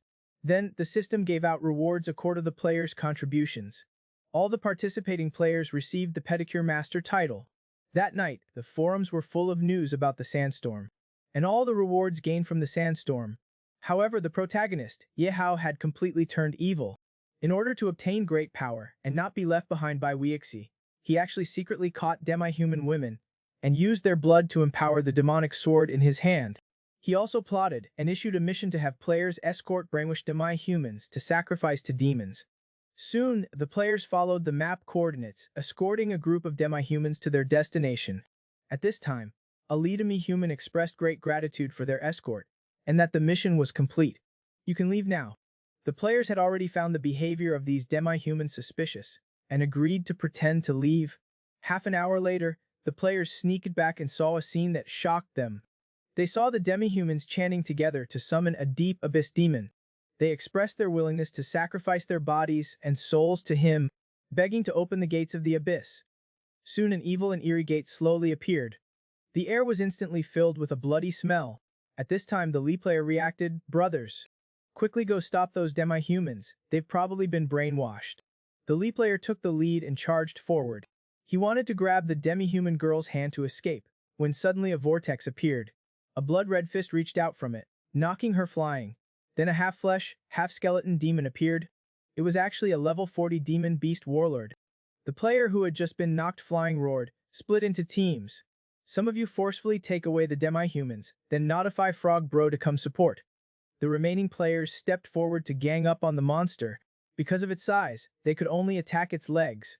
Just then, a sly player picked up a big sword and used a descendant extinguishing sword on the demon beast. He found that the monster's blood was draining in multiples. He quickly shouted, "Brothers, do not attack the legs. Use the descendant extinguishing sword, that's his weakness." As time went on, more and more weapons were stuck on the demon beast warlord's body. After half an hour of constant attacks by the players, the demon beast warlord's health was finally completely depleted. Then came the exciting moment for the players. This was a small boss. Everyone prepare to collect the loot. We've hit the jackpot this time. Just then, a terrifying claw reached out from the portal. Thump!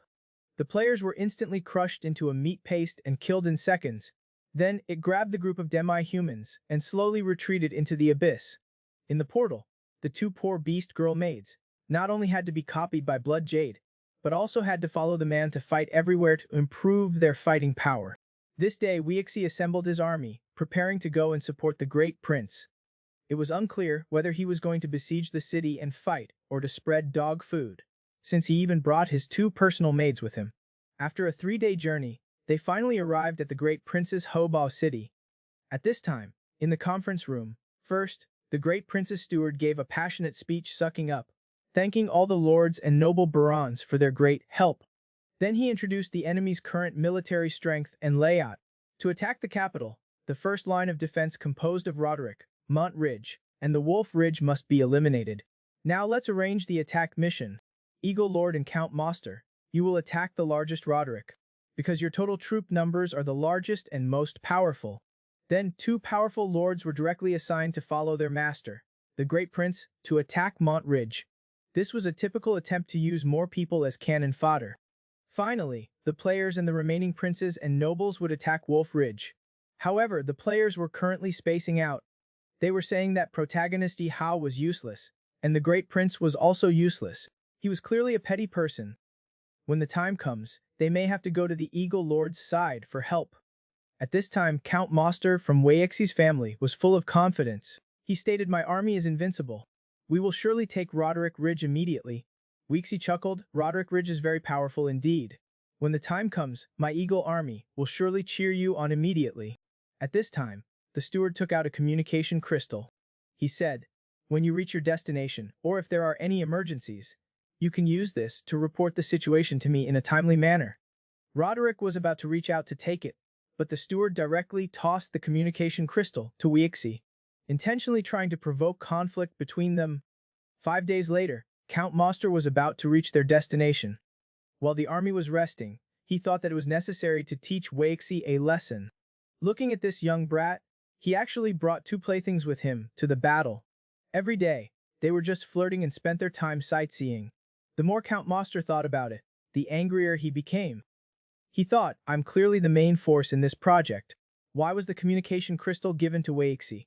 I'm not only going to snatch back the crystal, but also steal his female countess to warm my bed, and I will use his army as cannon fodder for my project. The man of action, Earl Most, dares to think and dares to do. He strode toward the 3 lovebirds. With an arrogant face, he said, did you see the army behind me? Lord Weeksy, if you know what's good for you, you should kneel down and surrender now. Otherwise Weeksy was immediately amused by him. Looking at the ordinary soldiers behind him, he slowly said, with soldiers like yours, you can only be cannon fodder. Seeing that Weeksy had no intention of surrendering, but instead mocked that his strong troops were only fit to be cannon fodder, Earl Most was enraged. You ignorant little brat! I was Lee troops in battle when you were still wearing open crotch pants. If it were not for the imminent battle, I would kill you right now. Hearing this, Weeksy's face instantly turned serious. Being old, you should just stay at home and retire. Why do you have to come out and fight? Then he made a gesture. The next second, Earl Most was pierced through his back by a long spear. His body spurted blood. He tried to say something, but only made gurgling sounds. Then, a black knight lifted him up. He was held up high like a dead dog. Earl Most's army instantly went into an uproar. Many loyal generals roared angrily, avenge the Earl, kill the Eagle Lord, Weeksy. At that moment, beside Weeksy, a group of powerful dark knights appeared out of nowhere. With their war horses, they charged towards them, brandishing their weapons. Before they even arrived, their aura made it hard for them to breathe. An evil and sinister aura permeated the air. The dark knights plunged straight into Earl Most's army, slaughtering the soldiers in droves. After all the loyal generals were killed, large numbers of soldiers dropped their weapons and knelt, begging for mercy. They shouted that they were willing to submit to the Lord. In order to have more cannon fodder for the siege, Weeksy stopped the Dark Knights from killing them. Then he smiled at the 2 maids and said, we're going to attack the city tomorrow. You have to give me a day off tonight. While others were attacking the city, they were showing off their love on the battlefield. The next second, his little darling was critically injured and dying. She spat out blood and collapsed in his arms. This day Weeksy and Earl Most came to provide support. The eldest prince was attacking Rodley. Seeing that they were close to Rodley, Earl Most, for his own selfish desires, wanted to subdue Weeksy. That way he could not only obtain the 2 alluring maids, but also use his army as cannon fodder, and preserve his own strength. Little did he know, the next second, the Dark Knight would kill him. His army also fell to become Weeksy's engineering cannon fodder. A few days later, they finally arrived at Rodley. Looking at the tall city walls, there were actually dozens of destruction-level magic cannons. Weeksy had a headache and took out the communication crystal. He wanted to ask the eldest prince if there were any spies inside the city, so they could do something to sabotage the magic cannons. However, the eldest prince not only did not offer advice, but also encouraged Weeksy to use his army's lives to stop the cannons. Weeksy was so angry that his face turned green, and he directly closed the communication crystal. Roy saw that Weeksy's face was not good and quickly stepped forward to say, as long as the master lets me obtain the right to breed Ning's tadpoles, I can solve this problem. Weeksy was immediately amused. When did my saintess knight become interested in breedpoles? Your little request is approved. Then he said with a serious face, this is no joke. You have to tell me the specific plan. It concerns the lives of the entire army, and it cannot be taken lightly. When he heard Roy was going to use a forbidden art, time condensation, to slow down the magic cannons, attack speed, Weeksy was shocked and immediately refused. He said, this will cause too much damage to your body. However, in order to obtain the right to breed the tadpoles, Roy was determined to use the forbidden art. She directly started begging on the battlefield, Master, just let me try it. After half an hour of Roy's begging, and her repeated assurances that she would only be weak for a few days, and that her life would not be in danger. Weixi reluctantly agreed to her request. At this time, the Rodley city lord also received intelligence from his soldiers. More than 30,000 soldiers had appeared outside the city and were gathering. They were preparing to attack the city. However, the city lord was not worried at all. Only 30,000 soldiers, that's all. He immediately ordered that they did not need to go out to meet the enemy. They could just stand on the city walls and use the magic cannons to attack. Soon, the players and most soldiers were used cannon fodder for the frontal attack. Rodley was attracting their fire. Weixi led his elite soldiers and secretly came to the other side of the city. Looking at the city walls, only 2 magic cannons were left. The rest had all been transferred for support. Weixi directly ordered Sala to launch an attack. The target was to break down the city walls. As long as the Dark Knights could charge in, Sala in the sky was like a meteorite. At an invisible speed, he crashed hard into the city wall. The 5-meter-high city wall was forcefully hit by him, collapsing by 2 meters. The Dark Knights were right behind, about to jump over the city wall. At this moment, the soldiers on the city walls immediately used the magic cannons. They fired wildly at the Dark Knights. At the same time, the Saintess Roya put her hands together, muttering words and using the forbidden art, time condensation. Just as the magic cannons were about to hit the Dark Knights, the magic cannons fired energy balls. The speed of the energy balls suddenly slowed down. The Dark Knights, in the soldiers' terrified eyes, charged into the city. At this moment, Weixi also quickly asked Roya to stop using the forbidden art. He picked her up and soared into the sky. Taking advantage of the soldiers' distraction, he destroyed the magic cannons. Without the threat of the magic cannons, the rest was left to Sala and the Dark Knights. Weixi looked at the severely injured Roya in his arms, feeling distressed. However, Roya was still thinking about the tadpoles. She said that when she recovered, the master must fulfill his promise. At this time, the Rodley city lord was enjoying the service of his maids. A soldier ran in a panic.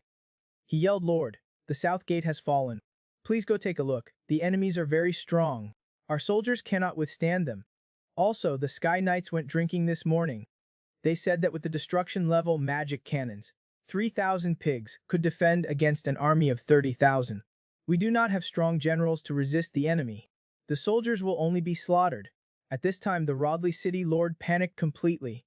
He cursed that bunch of bastards in the Sky Knight Corps, ruined everything. "When this is over, I will definitely give them a hard time." A woman, in order to obtain the right to breed a man's billions of tadpoles, actually ignored the risk to her life and helped him attack the city. However, at the moment she was seriously injured and dying, Loli actually took advantage of the situation and wanted to snatch the right to breed the tadpoles. This day, Weixi was having a headache over the city attack. Just because the city walls were high and there were dozens of powerful magic cannons, Roy, seeing that the time was right, quickly stepped forward and said that she could take care of those magic cannons. But afterwards, the master must hand over the project of billions of tadpoles to her. When Sarah secretly forced her way through the city walls, the Dark Knight followed closely behind. At this time, the soldiers, realizing what was happening, quickly manipulated the Magic Island cannons and continuously attacked the Dark Knight. Roy also at this time used near-attribute light, which caused great harm to her body, to condense the Magic Island cannon attack. When it was 3 meters away from the Dark Knight, it was suddenly frozen in place. Then came the Dark Knight and Sarah's slaughtering performance in the city. Ruoye, who was suffering from the backlash of the forbidden technique, was already severely injured and collapsed in Weixi's arms. But her eyes were emitting a golden light. She said to Weixi, "The rights to cultivate billions of tadpoles are mine." Weixi, who was heartbroken for Roye, could only vent his anger on the city lord. He charged into the city lord's mansion alone and started a killing spree. The city lord was also a ruthless man. In order to cast a high-level shield to buy time, he actually pushed his 18th concubine out to block the attacks. Just as the 18th concubine was being smashed to pieces, the city lord successfully activated his shield. High behind the golden light shield, the city lord mocked Weixi crazily, "You little brat, hurry up and put in some effort. When my Sky Knight Corps arrives, it will be your doom." Weixi leaped up, and his great sword in his hand crazily slashed at the shield. After 81 slashes, the shield was still completely intact. Seeing how hard the city lord's shell was, Weixi raised his finger and directly summoned wraiths. Soon, a group of wraiths, under Wiexi's command, were constantly devouring the shield's energy. After 8 minutes of biting, the The shield finally ran out of energy and shattered. The city lord was also annihilated. At this moment, the players in the army, under the command of Killaming, charged directly towards the city gate. After a day and a night of slaughter, Weixi, exhausted, was in the war room. With his eyes closed, he asked Loli how Roya's treatment was progressing. However, Loli directly hugged Weixi and said, "After my hard work, Roya is fine. She will recover after a few days of rest. Master, should not you give me some reward?" Then she took Weixi's hand and said coquettishly, "That big project of yours to cultivate trillions of tadpoles, give it to me. And I'm also a healing-type archmage. I'm simply your perfect choice." Just when Weixi was about to give in, Goodbye rushed in and shouted, "Lord, there's information." He stood there blankly before he could even finish the two words. Then Goodbye, with Weixi and Loli giving him disgusted looks, said awkwardly, "Lord, there are two players from Chengguang Town who specifically want to see you." Weixi was confused. "Players from Chengguang Town are here to see me. Could it be some kind of conspiracy? But in the face of absolute strength, all conspiracies are useless." Just at this moment, Loli suddenly whispered, "Master, we have not finished our business yet. Why do not we see those players later?" Weixi shuddered, and with Loli looking at him with a face full of anger, he quickly said, "The matter at hand is important." He told Goodbye to quickly bring the players in. Soon Froggy led a teammate to Weixi's presence. He first greeted Weixi, and then said that he had important information to tell. After Froggy's explanation, it turned out that the eldest prince was a mutated vampire. The attacks on the royal capital and the Holy See were all a scam. He actually wanted to use the dead soldiers to summon a legion of undead. He wanted the battlefield to slowly spread from the royal capital to the entire empire, until the empire became a sea of undead. Then he would be the new king of the undead army. Although Weixi was shocked, he still acted nonchalantly on the surface. He said indifferently, "Oh, I see." Then he said, "Although it's not very important information, you can still ask for a reward. As long as it's not too much, I'll satisfy you." At this time, Froggy's eyes lit up. He thought, "I've been waiting for you to say that." But he still asked weakly, a medium to excessive request, "Is that okay?" Weixi's face twitched slightly. He cursed inwardly at these shameless players, but still waved his hand and said, "Tell me what it is." When Froggy stated the reward he wanted, both his teammate and Weixi were shocked, because Froggy actually wanted Weixi to help him kill the protagonist. Yeeho! Look, this man was not only struck by lightning, but also chased by lightning for 3 streets, and the most important thing, that lightning was actually cast by his maid. In order to break through the royal capital's city gate, the soldiers pushed out the Nanfang Express with 38 nuclear warheads. As soon as it approached, the magic cannons on the city walls let out a series of loud booms. Countless fireballs smashed towards the soldiers. At this critical moment, the magician quickly cast a shield. The moment the fireballs and the shield made contact, small mushroom clouds burst forth. With the slow advance, they finally arrived at the city gate. The Nanfang Express, under the soldiers' control, was violently slamming into the city gate. Just then, the only hell-level magic cannon on the city wall unleashed a powerful attack. The necromancer, seeing that the city gate had not been breached, could only grit his teeth and go forward to block it. That attack had the power equivalent to a 39-ton nuclear explosion. Such a fierce battle made Sarah's blood boil. Several times, she wanted to abandon the demi-human woman who was casting magic and go alone to participate in that exciting and stimulating battle. The mermaid, with Sarah's protection, was able to perform exceptionally every time. Seawater crashed, creating a 99-meter-high wave on the city wall. Many of the defense soldiers were knocked down by the seawater and drowned. Weixi picked up Loli and leaped onto the city wall and laughed loudly. "The old pope has already run away. You little minions, why are not you surrendering?" At this time, the Holy Temple Knights on the city wall not only had to face Weixi's attacks, but also had to prevent being swept away by the waves. But they all unanimously chose to fight to the death. It turned out that their trump card was the small potion in their hands. The knights who drank it quickly had transformed into bloodthirsty demons. Tiger Girl Loli felt the demi-human blood in that potion. This should be the enhancement potion made by the Holy See after killing demi-humans. We need to enhance our support. Soon, the Holy Temple Knights below underwent a complete transformation. They all turned into different kinds of beasts. Weixi looked at them and sneered, saying, "Today, I will show you what true support enhancement is." Then, Loli cooperated by using her support skills, directly increasing Weixi's defense by 50%. His health regeneration ability was increased by 70%. and most terrifyingly, his speed was increased by 90%. Seeing the beasts in various forms charging at him, Weixi told Loli to step back and protect herself, then charged forward alone. He killed them one by one as easily as slicing through watermelons. But their real target was actually Loli. A monster transformed into a scorpion broke through Weixi's defenses, the poisonous tail stabbing fiercely towards Loli. Weixi heard Loli's exclamation, his performance faltering and immediately breaking out in a cold sweat. But it was too late for him to rescue her. Just as the Stinger was about to hit Loli, a black shadow shot out of Loli's shadow. It collided fiercely with the Stinger. It turned out that Yui had been Hein Loli's shadow, secretly protecting her. Just at this moment, the only air force of the Maid Corps, the female warrior, also arrived at the battlefield. She seemed to be searching for something in the air. Then she looked at Weixi with a wicked smile. At this moment, the werewolf who was fighting fiercely with Weixi suddenly raised his head, because he felt a powerful current in the sky. A powerful current was spreading. It turned out that Bai Yo was emitting surges of lightning. He flew towards them excitedly. Just as he reached their heads, he unleashed a group lightning spell. This spell was simply a great weapon of war. The Holy Temple Knights, who had been turned into beasts by the Berserk, returned to human form as soon as they were hit by the lightning. A chorus of wails echoed throughout the entire royal capital. Of course, there were also our Lord Weixi's screams in the mix. He cried and cursed Bai Yao for using his position for personal revenge. Actually using lightning on me in public, although Bai Yao was smiling, he exclaimed, "I'm sorry, master. It was not intentional." The sealed mermaid, Bubble, was heartbroken. She kept begging Sala to let her out. "If we die, we'll die together." She was originally a quiet, gentle woman, but now she had become a cold-blooded, ruthless killing god. She rushed into the beast horde and performed a tiger-like operation. Wheel a large broadsword in both hands, she attacked with powerful swings. She was driving a group of enhanced orcs into retreat. Smelling the blood on the orcs, Yu was filled with sadness. That was the unique blood aura of the demi-human race. As Yui's hatred value soared, her combat power also increased greatly.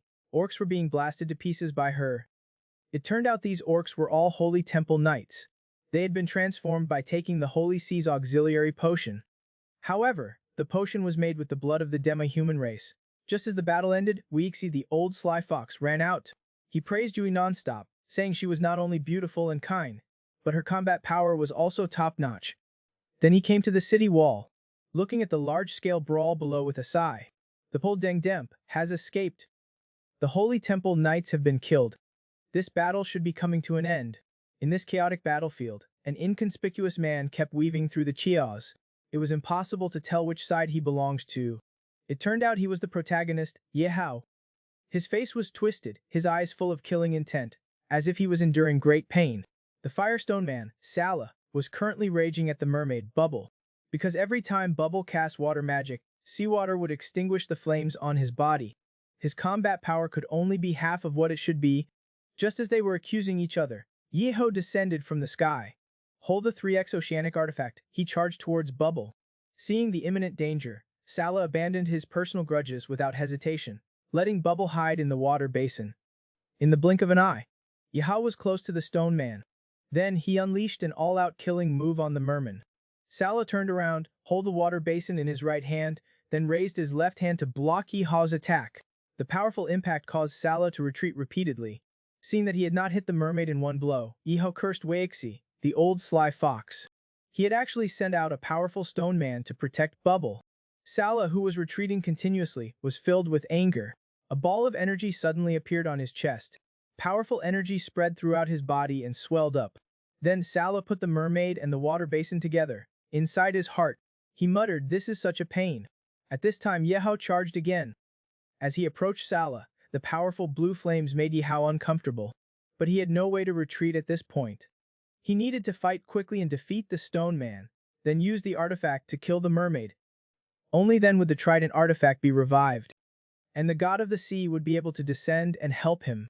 To defeat Sala, he had to find his weakness. Yeho relied on his agile movements, constantly circling around Sala. When Yeho attacked Sala's heart, that energy ball, Sala immediately became tense. He unleashed power beyond his own limits, punching Yeho and sent him flying. Although he was sent flying, he had a sneer on his face. "You damn stone man. So the weakness is that crystal energy ball, huh? Next, it's time to end the battle." Then Yeho used his agility advantage, first attacking Sala's leg joints. Under his frenzied hacking, small pieces of stone were shattered and fell off. Sala kept roaring with unwillingness. He had all the abilities, but could not use them. He cursed Yihao as a shameless villain, daring not to fight him fairly. After 3 minutes, Yihao had almost crippled Sala's legs.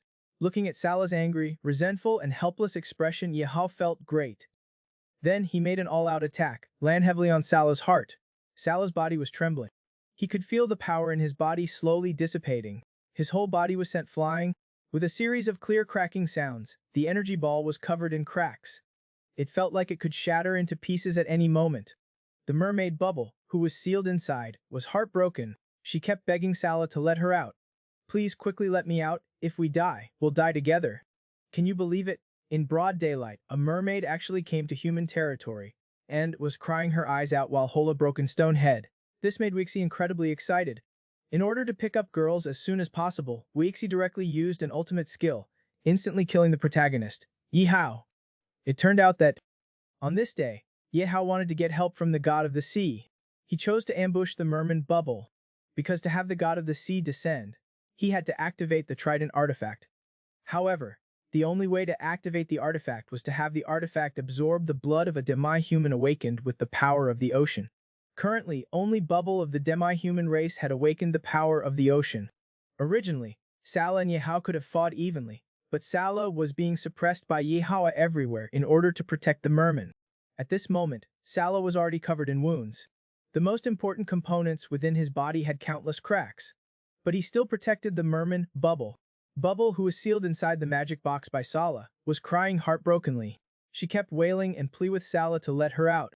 "Even if we die in battle, we'll die together." Seeing that the magic box was covered with cracks, Yihao was filled with excitement. As soon as he shattered the magic box, Sala would die, and the mermaid Bubble would be a fish on a chopping board. He could do whatever he wanted. Sala knew that he would not escape this calamity. Secretly, he told Bubble to hide inside his ribs and not come out later. Then he started mocking Yihao. "Your beloved goddess Roy is now my master servant. You're just a pathetic castaway, a single dog who's lived for 30 years. Yihao was attacked by Sarah's words, deeply hitting his weak spot. The humiliation that had been hidden deep inside him burst out. Yihao was furious and started slashing at Sarah like a madman. At this time, Bubble's unease was growing stronger and stronger. She struggled and cried, begging Sarah to let her out so they could fight together. Sarah acted like she could not hear her. Waiting for Yihao to get closer, she quickly sealed Bubble in her chest cavity. Then she took out the magic box from within her body and quickly threw it at Yihao. The moment the magic box touched Yihao's body, a destructive power erupted from inside the magic box. With a loud bang, only the torso and above of the stone man remained. Yihao had long since disappeared. Bubble did not know what to do. She stared blankly at the rubble on the ground, tears of pain streaming down her face. Her mind recalled her time with Sarah every little moment. She recalled the stories about Azeroth that the big stone man had told, recalled in Lingdong City when she kept asking all kinds of questions. Although the big stone man always looked annoyed, he would always patiently answer. Every time she asked, "Are we good friends?" the stone man would always say with a haughty expression, "How could the great Hellfire Lord Sarah be friends with a mermaid?" Every time she splashed water on him, Sarah would always look furious, saying that if she did it again, he would turn her into a grilled fish boat. But all of this disappeared with a loud bang. Wixie, who was on the city walls, was also startled by the sound in the distance. Looking in the direction of the sound, he saw a power burst out in the distance, a power that even he found difficult to resist. First he was stunned, and then his face was filled with terror, because in his memory, Sarah and Bubble were in charge of that area. And looking at the blue flames, it was clearly Sarah who had unleashed them. Then the system voice rang in his mind. Hellfire Lord Sarah has sacrificed herself heroically. Wixie directly picked up Loli next to him. He yelled, "Roy, come me quickly, Sarah is dead. Go save Bubble." Soon after, they arrived at the battlefield. A huge pit appeared in front of them. Loli and Roya kept calling out to Bubble, "Where are you?" Loli went straight to the bottom of the pit. The stone man, who only had half of his body left, went to her, and then used the magic with the best single target healing effect, trying to save him. However, Wixie told him not to bother. Sarah was completely dead. The most urgent thing now was to find Bubble. Just as he finished speaking, Wixie saw the protagonist, Yihao, not far away. At this time, he was lying in the rubble, unconscious. His body was still covered in blue flames. Ruoye looked at her ex-boyfriend, wondering how he had appeared here and killed the big stone man. Weeksy was thinking that he had not received a system notification about Yihao's death, so he guessed that he must not be dead yet. He took out his greatsword and rushed to finish him off, gritting his teeth. You killed my subordinate and put my maid's life in danger. Today I will definitely kill you. Just at this moment, good news came from Loli's side. They found Bubble under the stone man's ribcage, and that she had only passed out and was not in any mortal danger. Weeksy was heartbroken at losing a great general. He ruthlessly slashed at the unconscious Yihao to end his life. Roy also noticed something. She quickly called Weixi over to look at a piece of rubble. It was covered in mysterious patterns. Weixi analyzed with a low mood. This should be Sarah's magic box. He wanted to protect Bubble, so he took out his magic box and then self-detonated it, wanting to die together with Yihao. At this time, after Loli's treatment, Bubble had long since woken up. She was Hulsar's head, crying softly. This was originally a cold, rotten corpse, but suddenly his body was covered with blood vessels, and a continuous low growl was coming from within. Weeksy only glanced at him, and his soul was trapped in a deep nightmare, unable to free itself. The next second, the man became like a walking corpse, completely unconscious. He picked up his greatsword, ready to slit his own throat. This alarmed Loli, and she directly hugged his arm, shaking him, crying, "Master, wake up, you're possessed." At this critical moment, Roya teleported and knocked Weixi's weapon away. Loli held onto Weixi's neck tightly and used a super evolution and healing spell. Soon Weixi's consciousness slowly recovered. Recalling that strange scene just now, his scalp went numb. He shouted, "Thank goodness for you guys. Otherwise, I might have clocked out early." It turned out that Sarah had died on the spot from self-detonation. In order to protect the mermaid Bubble, Weixi arrived at the scene with Roy and Loli in time, saving Bubble. But she held Sarah's head and refused to leave, no matter what. Angry, Weixi rushed to the protagonist Yihao's corpse and added a few more slashes to vent his anger. Seeing that at this rate, Bubble would also die from grief, he could only ask the system if there was a way to resurrect Sarah.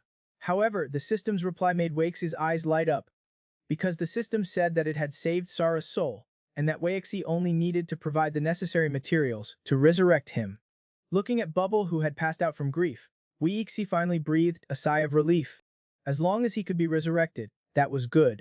Then, while Roye was looking around, he asked the system what materials he needed to resurrect Sarah, and whether he could gather them with his current strength. The system's mechanical voice sounded, "Requires 1 high-level demon star, 200,000 pieces of starlight steel, and 100,000 pieces of adamantine rock flowers. Then use a god-level flame to recombine them. Most importantly, you also need a master-level dwarven craftsman." Weixi rolled his eyes, saying that was not very friendly. To resurrect Sarah, you actually have to use a living person as a material. What if something goes wrong and the dwarf takes over his body? The system yelled at Weixi, saying he was an idiot. The dwarven craftsman is not a material. He's just needed to help forge Sarah's body. Weixi was embarrassed. He could only blame the system for listing the dwarf as a material, deeply mislead his thinking. Just at this moment, a loud bang came from behind him. Then, he saw Roy looking terrified, constantly backing away, as if something terrifying was coming for her. Weixi saw that Roy was about to fall, and quickly stepped forward to support her. Then he followed her gaze and saw not far away Roy's ex-boyfriend, Yihao, staggering towards them. When they looked closer, they realized that Yihao had no expression on his face, and his eyes had no pupils. He was also constantly making some unintelligible growling sounds. Weixi was stunned. Was not Yihao dead? I personally went up and finished him off with a few slashes. Then he asked Roy if she knew what was going on. Roy said that she did not know either. She just felt a strange energy coming from that direction, and walked over curiously to investigate. But her ex-boyfriend suddenly rose up like a zombie. The wounds on his body were still oozing a dark red blood. It was sticky and gave off a full stench. Turns out the loud bang was when Roy kicked away Sarah's foot bone. It was just to stop her ex-boyfriend from moving forward. Then Weixi stared intently at Yihao not far away. He discovered that his body was indeed covered in streaks of blood, and a creepy, terrifying voice was continuously coming from his mouth. Then Weixi felt as if his soul was stuck to something. The more he struggled, the deeper he felt he was sinking, and finally slowly lost consciousness. However, in reality, Weixi suddenly looked blank. He held his greatsword to his neck, ready to end his glorious life with one stroke. Ruoye, with a look of horror, asked Lord Weixi, "What are you doing? Can you hear me? Do not scare me," Seeing that something was wrong, Ruoi, with a dark face, directly knocked Weixi's weapon away with her sword. It was also at this moment, Lolicly hugged Weixi. While shaking his arm hard, she shouted loudly, Master! Master, wake up, you are under a demon spell. Seeing that Weixi had no reaction, Loli hugged his neck and used a super evolution skill. Then she used a healing spell. Before long, Weixi's consciousness slowly returned. Recalling that strange scene just now, he instantly felt his scalp crawl. In order not to let the tragedy repeat, Weixi decided he had to kill him no matter what. Just then, Ye Hao's whole body sprouted blood threads that looked like tentacles. Weixi told them to be careful and not to touch those tentacles. Then he opened Ye Hao's attribute information. Ye Hao, strength level 5673, skill slot equipment slot. Then the system voice came. Detected that the wounded were infected by Ye Hao's contaminated power. There is a high chance of being infected. Please kill the contaminated protagonist Ye Hao immediately.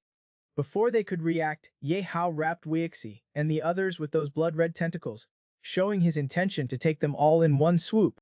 In order to protect his two loyal maids, Weixi jumped above Ye Hao and started to humiliate him. Hello, ex-boyfriend. Ru is my woman now. I'll definitely burn a copy for you at the full moon celebration. Do not worry about not getting an invitation. Weixi and Ye Hao were locked in a fierce battle.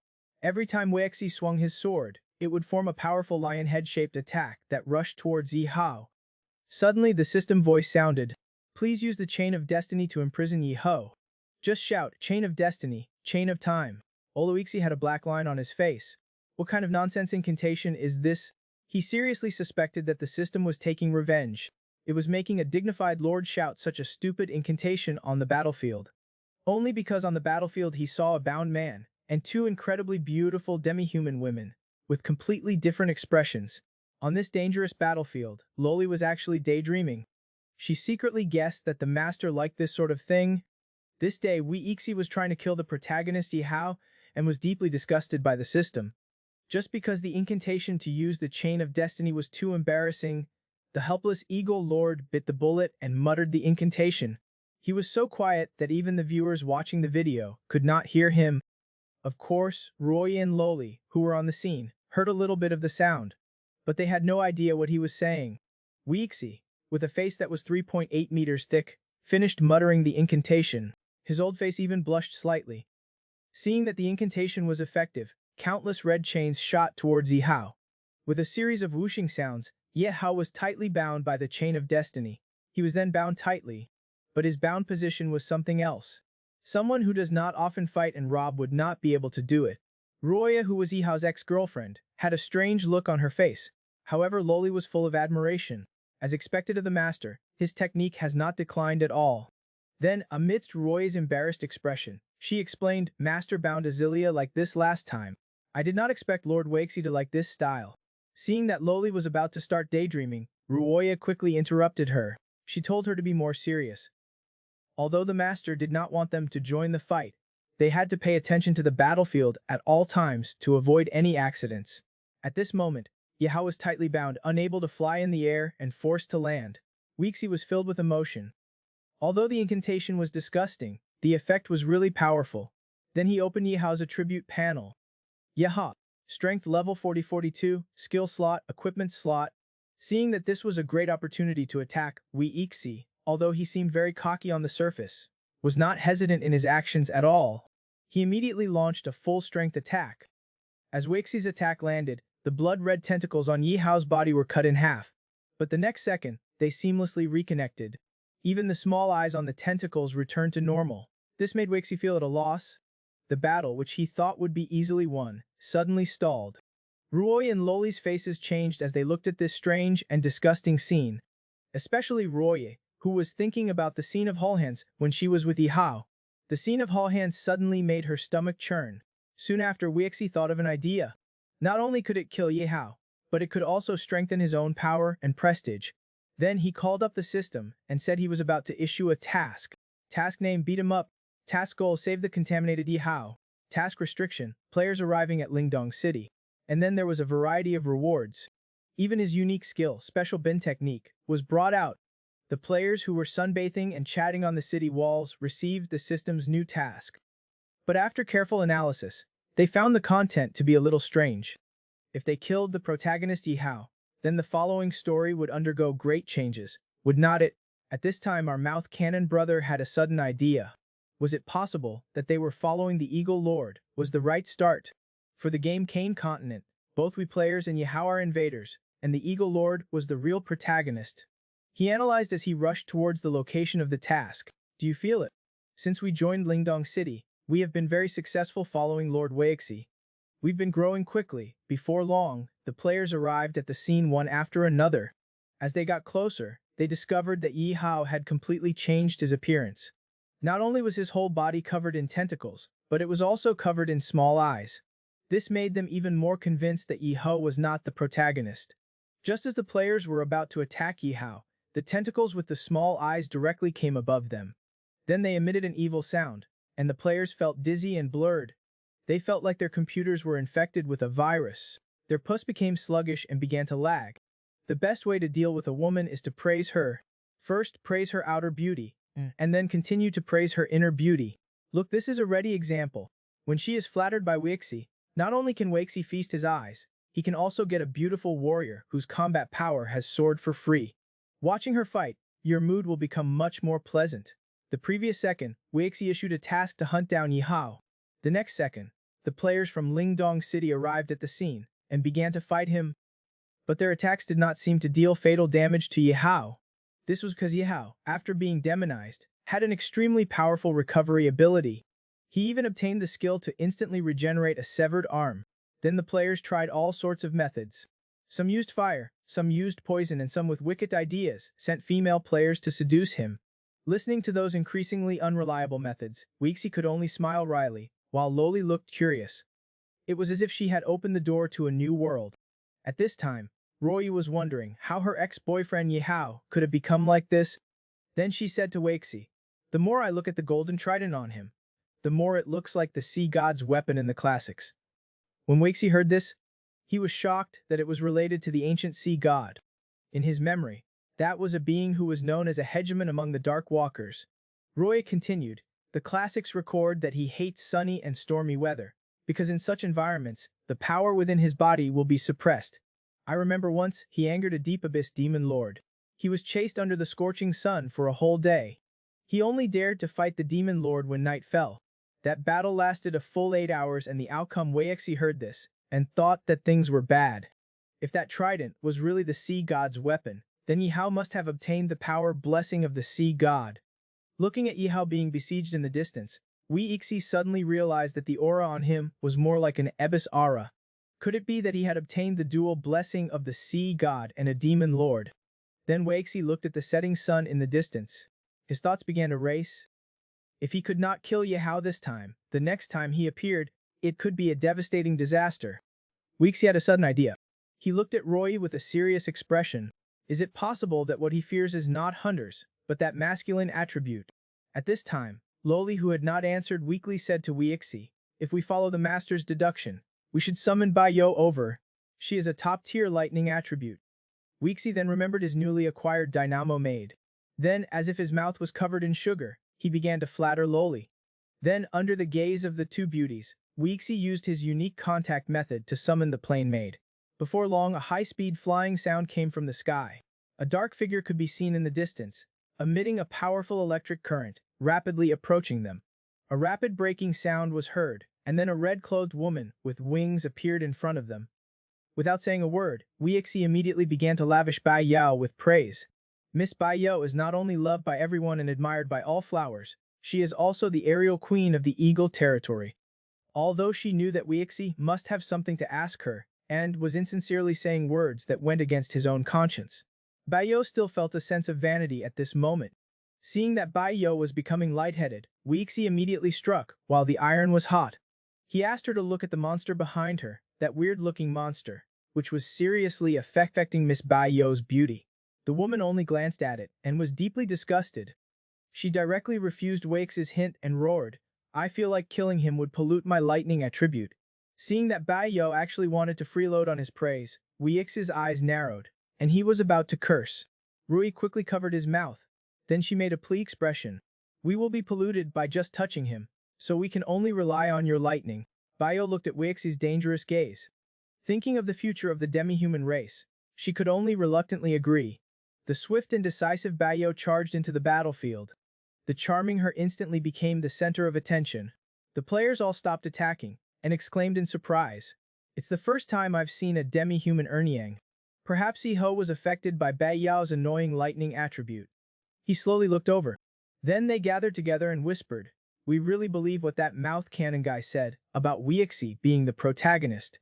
Otherwise, how could he have collected so many of them?" Just then, Bayo shouted, raising both hands towards Yihao, and unleashed her most powerful lightning attack, preparing to kill this disgusting monster in one blow.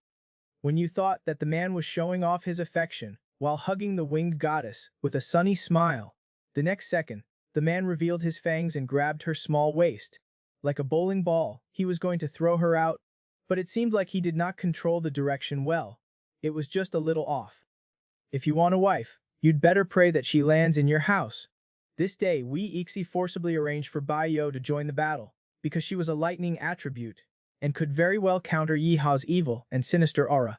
Although Bayo wanted to resist, she knew that Wei Ixi, this old scoundrel, was despicable and shameless. In the end, she lowered her proud head to the dark forces. In the end, she could only release all her unhappiness in the form of energy, attacking Yihao. Yihao, who was demonized, was originally afraid of masculine power. The moment Bayo flew over, all the small eyes on his body opened. A sinister and terrifying curse spread from his body. The players were instantly shocked. They knew that this move could affect their resistance speed. And at this time, Bayo, who was unleashing the power of lightning, was affected by the evil curse. Her body suddenly stopped, and the powerful attack actually missed by a full 30 seconds.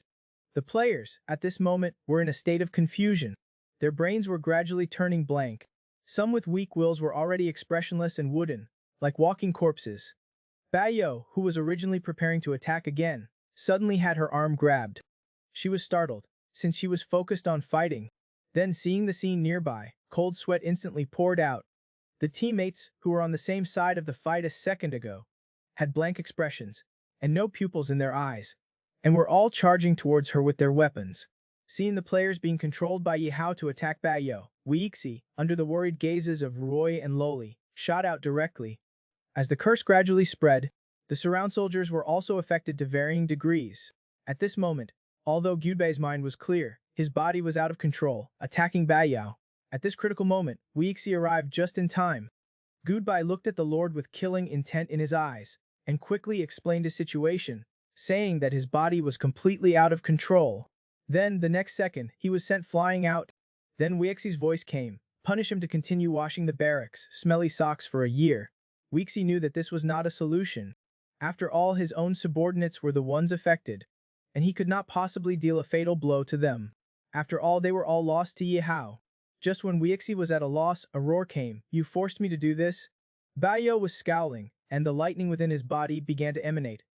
The surround players and soldiers were directly electrocuted until their bodies were stiff and they fainted. As Bayo's body became surrounded by lightning attributes, the curse actually lost its effect on him. Then the battlefield became his own stage. Everywhere he went, players and soldiers turned into a pitch-black, charred mess. Wei Ixi suddenly noticed that Loli and Roy, not far away, did not seem to be affected much. The only thing they had in common was that their demi-human bloodlines had awakened. Added to Bayo's performance on the battlefield, Wei Ixi was increasingly certain that the awakened demi-humans had a great resistance to the old god's curse. He then thought, the reason the old god chose awakened demi-humans as parasitic vessels was very likely because they had an almost perfect resistance. To get to the bottom of it, Wei Ixi called out loudly to Roy and Loli, asking them to come over for a moment, as he needed their help with something. The two girls, already possessing unparalleled beauty and near-perfect figures, walked hand in hand towards Wei Ixi. Especially the mischievous Loli, who was also wiggling back and forth. Wei Ixi calmly arranged their tasks. "You must quickly take the nearby soldiers to a place 100 meters away, and then Loli, use your evolution skill to dispel their curses. When you're sure the curse in their bodies has been completely removed, have them stay away from here." As soon as he finished speaking, Roy directly grabbed Loli's tail and flew off. It was because she found Loli's speed too slow. She was only thinking about completing the task her master had given her, as soon as possible. At this time, Bayo was already going crazy on the battlefield. All the soldiers who touched him turned into black-faced, curly-haired figures. Weeksy watched as his soldiers fell in droves and quickly stopped him. With his battle mode deactivated, Bayo immediately became petite and adorable again. Weeksy had absolutely no mood to admire him at this time. He directly asked, "Do you have a special move?" Called power plant coverage. After getting Bayo's confirmation, Weeksy immediately stated his idea, asking Bayo to directly use this skill to cover Yi Hao, so that his curse could not spread. Watching the soldiers controlled by the curse, protecting Yi Hao, Bai Yao indicated that he could not get past them without hurting them. Weeksy directly pulled him over, saying that he had a way. Then he picked up Bai Yao and gave him a kind and friendly smile.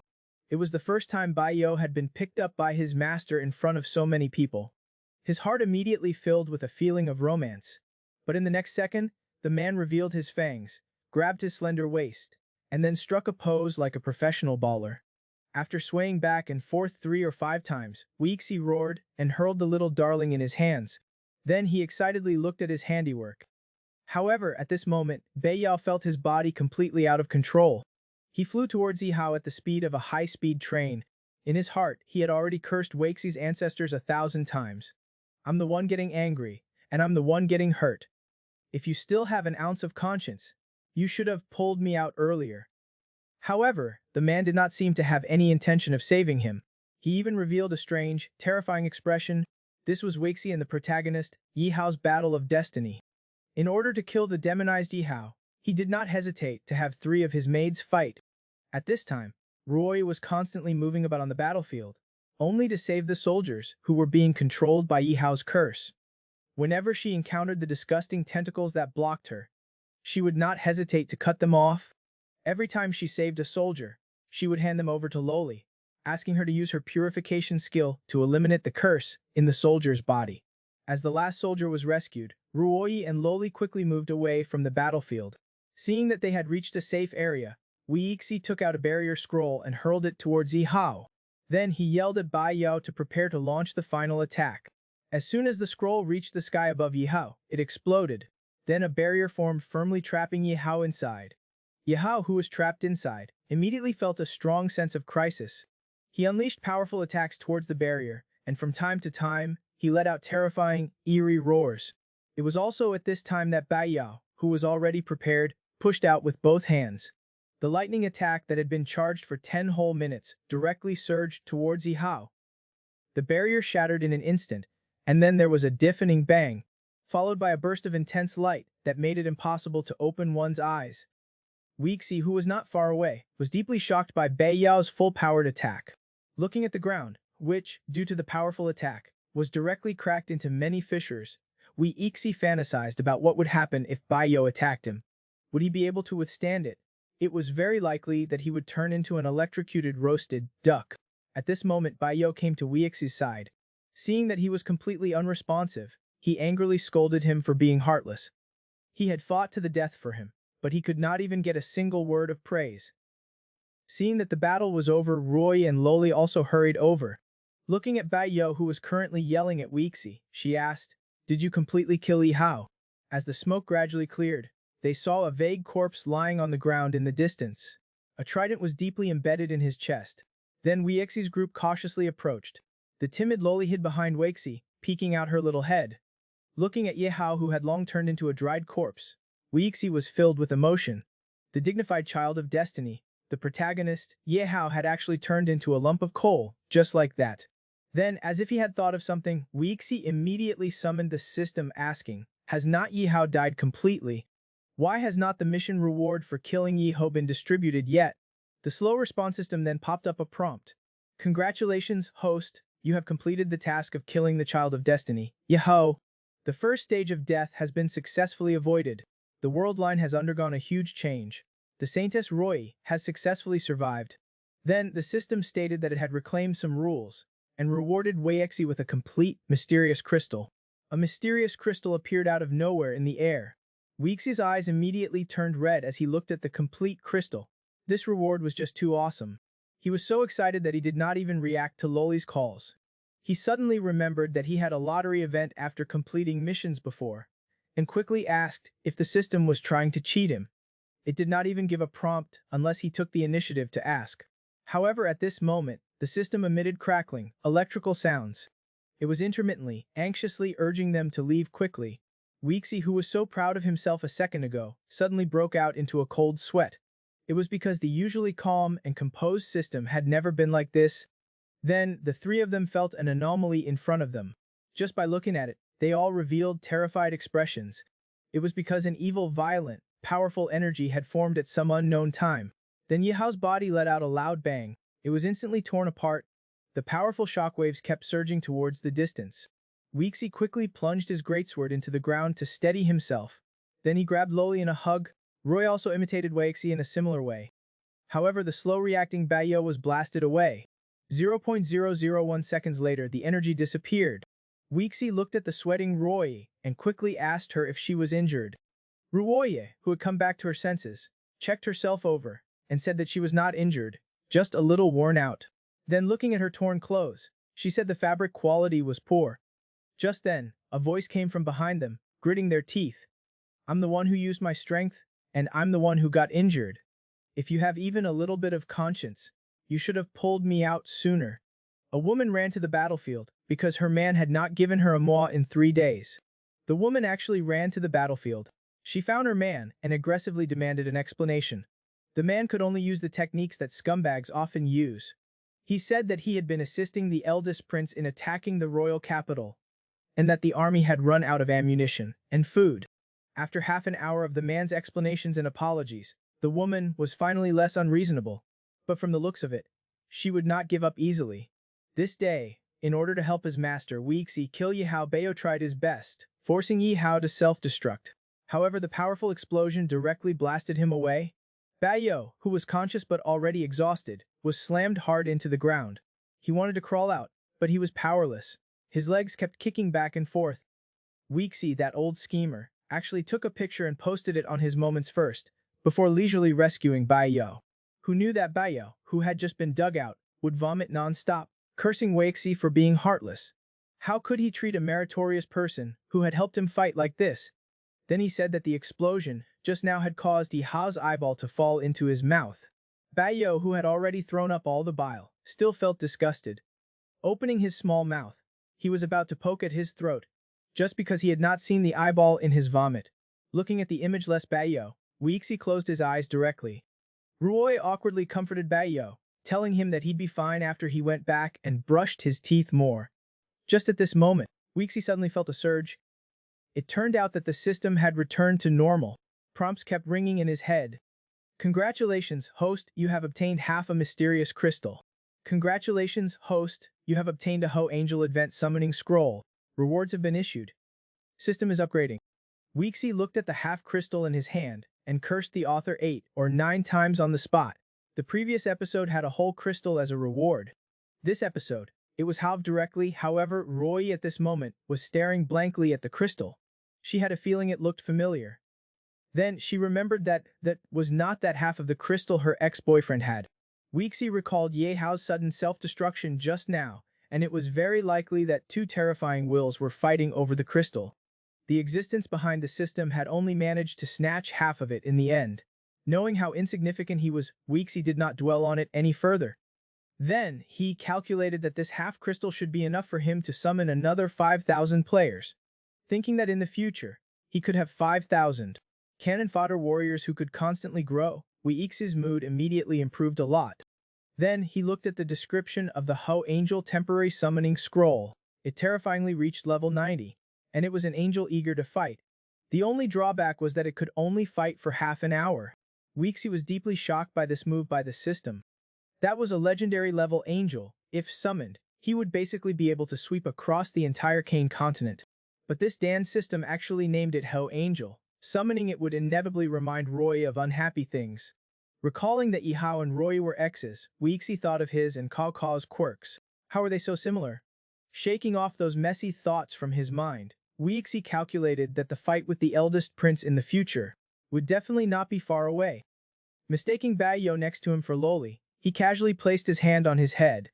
Bayo, who was already seriously dissatisfied with Weeksy, immediately started to act up, throwing a tantrum at him. He cursed Weeksy for being heartless. He was clearly the biggest contributor, but in the end, he got nothing. After Weixi realized his mistake, he quickly used his scumbag techniques. First, he found a bunch of excuses, saying that he had been mentally and physically exhausted due to the war recently, and then he swore to him that he would definitely compensate him in the future.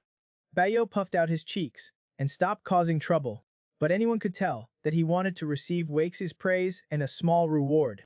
He wanted to reward him with a mua, but then he remembered that he had not brushed his teeth since eating Yihao's eyeball. He immediately turned around to leave. The moment he turned around, Bai Yao directly unleashed an attack.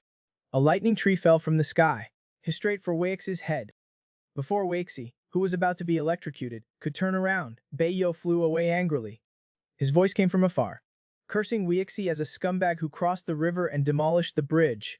Although Loli felt sorry for Weixi, she also looked at him with blame. Master, what you did this time was a little too much. Weixi scratched his head and said that he had been under a lot of pressure recently. He wanted to tease him to lighten up the mood, but he did not realize that he had overdone it. Then he asked them what to do about the next battle. Roy knew the difficulties Weixi was facing at the moment. Although they had obtained many rewards from the battle with Yihao, the number of warriors killed by Yihao was also countless. Looking at the small number of soldiers that he and Loli had rescued, they were still unconscious at the moment. Even if they could wake up, they probably would not be able to participate in battle for a short time. Just then Weixi had a flash of inspiration. Is not this a good opportunity? We'll take this opportunity to withdraw from the battlefield and play dead, then rest and recuperate. We'll sit back and watch the tigers fight. This way, it is likely that the final winner will be us. What these old schemers were up to should be self-evident. Weixi and Loli's expressions were normal, but Roy's small expression was simply amazing. Deep within the royal capital, Saintess Anna was currently worshipping a stone dragon statue. Just as she was piously kneeling and worshipping the stone dragon with her hands clasped together, a series of noisy voices came from outside, calling her name. Disturbed Anna's face darkened in anger. Even if you're the Pope, interrupting a sacred prayer is indirectly disrespectful to God. However, the Pope told her that the situation outside was urgent. The eldest prince used plagues and summoned the undead, and his army had already captured Fire Dragon City. Also, that Eagle Lord is a tough nut to crack. He's very powerful. What stage has your bloodline awakening reached? Anna directly used the void flames within her, saying that she had already touched the second stage, but it was still too difficult to break through, and that she needed to slowly comprehend it over time. The Pope knew that the situation outside was critical. In order to help her break through the second stage bloodline awakening sooner, he summoned the Valley God to descend, directly asking her what help she needed. He would risk everything to complete it. Anna looked at the stone dragon with a pious expression. She slowly said that in order to gain the help of the war and fire god, they needed to fight an earth-shattering war. The void flames shone around the stone dragon, making the stone dragon more evil and sinister. Also, since they were so eager for victory, let them come to the royal capital for a final showdown. Then, with a look of anticipation, the royal capital will become a large-scale arena. And this is exactly the kind of enlightenment I need. When I awaken the second-tier bloodline, I will become my lord's most perfect weapon. Then he urged the skeleton pope to quickly intensify the fighting. The more intense it is, the more deaths there will be, and the faster my enlightenment will be. After the skeleton pope left, Anna leaned against the stone dragon and gently wiped off the dust. She whispered, "Master, do not worry, I will soon become your perfect great prince." Meanwhile, because there was a necromancer on the battlefield, the dead soldiers were continuously summoned as undead. At this moment, the undead army had reached a terrifying number.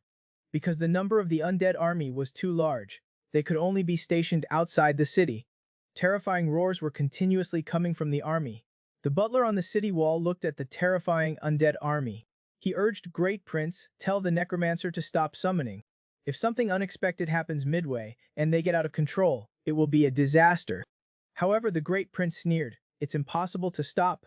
Whether they are out of control or not, it's the same. If they really go out of control, then there will be more warriors, who will become members of the undead army."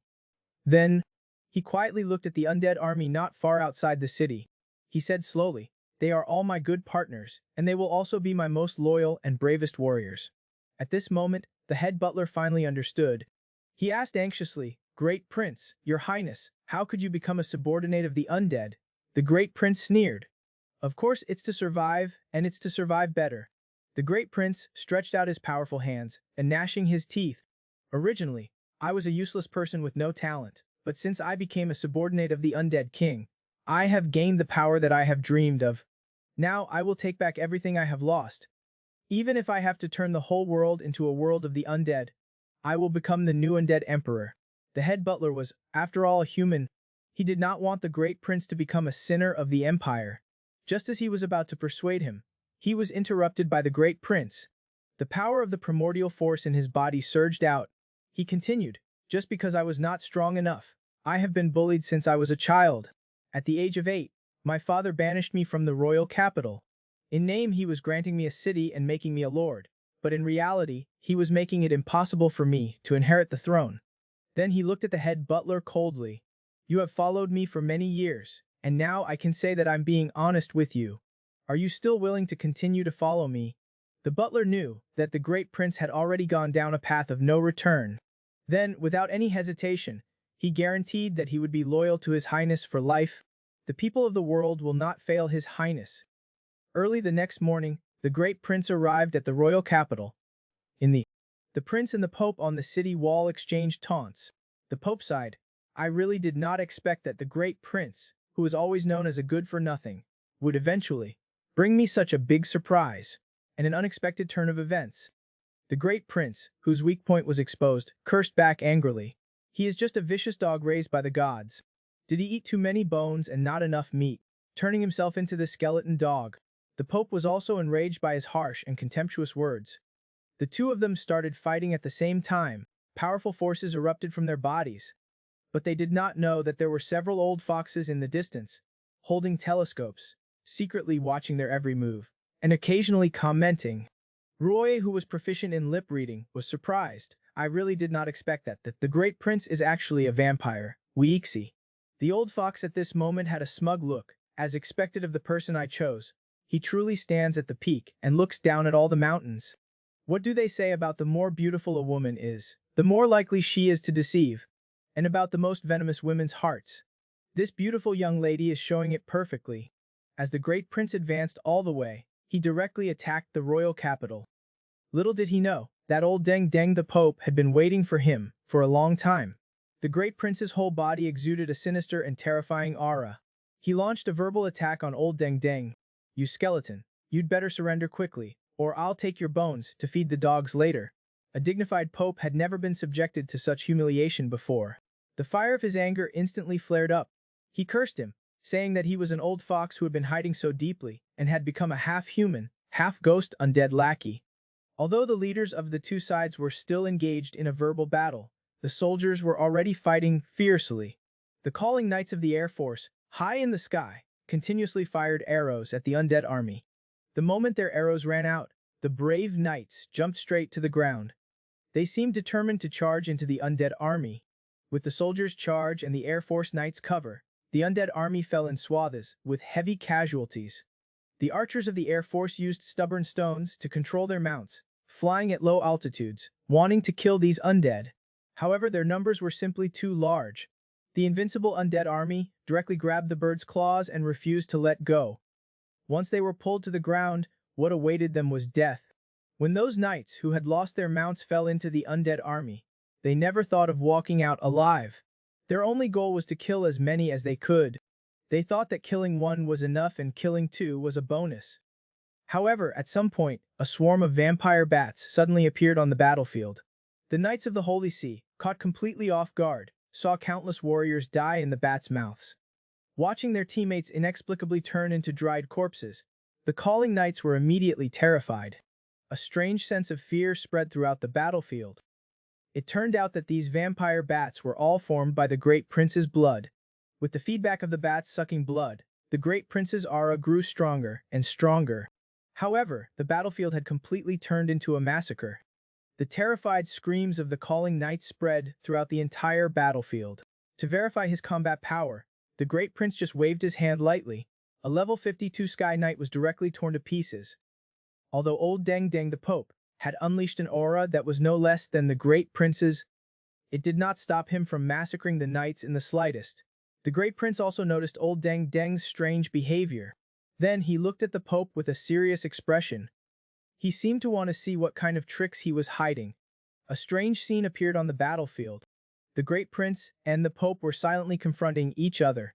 In fact, at this moment, the Pope was watching the soldiers die in swathes, and his heart was already bleeding. But in order to quickly summon the gods to descend, he had no choice. Just as he was about to explode, a woman's voice came from behind him. The blood is almost enough. You just need to hold the great prince back now. I can already feel that my god is about to descend. The god likes the bloodiness of this battlefield. I will receive my lord's possession here. Then Anna, as if she were in an uninhabited place, closed her eyes. A strange aura suddenly appeared on her body. It was as if something powerful and unknown was about to break out. The great prince immediately felt a sense of crisis. He shouted loudly to the butler to kill Anna. He would hold off the Pope himself. The already waiting butler raised his great sword and charged towards Anna. At that very moment, the first prince frantically attacked the Pope, appearing like a desperate fighter. As the butler approached Anna, he jumped and plunged his great sword hard towards Anna's head. Just as the first prince and the Pope were in a fierce battle, a golden energy attacked him from the side. Luckily, the first prince reacted in time, narrowly avoiding the attack. When he looked closely, the great butler had already disappeared. He saw Anna looking up at him with a slight smile. Then she suddenly launched an attack. But the target of the attack was not the first prince, but the Pope, the old geezer who had protected him for so long. A golden energy spear pierced through his chest. The old geezer Pope spat out a mouthful of black blood. Staring at Anna, he wanted to say something, but could not speak a word. Anna's face was cold at this moment, perfectly displaying a woman's coldness and ruthlessness. Originally she was a soft and weak young woman. But now on the battlefield, she was actually defeating several big shots without them being able to fight back. All because she was saving her strength. Weixi had been lying in the barracks for a week. Seeing that the final battle was approaching, he finally snuck onto the battlefield. As soon as he arrived, a skeleton discovered his presence. Just as he was about to deal with this annoying guy, a loud bang came from behind him. Weixi, who was already sneaking around, was startled.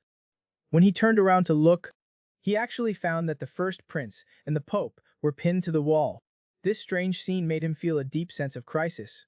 In Weixi's mind, the final battle should be the contest between the first prince and the Pope. It seems that he was thinking too simply. At this moment, Weixi racked his brains, unable to imagine who their common enemy was. Who was so powerful that they could fight two at once, and beat them into such a miserable state? The answer appeared the next second. Anna waved her small hand, and the golden spear returned to her hand.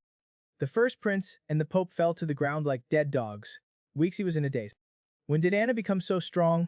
Last time, she was still being defeated and fleeing in the demi-human paradise. Then he noticed that she seemed to have a strange aura about her. At this moment, the first prince also saw Weixi. He looked surprised on the surface, but was actually ecstatic inside. He quickly called out to Weixi to come over and help him up. Weixi came to him, first bowed slightly, then asked the first prince if his injuries were severe, and what to do next. How did Anna become so powerful? What exactly happened? However, the first prince suddenly opened his bloody mouth and attacked Weixi.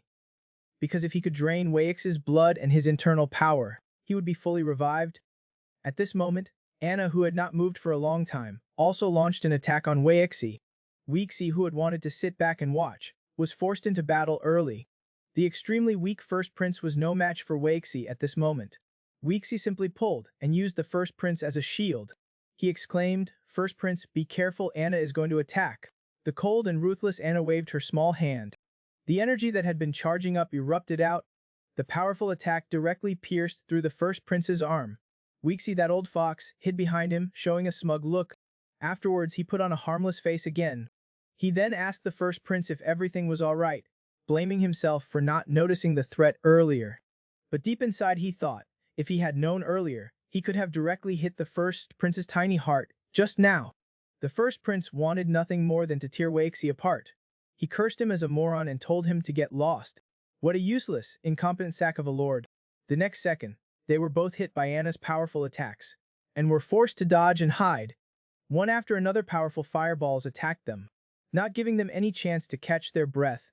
Looking at the constantly fleeing first prince, Anna took out her golden spear again. Her whole body emitted a more powerful aura.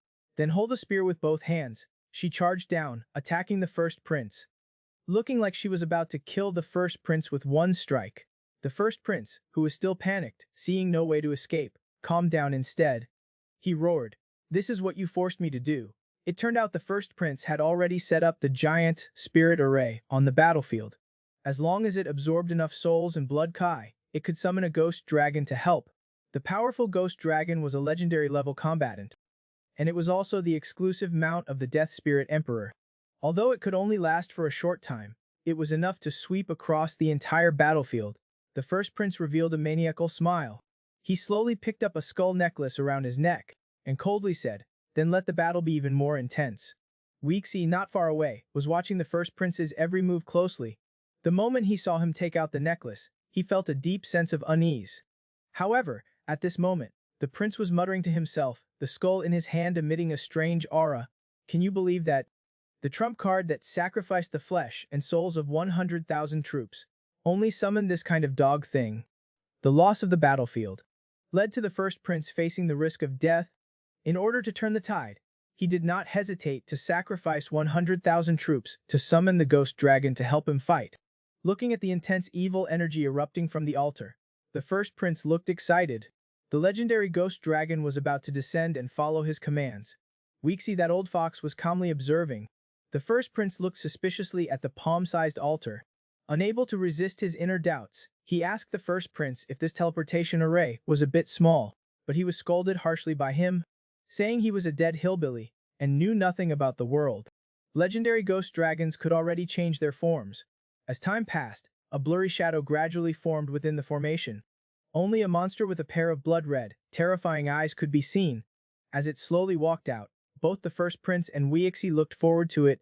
That ghost dragon that seemed close, but was still very far away, was walking out of the formation. After waiting for 0.2 seconds, the first prince's face immediately turned awkward. Weixi almost burst out laughing at the scene in front of him. In order not to hurt the first prince's pride, Weixi held back his laughter until his face was red, only to see a monster that looked like a skeleton dog, pointing at the prince and cursing him as a good-for-nothing. The giant spirit array had long been destroyed. The flesh and souls you sacrificed from 100,000 troops had all dissipated. And now you have the nerve to summon me over. Were you kicked in the head by a donkey? The first prince looked angry and shocked. The formation he had painstakingly set up, and the altar where he sacrificed 100,000 troops, was actually destroyed. The first prince covered his forehead, feeling both pain and shame. He never expected that this would be the result, summoning a completely useless wolf. Weixi, gloated and asked where the giant spirit was standing. He said that he would go and see what was wrong with him. After arriving at the location described by the eldest prince, Weixi was immediately stunned. Is not that where I pee? Then a wraith appeared as if gar something. There was also a strange pattern on the wall behind him. Finally, in order not to reveal his whereabouts, he kicked the wraith away, and it crashed into the wall. With a look of apology, Weixi simply explained what he had done. The eldest prince was dumbfounded. He had a dark face and wanted to say something, but could not say a word. His constantly rising and falling chest revealed his current anger and helplessness. However, the bone dog-like ghost dragon was even more furious. It would have been okay if it was summoned like this usually, but on this battlefield with everyone watching, it, a dignified legendary-level ghost dragon, was now only being mocked by others. Then, with a sense of humiliation, it directly walked into the teleportation array. The eldest prince watched his hope disappear. He directly knelt on the ground and begged the ghost dragon not to leave. Weixi watched this scene with continuous sneers. He politely said goodbye to the ghost dragon. He watched as the ghost dragon completely disappeared. The teleportation array also lost its light. The eldest prince gritted his teeth, looking like he wanted to eat someone. Then he vented his anger on Weixi. Just as he was about to attack, a loud bang interrupted his actions. The head butler was lying in a corner, half dead. He was lying in a corner. A discontinuous voice came from his mouth. "Your Highness, hurry and retreat. I cannot hold on anymore." Moreover, without the blessing of the formation, the undead army has also lost the ability to resurrect. The irrational eldest prince directly interrupted the butler's words. He roared, "Where can I retreat to? Do I have to go back to that damned castle again?" While the eldest prince was complaining, he was completely unaware that a huge fireball was coming from behind. The butler used the last bit of his strength to push the prince away. He shouted, "Hurry, go." The next second, the fireball pierced through his body. He flew backward. At this moment, the eldest prince finally woke up. He shouted the butler's name loudly. Seeing that the butler did not respond, the eldest prince directly turned into a group of bats, disappearing into the night sky. Weeksy looked at the eldest prince, who was fleeing in a panic, feeling a little emotional. He had led a million-strong army to attack the royal capital with great spirit, but in the end, he did not even get a sip of soup. He ended up as a lone commander. However, Anna was now completely taken over by the god of war. This body, her murderous eyes represented everything, and during this gap, Pope Old Deng Deng was also summoning a god, willing to give up his humble soul, only for the great flame dragon Barda to come to this realm. The Gada would not possibly allow another ancient god to descend. He controlled Anna's body and charged forward. Looking at Anna's murderous eyes, she definitely wanted to kill Pope Old Deng Deng in one strike. At this moment, Weeksy was secretly watching the situation of them killing each other. Watching them collide, the powerful energy directly shattered the surround objects. The scene in front of him made Weeks's heart tremble. In order to better watch the live broadcast and learn other people's unique moves, Weeksy, the old fox, took his maids and kept changing positions as he watched. Originally, it was a struggle between the eldest prince and the Holy See, but with the eldest prince's defeat and departure, it turned into an internal struggle between the true god and the false god of the Holy See. With Pope Old Deng Deng offering up his body and soul, a surge of false god energy poured into his body. Anna, who was controlled by the true god, gritted her teeth and rushed towards Pope Old Deng Deng. It was because if the false god were to descend, the consequences would be unimaginable, and she would also be in danger. The Pope, who received the blessing of part of the false god's power, immediately had a powerful shield around him. Anna's attack was completely evaded by the shield. Looking at that damned shield, Anna cursed out of anger.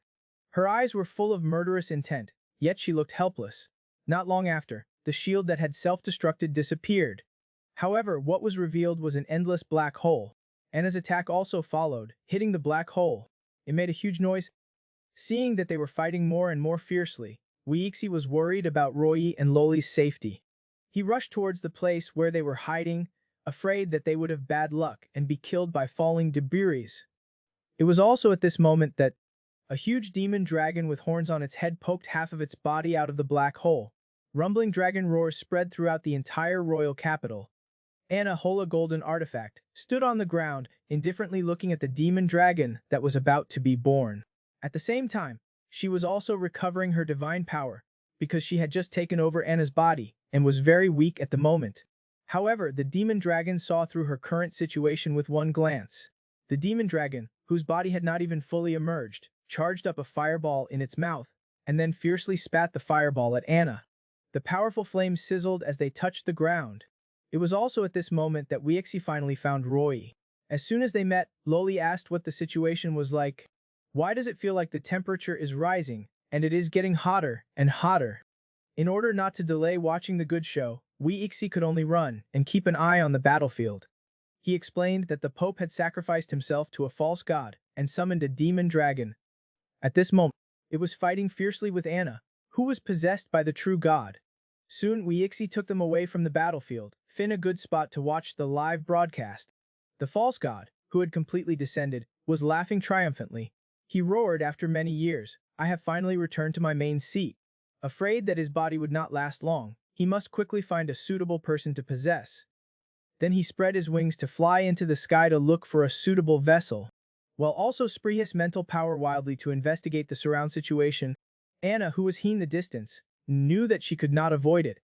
She took the initiative to stand out, because the divine power on her body could not be concealed, unless she was much stronger than the demon dragon.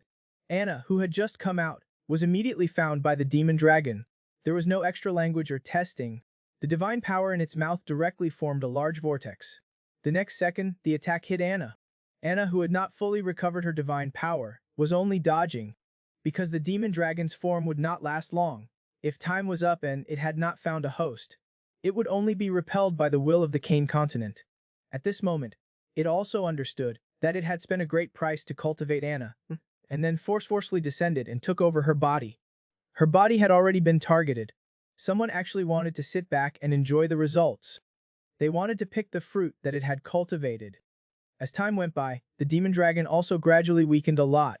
Seeing that the gap in power was not very large anymore, Anna directly took out her golden spear.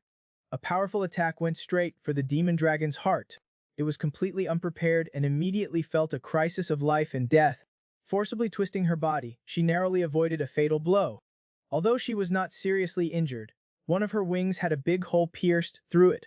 The demon dragon roared angrily, "You despicable little person. You actually brought the artifact.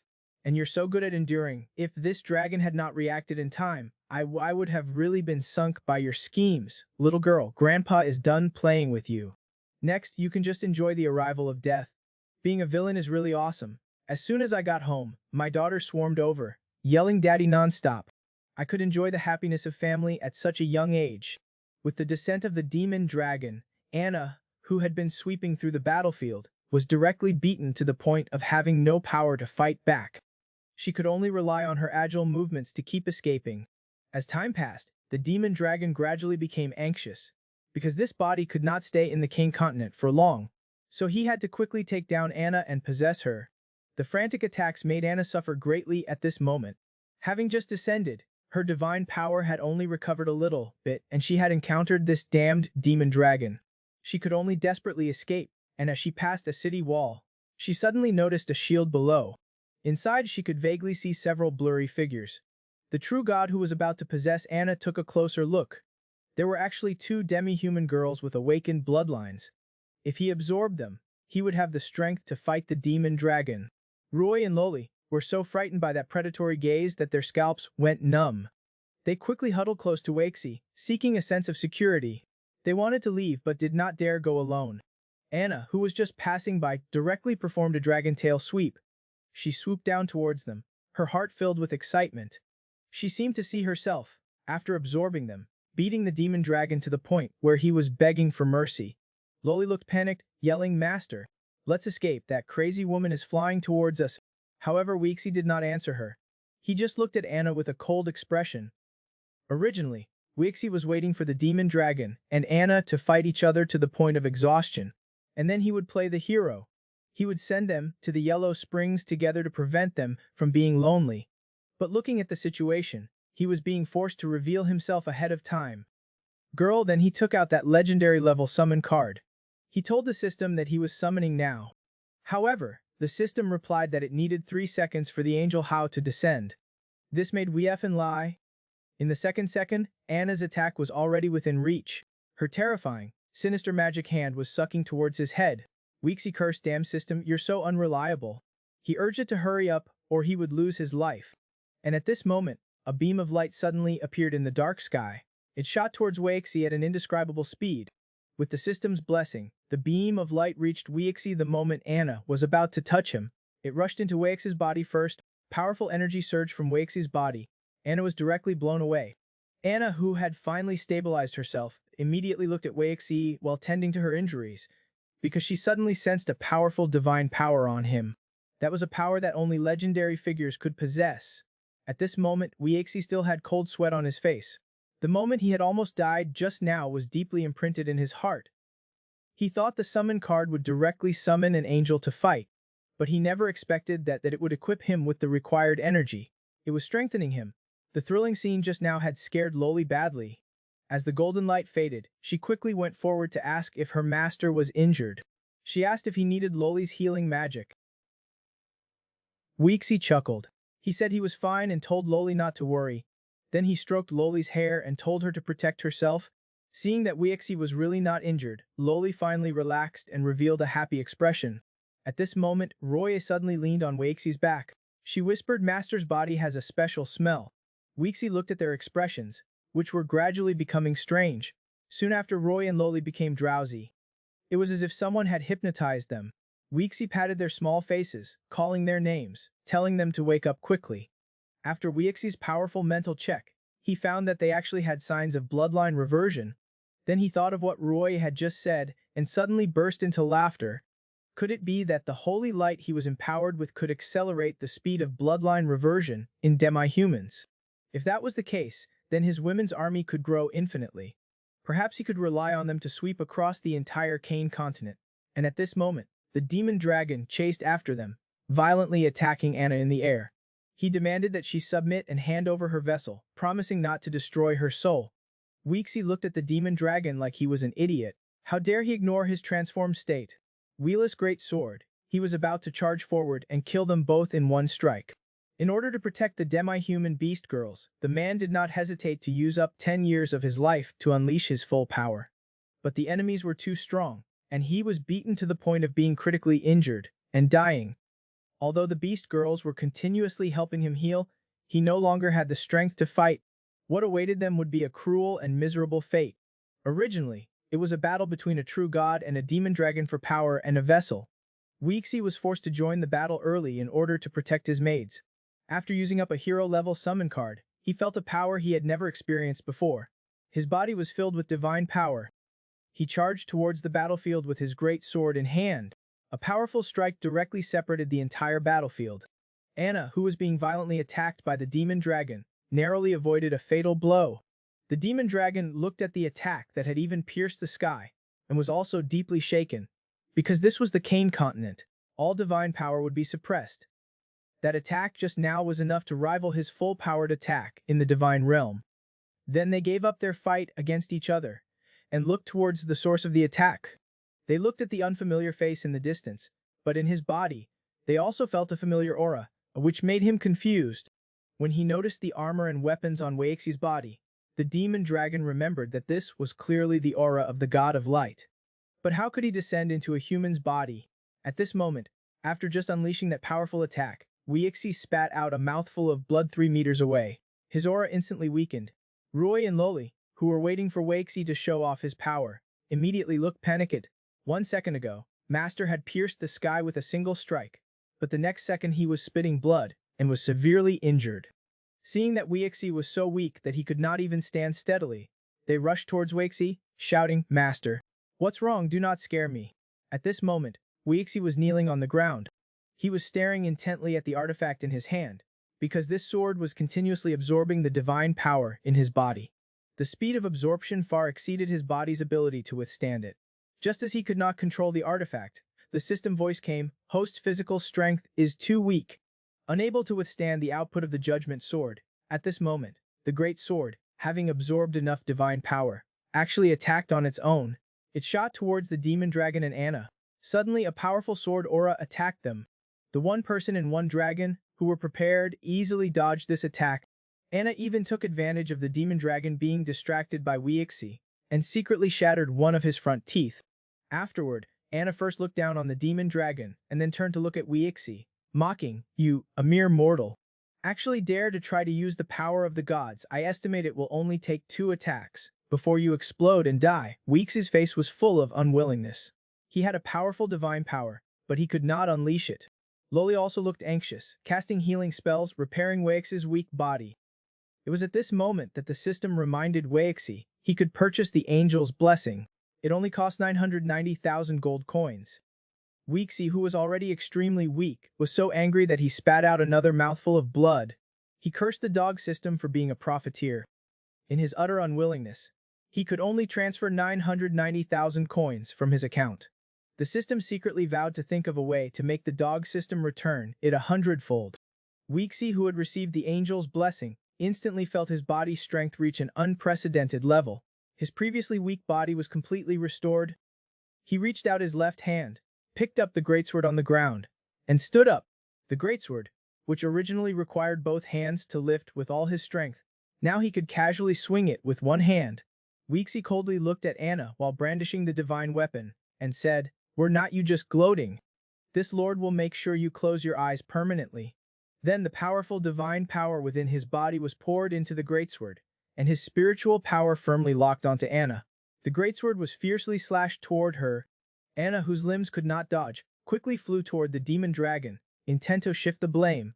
Little did she know she underestimated the power. Just as the attack approached, the demon dragon was instantly killed by the powerful attack. At this moment, the demon dragon felt like cursing.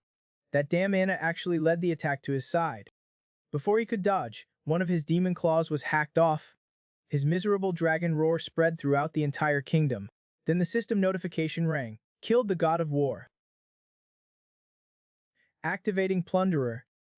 Strengthen the host's strength according to the results of the battle. Hearing the system's notification, Weexy was slightly stunned. He knew that he was very strong at the moment, but he could never have imagined that he would really kill the newly descended god of war with one strike. It was also at this moment that a furious roar came from the distance. What kind of monster are you, kid? How can you wield and control divine power? Weexy came in front of the demon dragon and nodded to himself. He muttered, not bad, not bad. Having taken 2 hits solid, you still have the strength to fight. You are indeed much stronger than the newly awakened god of war. Then Weexy told the demon dragon to submit to him. He promised to find him a few little female dragons to accompany him. He told the demon dragon to consider it carefully. If he dared to say no, then that would be his fate. A legendary demon dragon of the god realm, where had he ever suffered such humiliation? He roared at Weexy with a dragon's roar. Then his only remaining dragon claw attacked Weexy. Weexy was first stunned, then he laughed. I heard that dragons are the most powerful and most insatiable creatures. Looks like I can feast today. I've never had roasted dragon kidneys before. Although they were in a sorry state, tattered and torn, they both felt genuine happiness and joy. As the battle ended, the demon dragon lay motionless on the ground like a dead dog. This was because his limbs and wings were all sucked back by Weexy. If Weexy did not want to subdue him as a mount, the demon dragon would have long been a cold corpse. But the proud demon dragon still refused to submit to him. He even mocked Weexy for being a lowly species. Weexy, who already had a fairy temper, where had he ever suffered such humiliation? He took out his greatsword and prepared to slice out the dragon's kidneys. If I add some cumin powder and chili, it tastes amazing. In order to show his mercy, Weexy decided to end his life first. With a swing of the sword, the demon dragon's head and body were separated. Blood sprayed everywhere. Looking at the demon dragon, who only had his head left, he was not actually dead yet.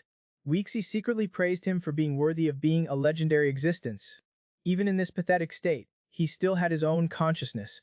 At this moment, the demon dragon kept insulting and threatening Weexy, saying that this was just a clone. He told him to clean himself up and wait for his true body to arrive. Then, a powerful and violent divine power came from the demon dragon's head. Seeing that the situation was not good, Weexy hurriedly protected Roy and Loli, who were not far away.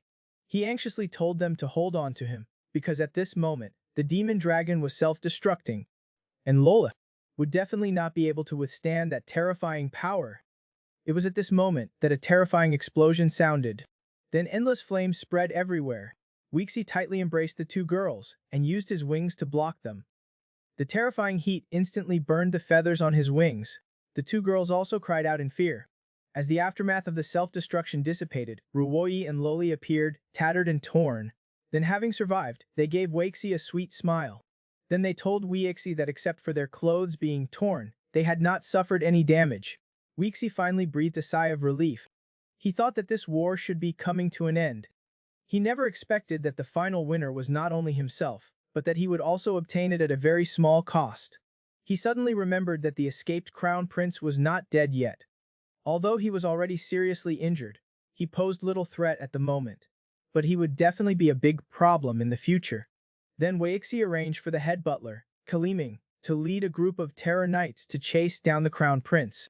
However, at this moment, the crown prince had already used a secret technique to escape hundreds of kilometers away. He was already seriously injured, and then he used a secret technique. His body was already exhausted. He was staggering as he walked. The crown prince, with a pale face, already hated Weexy to the bone.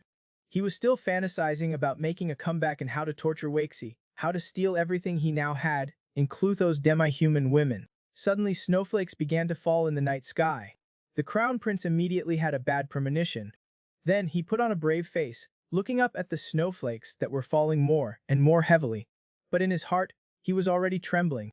It was too abnormal for it to snow this season. While he was still fantasizing about who the enemy was, he was completely unaware that a woman had already appeared behind him. A cold, ruthless voice came from the woman's mouth. Long time no see, crown prince. Is not the snow scene beautiful? The sudden voice startled the crown prince. He saw a lightly dressed female warrior appear before him. Upon closer inspection, she was actually wearing the Holy Sea's vestments. The woman, in the moment the crown prince turned around, revealed a sinister smile. She stabbed him hard in the body. She whispered, "This beautiful snow scene will be the end of your life." It turned out that she was the judgment saintess of the Holy See.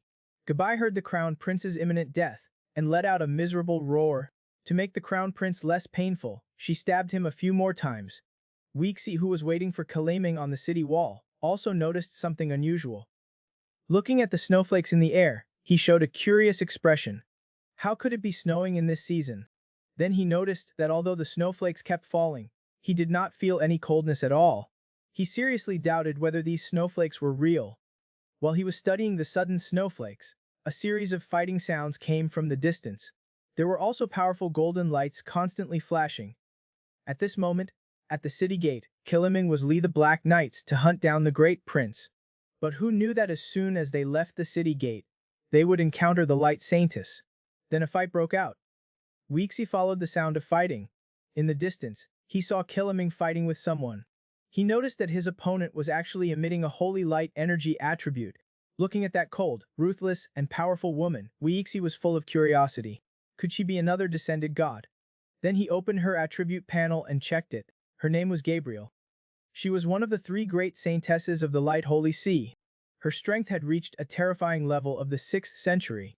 This woman, who looked gentle and weak and had no brains, not only had seriously overpowered combat abilities, but her identity was even more intimidating. He had originally sent Kaleming to lead the Black Knights to hunt down the severely injured and dying great prince. But who knew that as soon as they left the city gate, they would be entangled by a crazy woman? Then a fight broke out.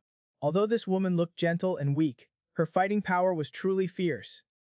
Not only was she suppressing Kaleming, she also questioned him why he, a human, would associate with the undead. The woman was handling Kaleming with ease, while at the same time wielding her long sword and constantly slashing away the attacking Black Knights. Weixi stood not far away, watching their battle and falling into deep thought. Why is someone else's saintess so powerful? Well, my own saintess, Ruoye, is just a little sick cat. However, at this moment, Saintess Ruoye was still admiring the sudden snowfall, asking Loli if she knew who the enemy fighting Kaleming in the distance was. Weixi looked at Ruoye, the leader of the demi-human race, feeling a headache. It's hard for the demi-human race to avoid being destroyed with such a weak leader. It's lucky they ran into me. As the Light Saintess exerted her power, Kaleming was gradually unable to parry. The powerful attacks made the hand-holder's broadsword tremble uncontrollably. The woman suddenly sneered, as if a cat was done playing with a mouse. She directly used a move that sent Kaleming flying backwards. The Black Knights who came to support were just offering themselves up as sacrifices. The woman just gently waved her small hand a few times, and several Black Knights instantly fell apart. They did not even have time to scream. Seeing his men being constantly massacred, Weixi directly launched an attack on the woman. Then he questioned her why she was attacking his soldiers, for no reason. After the Light Saintess blocked Weixi's attack, she looked at him with curiosity. She never expected that she would encounter someone who could control angels. Kaleming, who had recovered his strength, wanted to come forward to help, but was stopped by Weixi. He told him to take the Black Knights away from the battlefield and stop others from coming to avoid getting hurt. At this time, the woman slashed at Weixi with a heavy blow, yelling, "How can someone chosen by an angel associate with the undead? It's truly strange." Then she asked Weixi how he had lured the power of the angels. Looking at the woman who was smiling but attacking him ruthlessly, Weixi laughed and cursed her as a hypocrite. If you want to know the answer, it's very simple. Now put down your weapon, surrender and become my maid, and I'll tell you. A dignified Light Holy Sea Saintess had never been insulted like this. A mere human was actually delusional about subduing her, and even wanted her to be his maid. Powerful attacks directly surged towards Weixi. But since their strengths were not that different, no matter how the woman attacked, Weixi was able to block in time. Then he continued to use verbal attacks on her. Although the Light Saintess was angry inside, she still had a sweet appearance on the surface. She was also very curious, why was Weixi constantly deafened and never attacking? But her pride did not allow her to stop. All living beings related to the undead must be destroyed.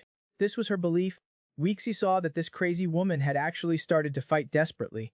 After the initial probing and the woman's continuous attacks, Weixi finally found an opening. He quickly got behind her. Then Weixi placed his broadsword on her neck. He cursed her as a crazy woman. He said he did not want to have conflicts with the Light Holy Sea, but if she continued like this, he would not mind send her to hell right now, to meet the so-called undead. Just as he was about to say something, Weixi suddenly felt his vision blur. The woman used a speed that was indescribably fast, dodging Weixi's control. Then she used a high-difficulty inverted hook kick, kicking Weixi's kidney hard, causing Weixi's scalp to tingle. She actually used such an insidious and vicious move. After this brief confrontation, Weixi suddenly noticed that the woman's power seemed to have increased a lot. And not only her power, but her speed and divine power as well, had all been enhanced to varying degrees. Then Weixi opened her attribute panel again and checked it. Her combat power, which was originally at level 95 legendary, had actually soared to level 116. It turned out she had obtained the blessing of an angelic avatar. Although her power would continue to weaken, Weixi at this moment really could not do anything about her. Looking at her arrogant appearance, Weixi gritted his teeth, cursing her as shameless. She had actually cheated while fighting. It was as if she had instantly switched from a small account to a large one. Then he summoned his own dog system to let him learn from it, to show his dominance at home. This man actually had 2 wives come to greet the woman he had long admired. This day Weixi encountered a troublesome opponent. He could not beat her, and he could not run away. This stumped Wei. Do not look down on her because she's just a woman. Her background is terrifying. Not only is her appearance impeccable, but her combat power is also outstanding. More importantly, her identity is one of the saintesses of the Light Holy Sea. Weixi looked at the woman in the air helplessly. Just as his brain was working rapidly, trying to come up with a way to defeat her, the woman finally spoke, smiling slightly. Since you were chosen by the Holy Sea as a holy son, and have accepted the blessing of the Light Angel's power, why do you still associate with the undead? Do not you know that the Light Holy Sea and the undead are mortal enemies? Weixi was confused by her words. My access to the power of angels is a system reward? When did I become a holy son of the Light Holy Sea? And does not the Light Holy Sea only have saintesses? Just as Weixi was completely confused, he suddenly felt the divine power in his body slowly depleting. This meant that his access to the power blessing was about to end. But in front of him, there was still a woman whose allegiances he could not figure out. Weixi felt a headache coming on. Seeing that Weixi was silent, the Light Saintess's face instantly darkened. She took out her exclusive artifact and said emotionlessly, if you do not speak now, you will not have a chance later. At this moment, Weixi's face was extremely ugly, and he hardened his heart. You forced me to use this move. Then he took out his greatsword and thrust it firmly into the ground. Ruoy and Loli watched Weixi's godlike actions, deeply impressed. They opened their mouths to say something, but could not utter a single word. The old butler, Kellerman, was also dumbfounded. Cold sweat involuntarily flowed down his face. Weixi knelt on one knee, making the highest form of salute. Respected Saintess. These knights, before their deaths, were my most loyal and strongest elites. They only sacrificed their lives valiantly when attacking the royal capital. Then they were transformed by that damned evil first prince, using the great soul formation, into undead knights. But I never expected that they would still have a sliver of their former consciousness. Even after being transformed into undead, they were unwilling to submit to the first prince. They continue to be loyal to me and obey my orders. As he spoke, Weixi was already in tears, extremely emotional. Then he questioned the saintess. Even if I hate the undead to the bone, how could I bring myself to kill such loyal heroes? Although the saintess was strong and of high status, she was no match for Weixi when it came to acting. Looking at Weixi's vivid expression and his grief-stricken voice, the saintess was rendered speechless. In order to strike while the iron was hot, Weixi quickly called out to Roy and Loli, then secretly told them that he was acting. Quickly, cooperate a little. Then Roy and Loli, 2 drama queens, began their performance. They wept, saying that the knights were all righteous in life, and even in death. They were unwilling to be used as killing tools for the undead. They're so pitiful. Just as they were getting into their roles, an uninvited guest arrived at the scene. Not only did they have a smile on their face, they asked if they were preparing to film a movie, and asked them to arrange for them a role as a little witch. Weixi was so angry he was trembling. He stared at him with a look that could kill. Then he mouthed to him, cry quickly, or the entire demi-human race will perish. Because of you, you will be a sinner. The saintess watched as they cried and lamented, and said the first prince who was transformed into an undead has already been killed by me. I also know about the spirit gathering formation. Their loyalty is worthy of praise. But undead are still undead. Their identities are incompatible with the tenets of the Holy See. Therefore, any undead should be eliminated. Hearing this, Weixi's heart sank. He had acted so hard for so long, but it had no effect. He was about to reach for the greatsword stuck in the ground, when the saintess's next words, made Weixi give up resisting. To reward such excellent and loyal knights, I am willing to expend a great amount of divine power to transform them into light knights. Would you be willing? Weixi's gloomy face immediately turned into a beaming smile. Some insincere praise slipped out of his mouth. Then he feigned concern, asking if the saintess would suffer any harm to her body. The next second, powerful divine power turned into countless streams, pouring into the Black Knights' bodies. The knights who were previously filled with baleful aura immediately transformed into light knights with an aura of righteousness. Can you believe that 1 second they were a saintess revered by all, and the next second they were tied up and hung at the city gate? Weixi, this shameless lord, in order to make his Black Knights more powerful, actually took advantage of the god of the light holy sea. The light saintess possessed by the god, at Weixi's sweet words, voluntarily offered to help him transform the undead knights into light knights. As the limited divine power within her body gushed out, a series of intense, bling-golden lights made Roy and Loli unconsciously cover their little eyes. Before long the golden light dispersed. Weixi was stunned as he looked at the refreshed knightly legion. Taking them out to patrol the territory would be a great show of face. Looking at the tall, golden war horses, and the knights with well-defined muscles, Weixi could not help but open their attribute panels. Name Light Knight. Identity Radiant Heroic Spirit. Strength Sky Knight, level 53. Then there was a series of powerful light skills. In fact, what Weixi valued most was the change in their identities. It was not good to openly display the former undead knights, but now that problem would no longer exist. And just then, Weixi's light divine general technique time had reached its end. He returned to his original appearance and strength. To express his gratitude to the god, Weixi was sincere this time. He gave him the highest form of salute. Then the god said that the task was completed, and that he should return to the divine realm. He hoped Weixi could take care of the saintess more, as this was her first time going out to do a mission. Seeing that the god had not only helped him, but also proactively sent him a saintess, Weixi, ignoring Lorina's disgusted expression, happily said that he would take good care of her. As he was leaving, the god told Weixi to remember to act with a pure heart and carry out his acts with righteousness. Otherwise, he would eventually be swallowed by the power of light. As the god left, the light saintess fainted. Weixi caught her with a wicked smile. He exclaimed, how exciting, he had woken up to the fact that a small sky knight had actually repeatedly won in conflicts with the top powers of the Ken continent. Soon the light saintess woke up. Weixi had promised the god that he would take good care of her, but she had injured the butler Kelaming and killed many of his men. The lessons she deserved should still be given. Taking this opportunity, he should teach her a lesson. Then, while the saintess was caught off guard, he immediately used his family's secret bin technique on her. The saintess, who was used to being pampered, had never experienced such a cruel thing. She was terrified and struggled constantly. However, what awaited her was Weixi's true punishment. As he struck her, Weixi whispered, for attacking my subordinates indiscriminately and killing my soldiers. Today I must show you some color. Each sentence was followed by a slap. Each slap made the flesh on her face ripple. After Weixi's 10-minute-long lesson, the light saintess surprisingly did not let out a single cry. But Weixi really did not show any mercy, and the slaps landed hard.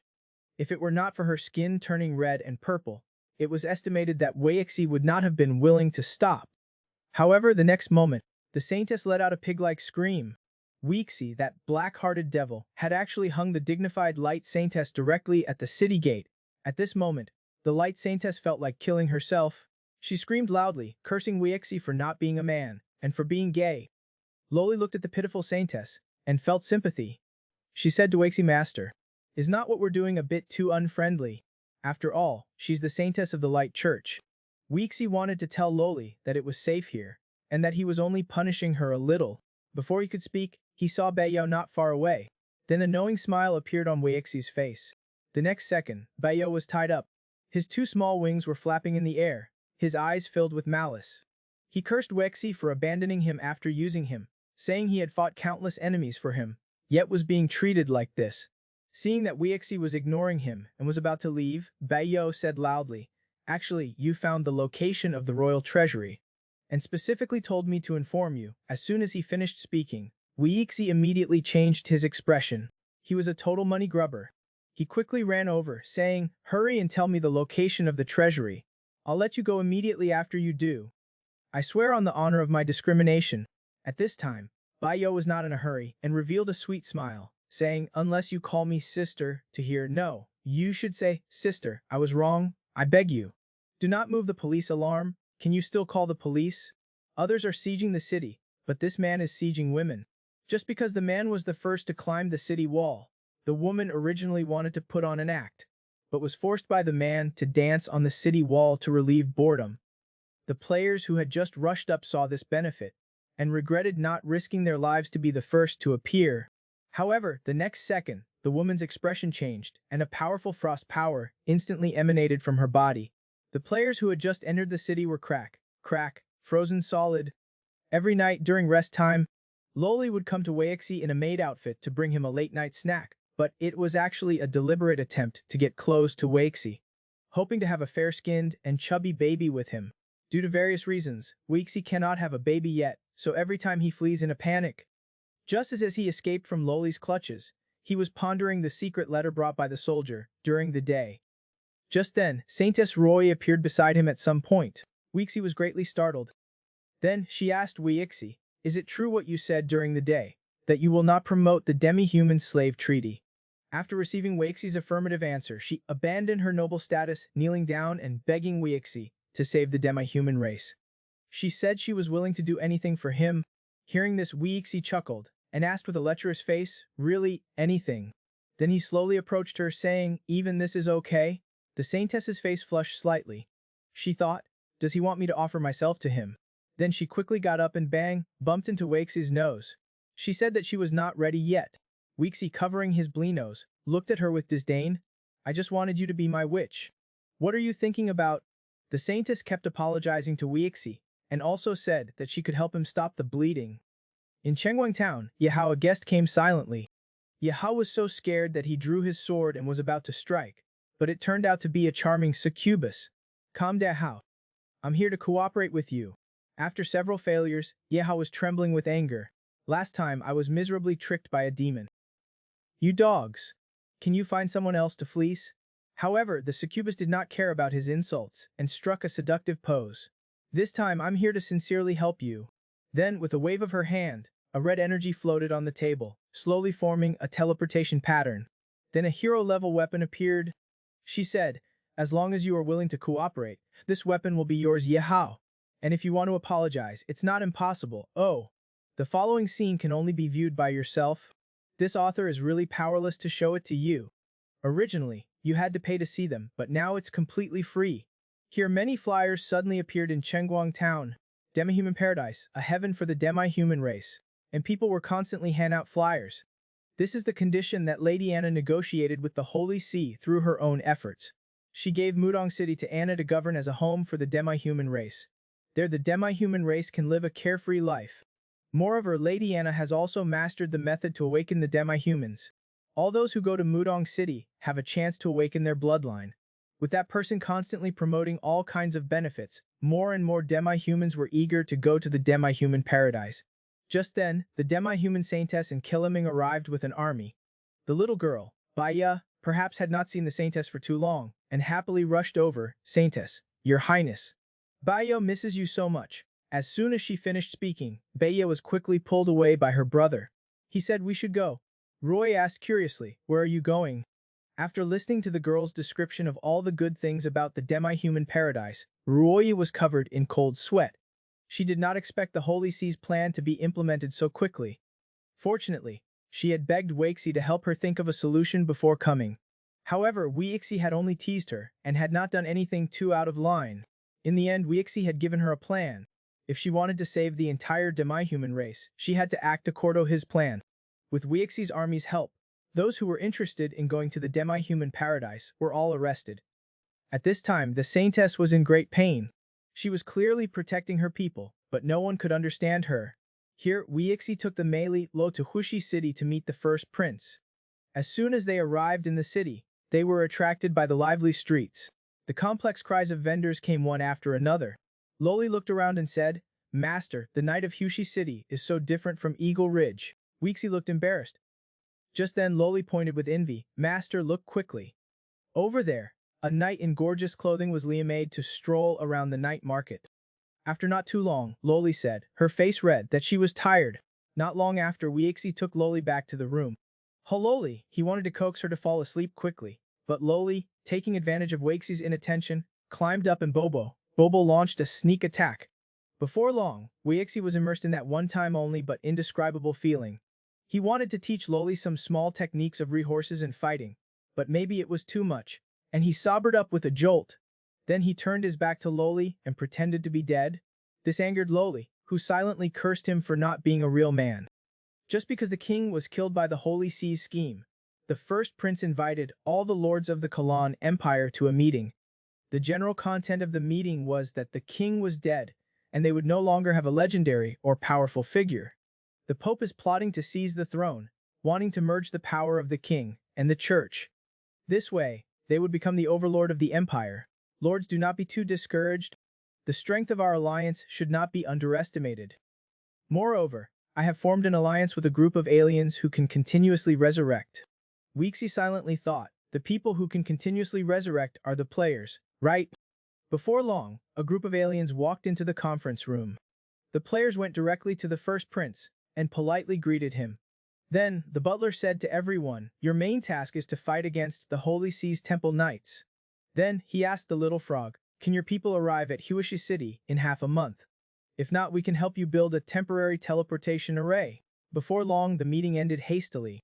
However, the frog person took the initiative to come forward and greet Weixi, asking him why he was arresting a large number of demi-humans. It's rare for Weixi to tell the truth. I'm doing this to protect the demi-human group. It's because the Holy See is secretly capturing demi-humans for terrifying experiments. However, no one ever believes the truth. The frogman cursed Weixi for being shameless. You captured them, just admit it. Why do you have to say it's to protect demi-humans? Weixi angrily pushed him away, saying, you're really a bastard. I'm telling you the truth, yet you refuse to believe me. Just as I returned to my room, Loli threw herself into Weixi's arms, saying she wanted to finish what they did not finish yesterday. Just then, a servant happened to come in. He coughed and said, Your Highness, the prince requests that the Lord go see him. Loli instantly became unhappy. Weixi said with a dark face, Your prince really knows how to pick his timing. Did not we just finish a meeting? The servant apologized profusely. I'm so sorry for disturbing you, my lord. I am truly very sorry. But you can bring your maid with you. Not long after, Weixi and the prince appeared in the reception room with their respective maids. The prince fiercely stepped on his maid, causing her to make a whimpering sound. Then he said, As an imperial prince, I cannot come empty-handed. This is a rare elven girl. I spent a lot of effort to obtain her. Do not worry, she's still pure. To express my sincerity, I'll give her to you. She'd make a great collectible. Weixi smiled wryly. Thank you for the prince's kindness, but how can I take what you cherish? Your Highness, you should keep her for yourself. But the prince stared intently at Loli and chuckled. If you feel bad about it, we can exchange one. The prince continued amidst Loli's terrified expression. If you are willing to leave her here, I can grant you a condition. Anything that's within my power, I will fulfill it. Crack. Weixi crushed the wine glass in his hand. He said calmly, I'm already used to her taking care of me, so you should not have any more twisted thoughts. Although the prince still wore a smile, a hint of killing intent appeared in his eyes. He then kicked the elven maid in front of Weixi. This elven maid is still yours. I hope you do not mind my words just now. However, Weixi did not give him any face. There could be war at any moment. You should give her to those who indulge in pleasure. The prince, not caring about the elven girl begging for mercy, said then I can only throw her into the border barracks. Loli, looking at the tragic girl, recalled how she was just as helpless and desperate before. She nervously asked, Your Highness, if she's thrown into the barracks, what will be her final fate? The prince slowly said, She'll be tortured to death by the soldiers. Then she'll be chopped up to feed the pets, or her body will be left in the wild. Hearing this, Loli asked Weixi to take the girl back. Weixi was speechless, but finally agreed. So the scenery on the way home is pleasing to the eye. Weixi looked at his masterpiece with pride. Then he said, We can go home now. Then he picked up Loli and bounced her up and down forcefully. With one leap, he landed on the carriage. Looking at Loli's flushed face, Weixi said, When we get back, we'll continue where we left off. Do not move, I can report this. Can I report this again? While others were attacking the city, this man was attacking the city of boobs. Just because the man was the first to climb the city wall, the woman originally wanted to resist, but the man forced her to dance on the city wall to entertain him. The players who had just charged up the city wall seeing this special treatment, regretted not trying their best to be the first ones to arrive. However, the next second, the woman's expression hardened. A powerful frost power instantly erupted from her body. The players who just entered the city were frozen solid. It turns out the Holy See had built a demi-human paradise. They lured demi-humans to settle in the town, but in reality, it was to make it easier to capture demi-humans for human experimentation. Saintess Ruoya saw through the Holy See's conspiracy, but a large number of demi-humans had already been brainwashed and were eager to go to the demi-human paradise. For the safety of her people, Ruoya could only forcibly control those who'd been brainwashed. However, a small number of them managed to escape.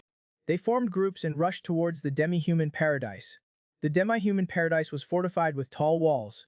A large number of demi-humans were greeted by beautiful hostesses, and they flowed in one after another. A little girl followed her two older brothers. After 3 days of traveling through wind and rain, they finally arrived at the paradise.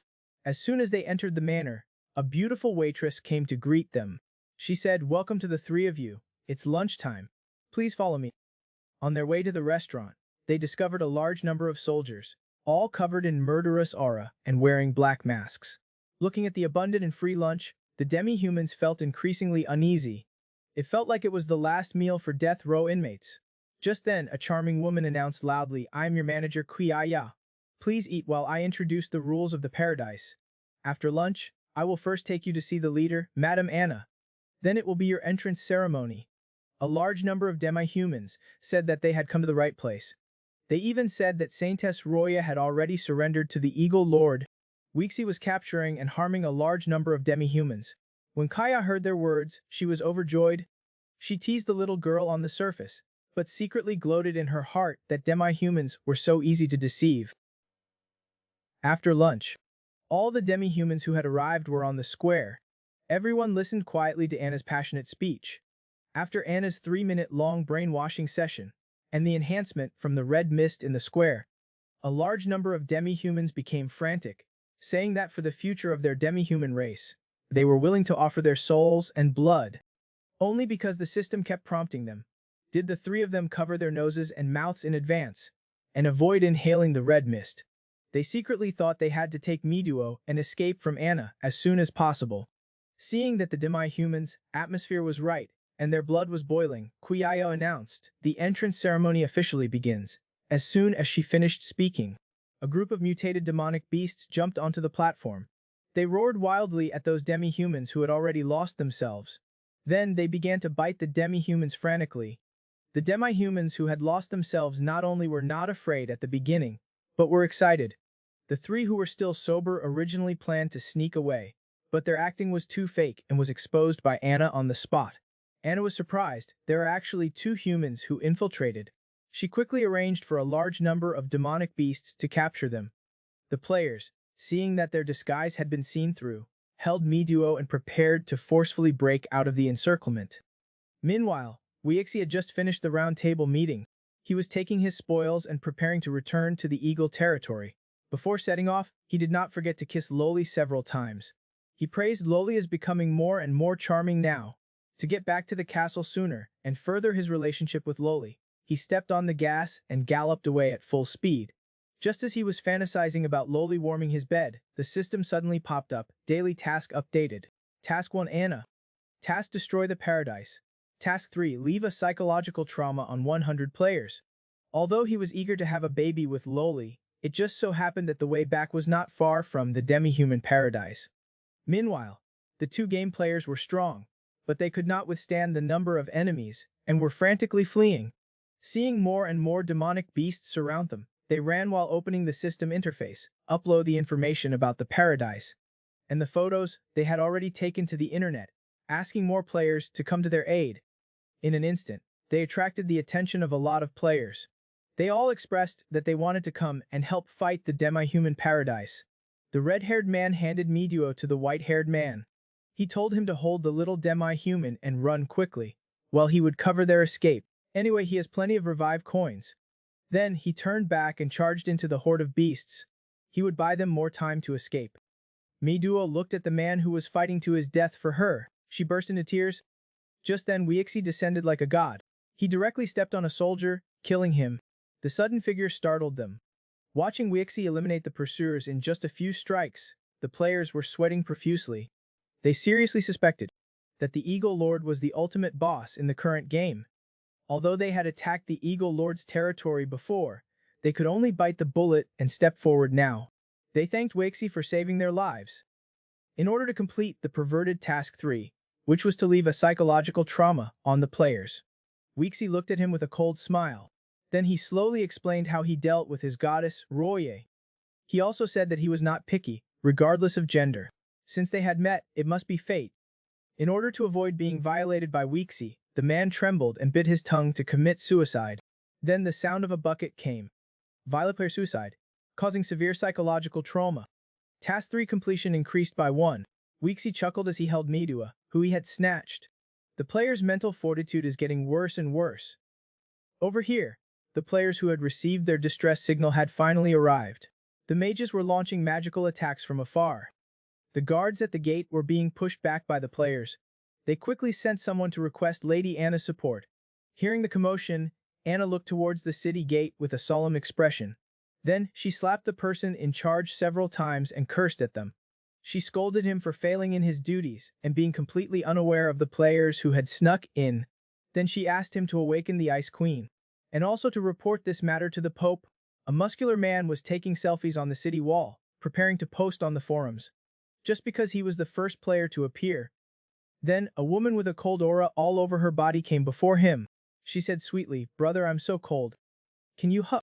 The muscular man, without a word, fulfilled this unreasonable request of hers. Without even asking for his consent, she started kissing him. Then the woman pushed the muscular man away, saying that she would perform a dance for him.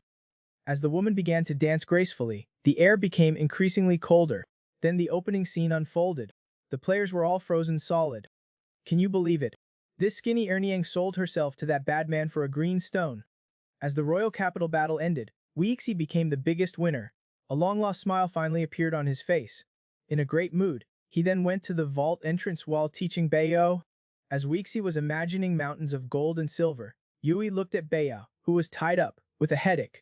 She asked him if he had done anything stupid again. This made Bayo angrily curse Yui for valuing beauty over friendship. Weixi took a deep. He pushed open the door of the vault and yelled, "My dear mountains of gold and silver, I'm here." However, the next moment, he was stunned, as if he had seen something terrifying. The two maids also looked incredulous. Weixi looked at the 1,000-square-meter treasury. It only contained a few scattered items. The gap with the wealth he imagined was too great. He walked inside with a disappointed face. He shook his head at the fine equipment on the wooden stakes. At this moment, his heart was filled with all kinds of thoughts. It was not until Weixi opened a wooden box that he realized what a complete reversal was. Looking at the few items inside, Weixi was truly shocked. He opened the first small box. It was actually a branch of the world tree, and it was an active branch with 3 green leaves. Then, there was a gem that had fallen from an artifact, and a banana made of soft jade. Finally, there was a hero-level divine sword that Weixi urgently needed. Weixi repeatedly sighed, "I really misjudged it." Any one of these items was something that could not be exchanged for any amount of gold or silver. Loli was also deeply attracted. The master of the Golden Ring Island. This gem actually emits such powerful divine energy. Are we going to get rich? Weixi chuckled. He threw the world tree branch to Loli, saying, "This branch has powerful life attributes. Take it and study it properly. It should be very helpful for your healing tree." Then he picked up the artifact on the ground. His heart was extremely excited. He was lacking a hero-level weapon. This was exactly what he wanted. It was too perfect. As soon as Weixi got the artifact in his hand, it emitted a powerful sword aura. Then the artifact's attributes appeared in Weixi's mind. Conqueror. When attacking an enemy, it can plunder the opponent's power. When killing a powerful enemy, it can absorb their killing aura. Continuously evolve and increase the weapon's quality. Stabbing an enemy also damages their soul. Just as Weixi was indulging in his fully equipped state, Gudbai rushed in with a serious face. He said that he had important military intelligence to report. It turned out that during their search, they had rescued the Duke from the dungeon, and many other royal nobles who had joined the Holy See. There were not only 3 queens, but also dozens of the king's old lovers. There were also 3 princesses and 1 prince. Speaking of this, Gudbai said angrily, "The most important thing is, as soon as we rescued them from the dungeon, they acted like seniors. They shouted for the Lord to hand over the royal power and the army's seal. Weixi chuckled, that's simple. Bury the prince alive. Be gentle with those women. They probably have not had a full meal in a long time. Give them plenty to eat and drink, and then secretly send them on their way. Then Weixi instructed the butler to transport all the useful supplies back to Lingdong City. Keliming was full of questions. He asked Weixi why he was not staying in the royal capital. It's much wealthier here than Lingdong City. Weixi slowly said, first, I do not trust anyone else to manage the demi-human race. Second, the Eagle territory is the center of the northern continent.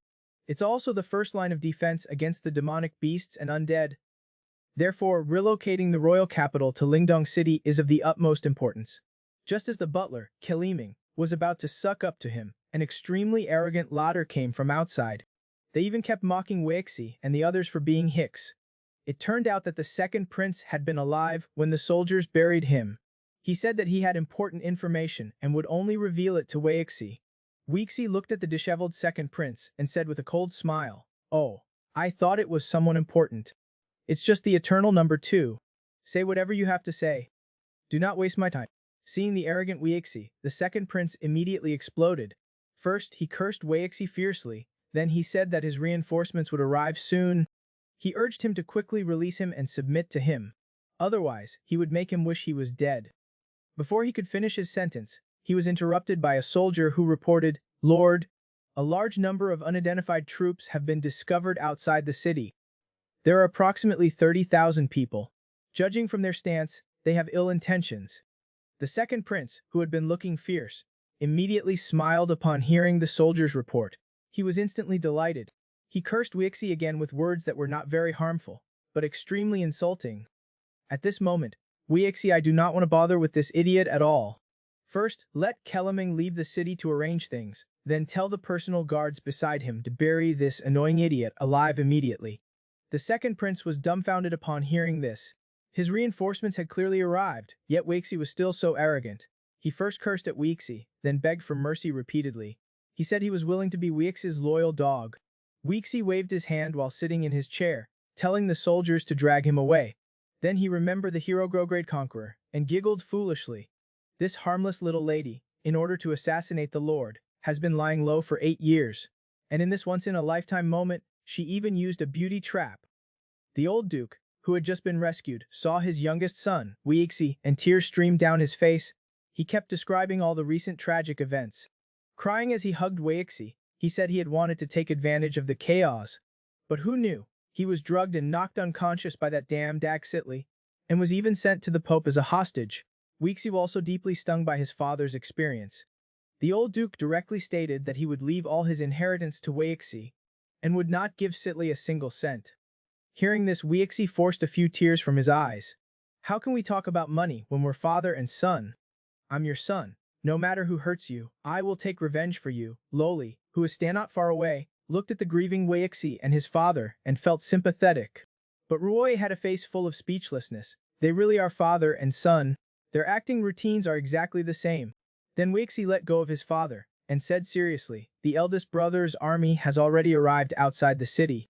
If there's a fight later, should I go easy on him so as not to make things difficult for father? The old duke, upon hearing Weixi's concerned words, immediately told him to let loose and teach him a lesson. If it were not for this unfilial son, I would not have been so miserable these past 2 years. Then, full of anger, he said, also thanks to him, otherwise, I would not have known that I had so many traitors and spies among my subordinates. I actually treated those people as new brides to cultivate. Weixi knew his father hated traitors to the bone, and said with glee, Father, if you want to clear the house, you can build up some troops. At this moment, Sitli was looking at the dilapidated royal city. A feeling emotional, coming early is not as good as coming at the right time. No matter who wins, they should all be severely injured now. Then he smiled as he cursed Weixi, my foolish younger brother, actually obeyed the orders of the first prince, to attack the capital as the vanguard. If he had submitted to me back then, he would not have died young. Being naturally cautious and suspicious, he did not directly attack the city, but instead called Terence in front of him. He told him to lead a team of highly skilled soldiers to scout the situation. Turns out this woman was Sitli's intelligence officer. Receiving his orders, Terence immediately straightened up and faced his lord. Then he said to Xitli, I guarantee the completion of the mission. Soon after, Terence returned, heavily wounded. Lead two soldiers to resist. There are a small number of Holy See troops in the city, and their strength is not low, but they seem to be exhausted, and they all have different degrees of injuries. Xitli immediately wore a smug face. It seems like it's about what I imagined. Then he asked how many troops were roughly left in the city. Terence replied slowly, the exact number cannot be estimated, as there are not many of them. They are scattered in different places. The estimated number of foot soldiers does not exceed 5,000. Hearing this, Xitli originally planned to charge directly in. After all, he had brought tens of thousands of elite soldiers. But his loyal great general reminded him, war is based on deception. This might be a trap. After all, the second prince sent us a message, but now we do not see him come to meet us. Hearing this, Terence immediately became unhappy. She said with a cold face, a general, sir, this is not only questioning my reconnaissance ability, but also doubting the Lord's ability to employ people. The great general did not even look at her, and said slowly, I have never doubted anyone, but this matter is too strange. The second prince still had intelligence coming in an hour ago, but now he is nowhere to be found. Seeing that they were about to start arguing, Xitli quickly said, although there is something fishy about this, what Terence has investigated is about the same as my estimate. The battle is urgent. Delaying an attack by 1 hour is equivalent to giving the enemy an extra hour to recover. Then he ordered the great general to immediately attack the royal city with the army, but remember not to disperse. Concentrate your firepower for a charge first. If the situation is not right, retreat immediately. Watching the army charge into the royal city, Xitli comforted the woman. Although the general is powerful, his thinking is rather rigid. Do not take it to heart. He is just a martial artist. Upon hearing this, Terence immediately turned around and gave Xitli a sweet smile. Then she said, how could I possibly take him seriously? Lord, please rest assured. I'm waiting for you to inherit the throne. Just as Xitli was fantasizing about the moment he ascended the throne, he suddenly felt something pierce his body. Then he felt hot blood gushing out. At that moment, Terence pushed him away forcefully. The dagger stabbed into his abdomen several times. She said fiercely, you big demon die. You being a villain is really awesome. Not only can you enjoy the demi-human saintess, you can also form your own private maid army and go to war everywhere. Alunsi, in order to assassinate Wakes' older brother, Xitli, actually dressed as a man. She had been lying low by Xitli's side for 3 years. Fortune favors the persistent. After his constant efforts and seduction, she finally became Xitli's confidant. It was on this day that his sharp dagger pierced Xitli's abdomen hard. Xitli caught up blood. He looked at the woman in front of him with disbelief. He loudly questioned, I clearly have not treated you badly, and I've promoted you to a position just below me. Why do you still do this? Alunsi did not waste any more words, and directly removed his mask. He mocked, I was adopted by the old duke since I was a child. When you betrayed your father, young master, your fate was already destined to fail. Xitli looked at his personal guards, who originally belonged to him, and were now silently stand behind Alunsi, pulling out their sharp weapons, staring at him viciously. The anger in his heart could no longer be suppressed. He cursed at them. You bunch of heartless bastards, you're all traitors. When Xitli was panting from all the cursing, Alunsi looked at him indifferently and advised, young master, you should surrender. This way, you can still preserve your life. Thinking of his father's ruthlessness, Xitli's heart trembled violently. Then he thought of Wakesy. That old schemer definitely would not let him go. Thinking of this, he immediately turned and ran. He must not get caught. Otherwise, everything he had would be gone. At this moment, he already hated those betrayers to the bone. But before he could run a few steps, he saw his father on the city wall. His younger brother, Weixi, was stand beside him, and his butler Keleming. The old duke had his hands in his pockets, looking as if he wanted to eat him alive. He looked at his good-for-nothing son and angrily said, you wicked son, you even sent your own father to the Holy See as a hostage. Then he pointed at Weixi and said, your brother. To keep the family harmonious, he chose to leave the family alone at the age of 16 and develop in a small border town. And now you want to frame him. You are truly worse than pigs and dogs. Although the old duke hated him in his heart at this moment, he was still prepared to spare his life. He told him to lay down his weapon and surrender voluntarily. Then he would pay for his own fighting spirit and go to a border town to become a small town leader and live out his days. Highly panicked immediately.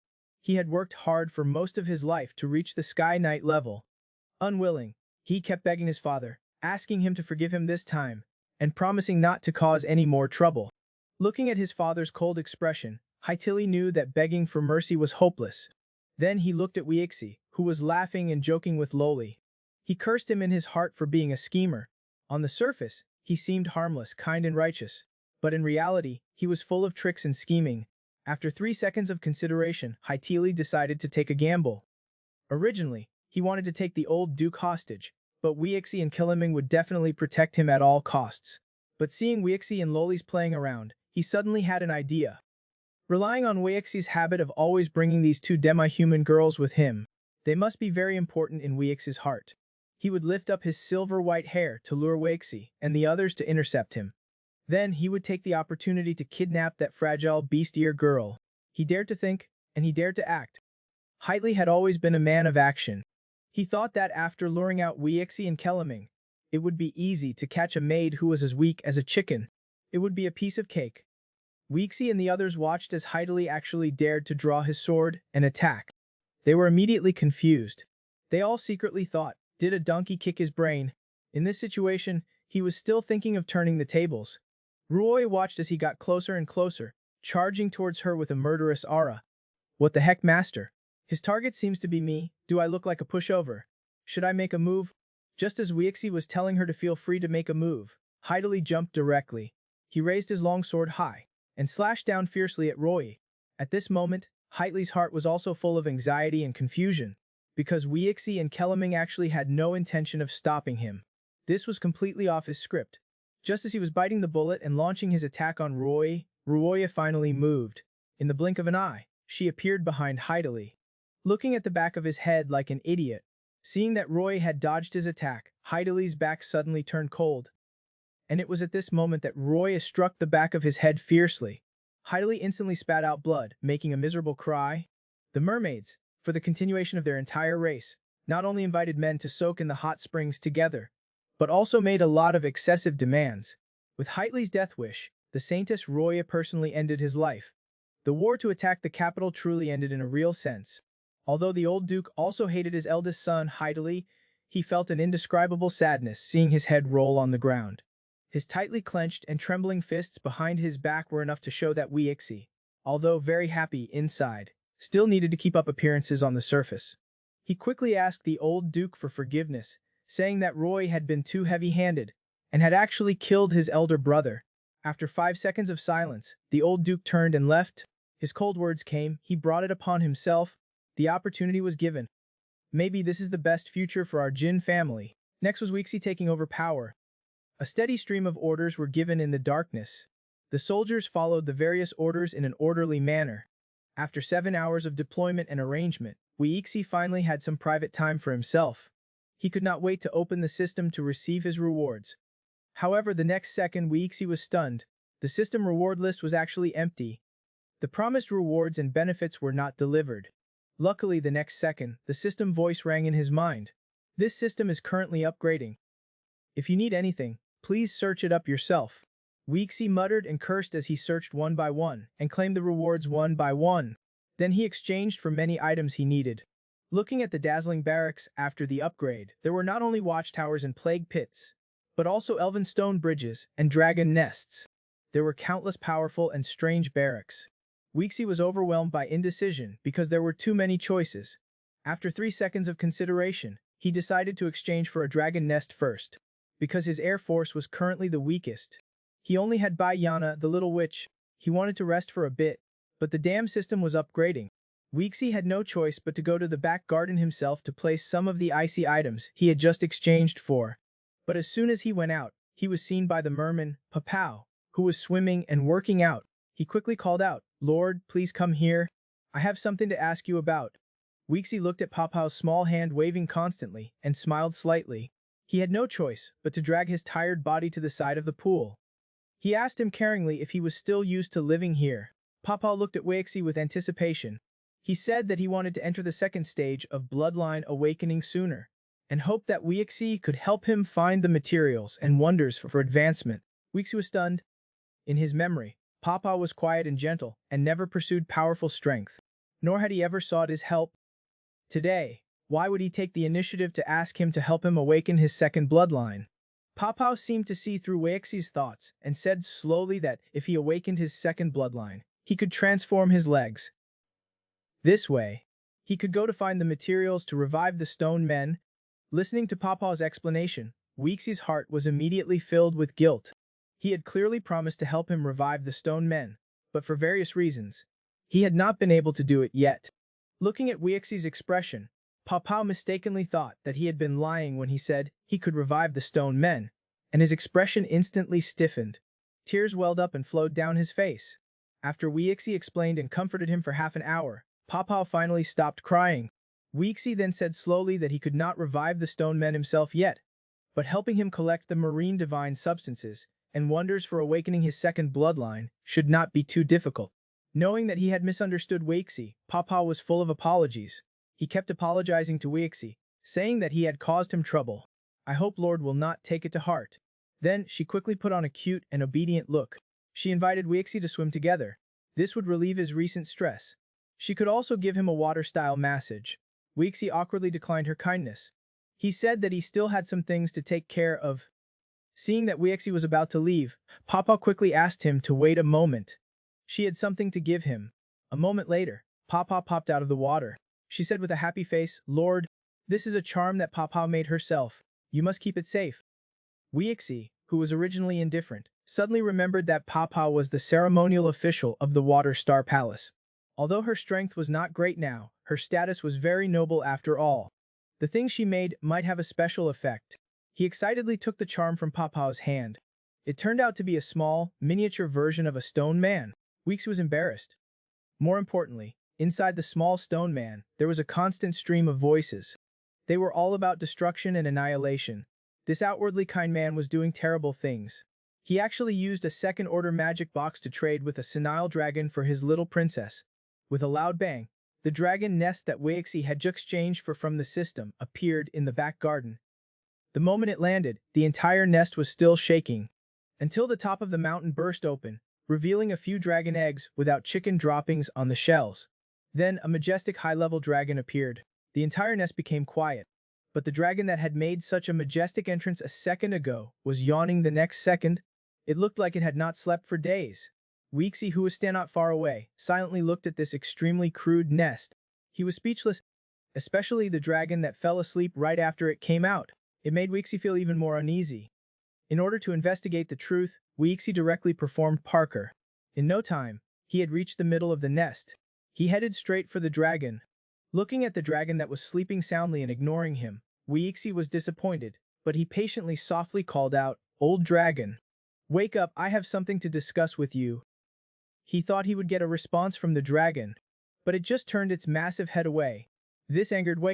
He had spent 30,000 system points to exchange for this dragon.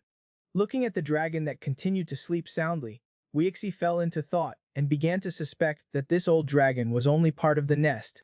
He could only keep trying other methods. Then looking at the soldiers not far away, an idea struck him. Hey, you two little ones, come here for a moment. He brought the soldiers to his side. Weixi instructed them to quickly inform Goodbye and tell him to bring over the dried monster meat from the warehouse and that magic box, and to be quick. Move quickly and be handsome, go. Soon Goodbye had completed his mission. Weixi looked at the mountain of dried meat and the magic box in his hand and smiled slightly.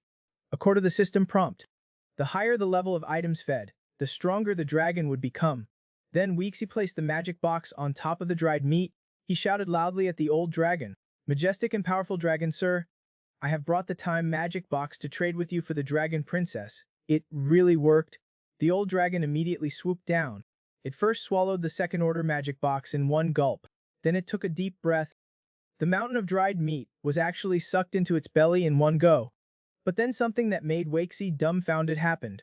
The old dragon, full and satisfied, did not even look at Weixi. It flew directly back to the nest. Although it did not continue to sleep this time, it did not show any other expression. Looking at the arrogant dragon head, a thought suddenly arose in Weixi's mind. He wanted to grill dragon loins. But then, the next second, an unbelievable scene occurred. A dragon egg instantly swelled up.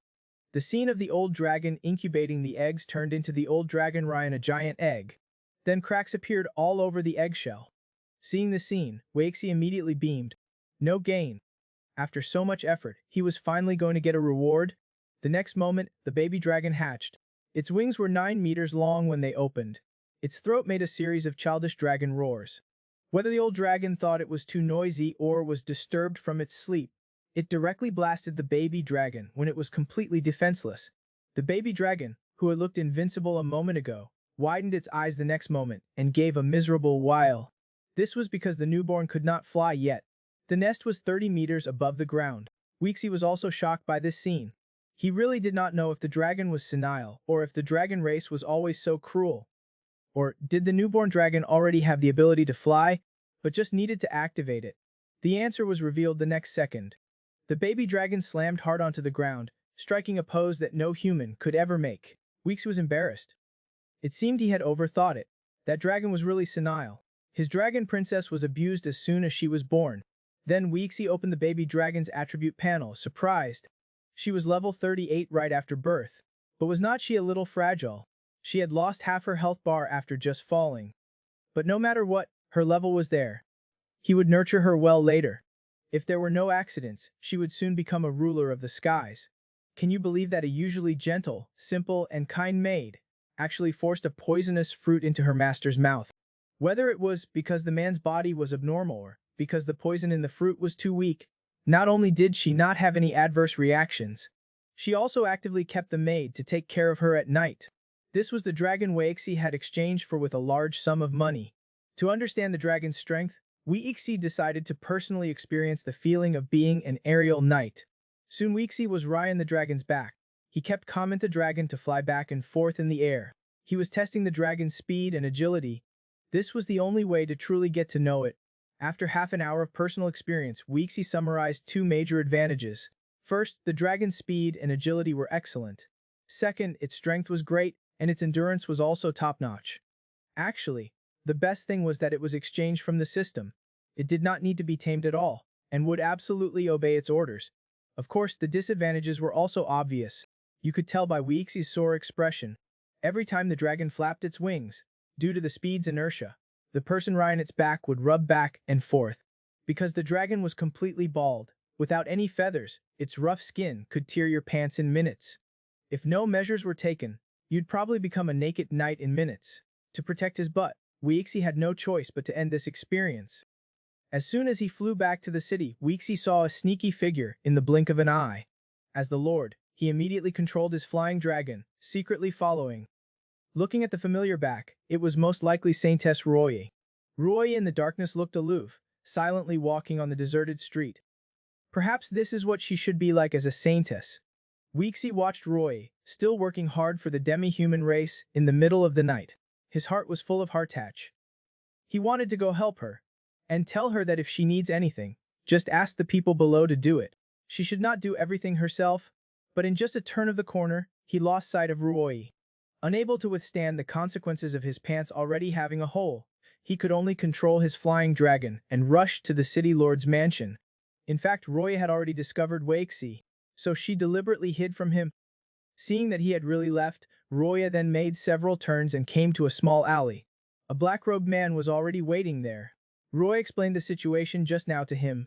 Then the black-robed man reached inside his wide sleeve, as if he was going to take something out. Just at this moment, the exhausted Waxi finally returned to his resting place. He jumped off the flying dragon, and then asked the flying dragon to rest there, waiting for his orders. As soon as he entered, he saw Roy in a maid outfit cleaning something like a treasure. Roy was clearly startled when she saw the flying dragon. Then she reacted. This must be the flying dragon that the master had exchanged for. Then she showed a sweet smile. She picked up a white fruit, saying that the master must have never eaten it before. This was a wild fruit that their demi-human girls had found in the deep mountains. Then, without letting Waxi resist, she directly picked one up and put it in Waxi's mouth. However, Waxi was being mischievous and refused to open his mouth. No matter how Loli tried to push it in, she could not. Loli pretended to be angry and took it back. She said that if the master did not like to eat it, then she'd just forget about it. She would just return it later. It would just be a waste of the children's sincerity. Then she added, although this fruit has a little bit of toxicity, it's really sweet and delicious, and if you eat a few more, It can make people with insomnia and excessive dreams fall asleep immediately. Seeing Loli's pitiful look, Weixi rubbed her hair. You silly girl, you really went through a lot of trouble. But I have not taken a bath yet, so I cannot eat it, or I'll fall asleep later. Then Weixi took the poisonous fruit, looking puzzled. Could it be that the demi-humans used to fill their stomachs with this? At this moment, Loli took Weixi's hand and asked him to rest on the sofa. After Weixi sat down, Loli gently massaged his shoulders and asked, Master, now that the obstacles of the empire have been cleared, are you considering becoming a king? Weixi was also full of boasting. He really could not imagine that things would actually progress so smoothly in the end. Whether for the sake of the empire, you, or the demi-humans, I must shoulder the responsibility of leading everyone towards a better life. As soon as he finished speaking, he noticed that Loli had stopped massaging, then she did not say a word. Without turning his head, Weixi asked her what was wrong and if she had encountered any difficulties. But Loli actually told Weixi that she did not want to leave him. She had heard that a king could not have a demi-human maid. Weixi laughed heartily at this.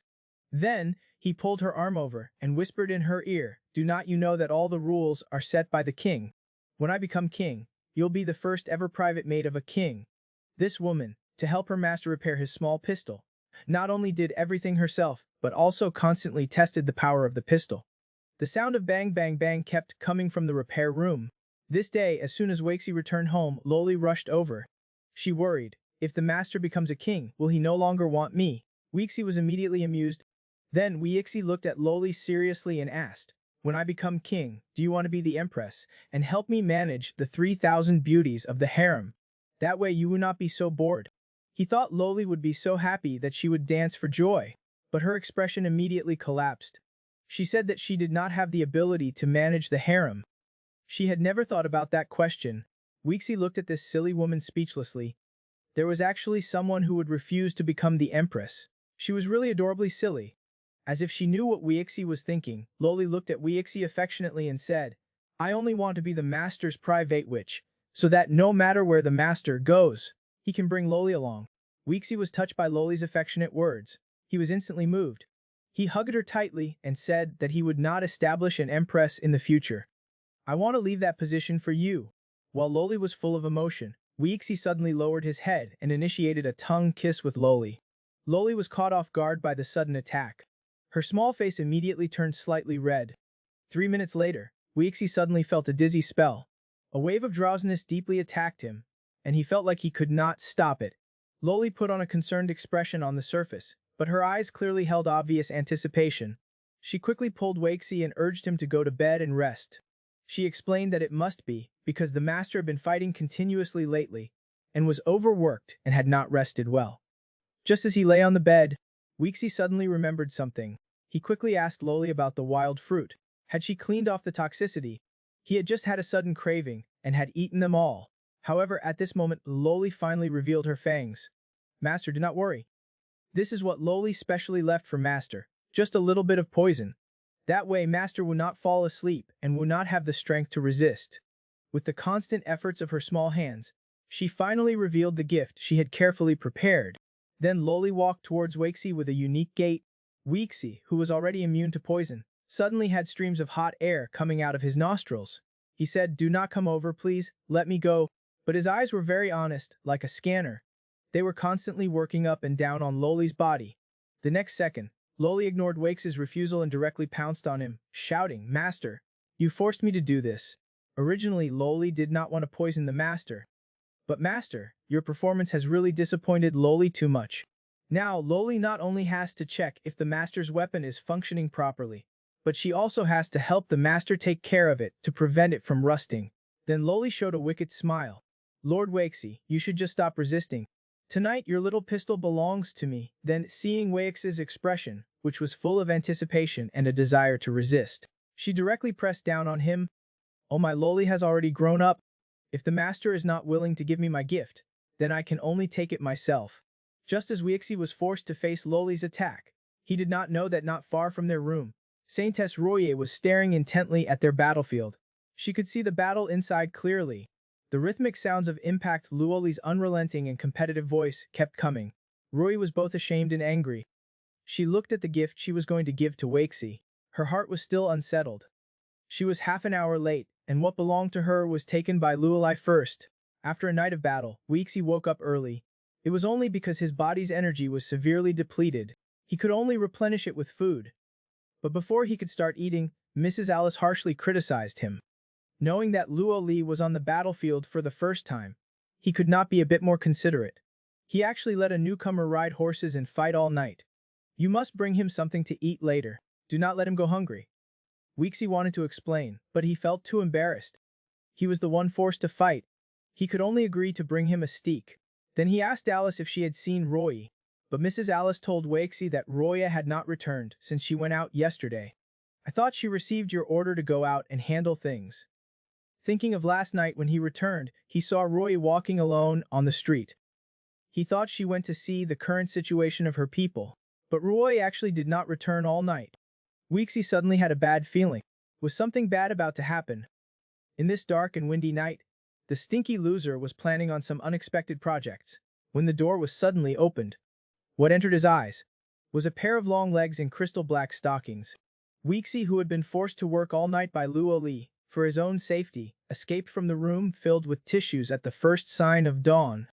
The night's battle had made him very hungry, so he could only replenish his lost protein first. Looking at Alice, who was pouring tea and water for him, he noticed that the madam was wearing a very special bracelet. Weixi was curious and casually asked about it. The usually normal Alice immediately became abnormal. Her face flushed slightly. First, she ran her hand through her hair. Then, she extended her right hand with the bracelet, allowing Weixi to take a closer look. She said, although this bracelet is old, its quality and design are excellent. Young master, you'll never guess who gave this to me. Without waiting for Weixi to reply, she said to herself, this was made by my 33rd husband, a limited edition made by hand.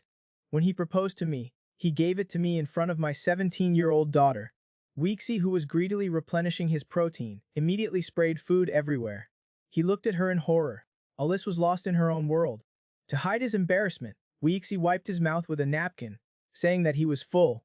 I'll listen to your stories next time. He thought to himself, I must not let Luoli learn from her again. He did not want to become one of Luoli's exes. Seeing that Weixi was full, Mrs. Alice quickly said that in a little while, the young master would be crowned king. It was time to make some dragon robes for the young master and a scepter for the coronation. Let Luoli rest today. I will arrange for others to help you measure your clothes.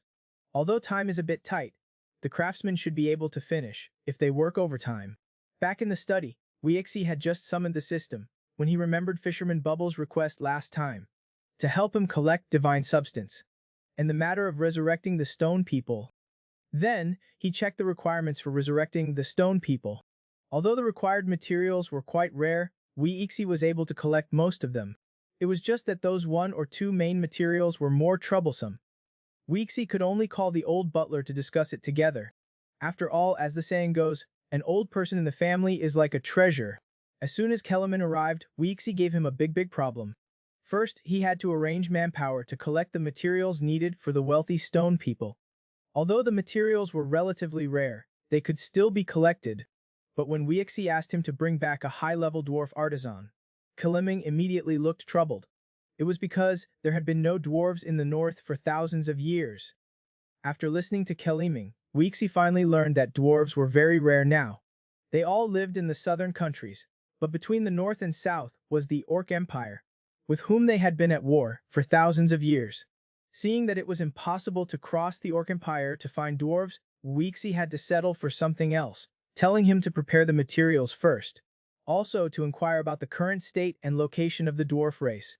When Kelleming was about to leave after receiving the order, Weixi suddenly thought of something, asking him to arrange for Allens to come to his study. He had something to ask him.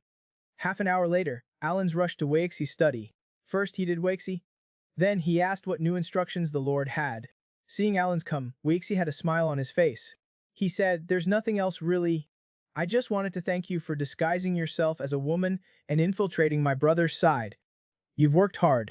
But before Weixi could finish, Allens covered his forehead in pain, saying, do not mention that. I just want to go out and relax now and recover a bit. It turned out that, because of the habit he had developed from disguising as a woman for many years, he now, without paying attention, would habitually strike a pose. There were even many rumors in the army, saying that he was completely gay. Hearing this, Weeksy barely suppressed a laugh.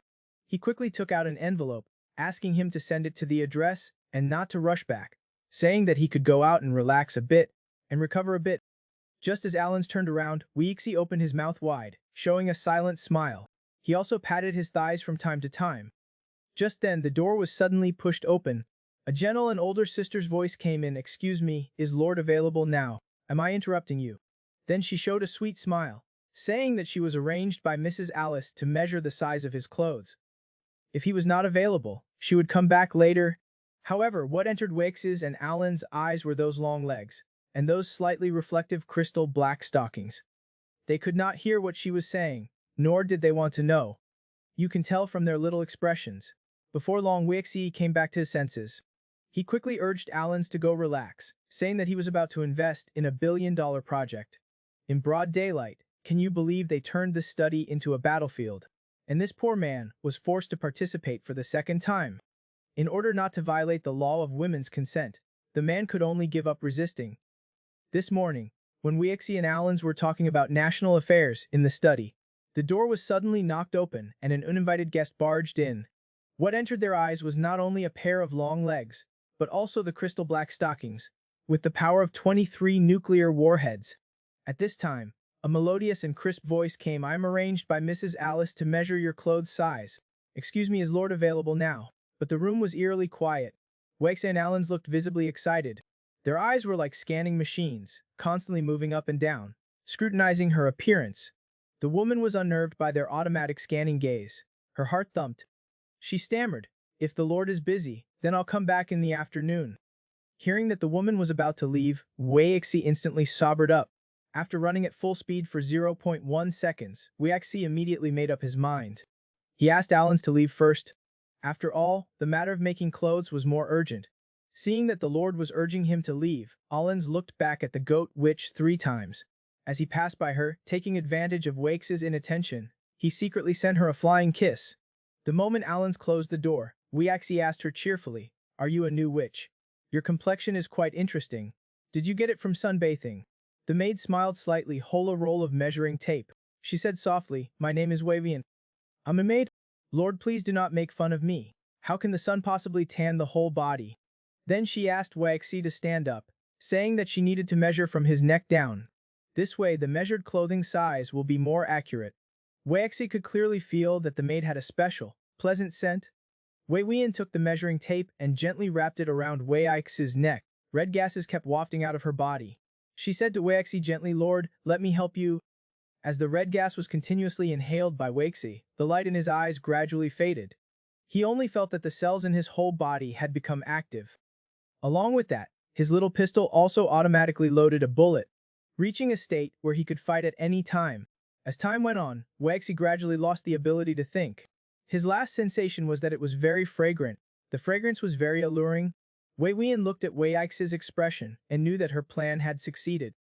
If nothing went wrong, the next step would be the moment to show her wrist skills. She stepped forward with small steps, hugging Wixie and saying gently, "Lord, let me help you measure your waist. But you need to take off your clothes. This way, the measured size will be very accurate." The next second, the two of them fell onto the desk. Wixie showed no reaction. Wavian finally laughed out loud. She chuckled and said softly, "Lord, let me help you undress." Seeing that Wixie did not respond, and even made a slightly painful sound, Wavian directly opened Wixie's collar and bit down hard. After a 3-minute lip-to-lip battle, she successfully planted a small hickey on Wixie's neck. Then she shrunk her body, aiming her target at Wixie. Her toned muscles showed an evil smile. She stretched out her hands, slowly moving them toward his neck. She said in a spoiled tone, "Dear Lord, Wei now needs to help you carefully measure your 3 dimensions. But for accuracy, I need to remove your clothes." Perhaps stimulated by the maid, or affected by last night's battle, Wixie now had a small expression that said, "I'd rather die a playboy than live a coward." He looked like a happy ghost. Just when they were about to cross the line, Loli barged in, loudly calling, "Master, Loli has brought you a wolfberry and ginseng soup to replenish the proteins you lost last night." Hearing Loli's voice, Wixie instantly sobered up and sat up.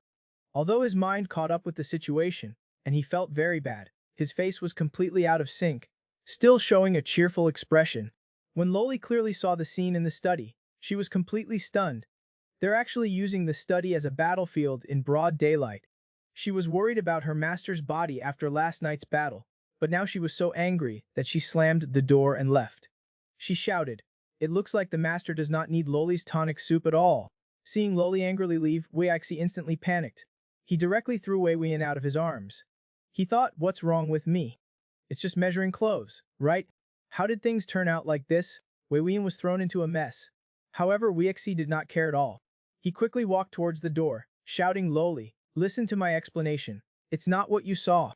The moment Wei Yixi chased out, Wei Weiyan trembled with anger. She sighed inwardly, "I was careless. I should have locked the door."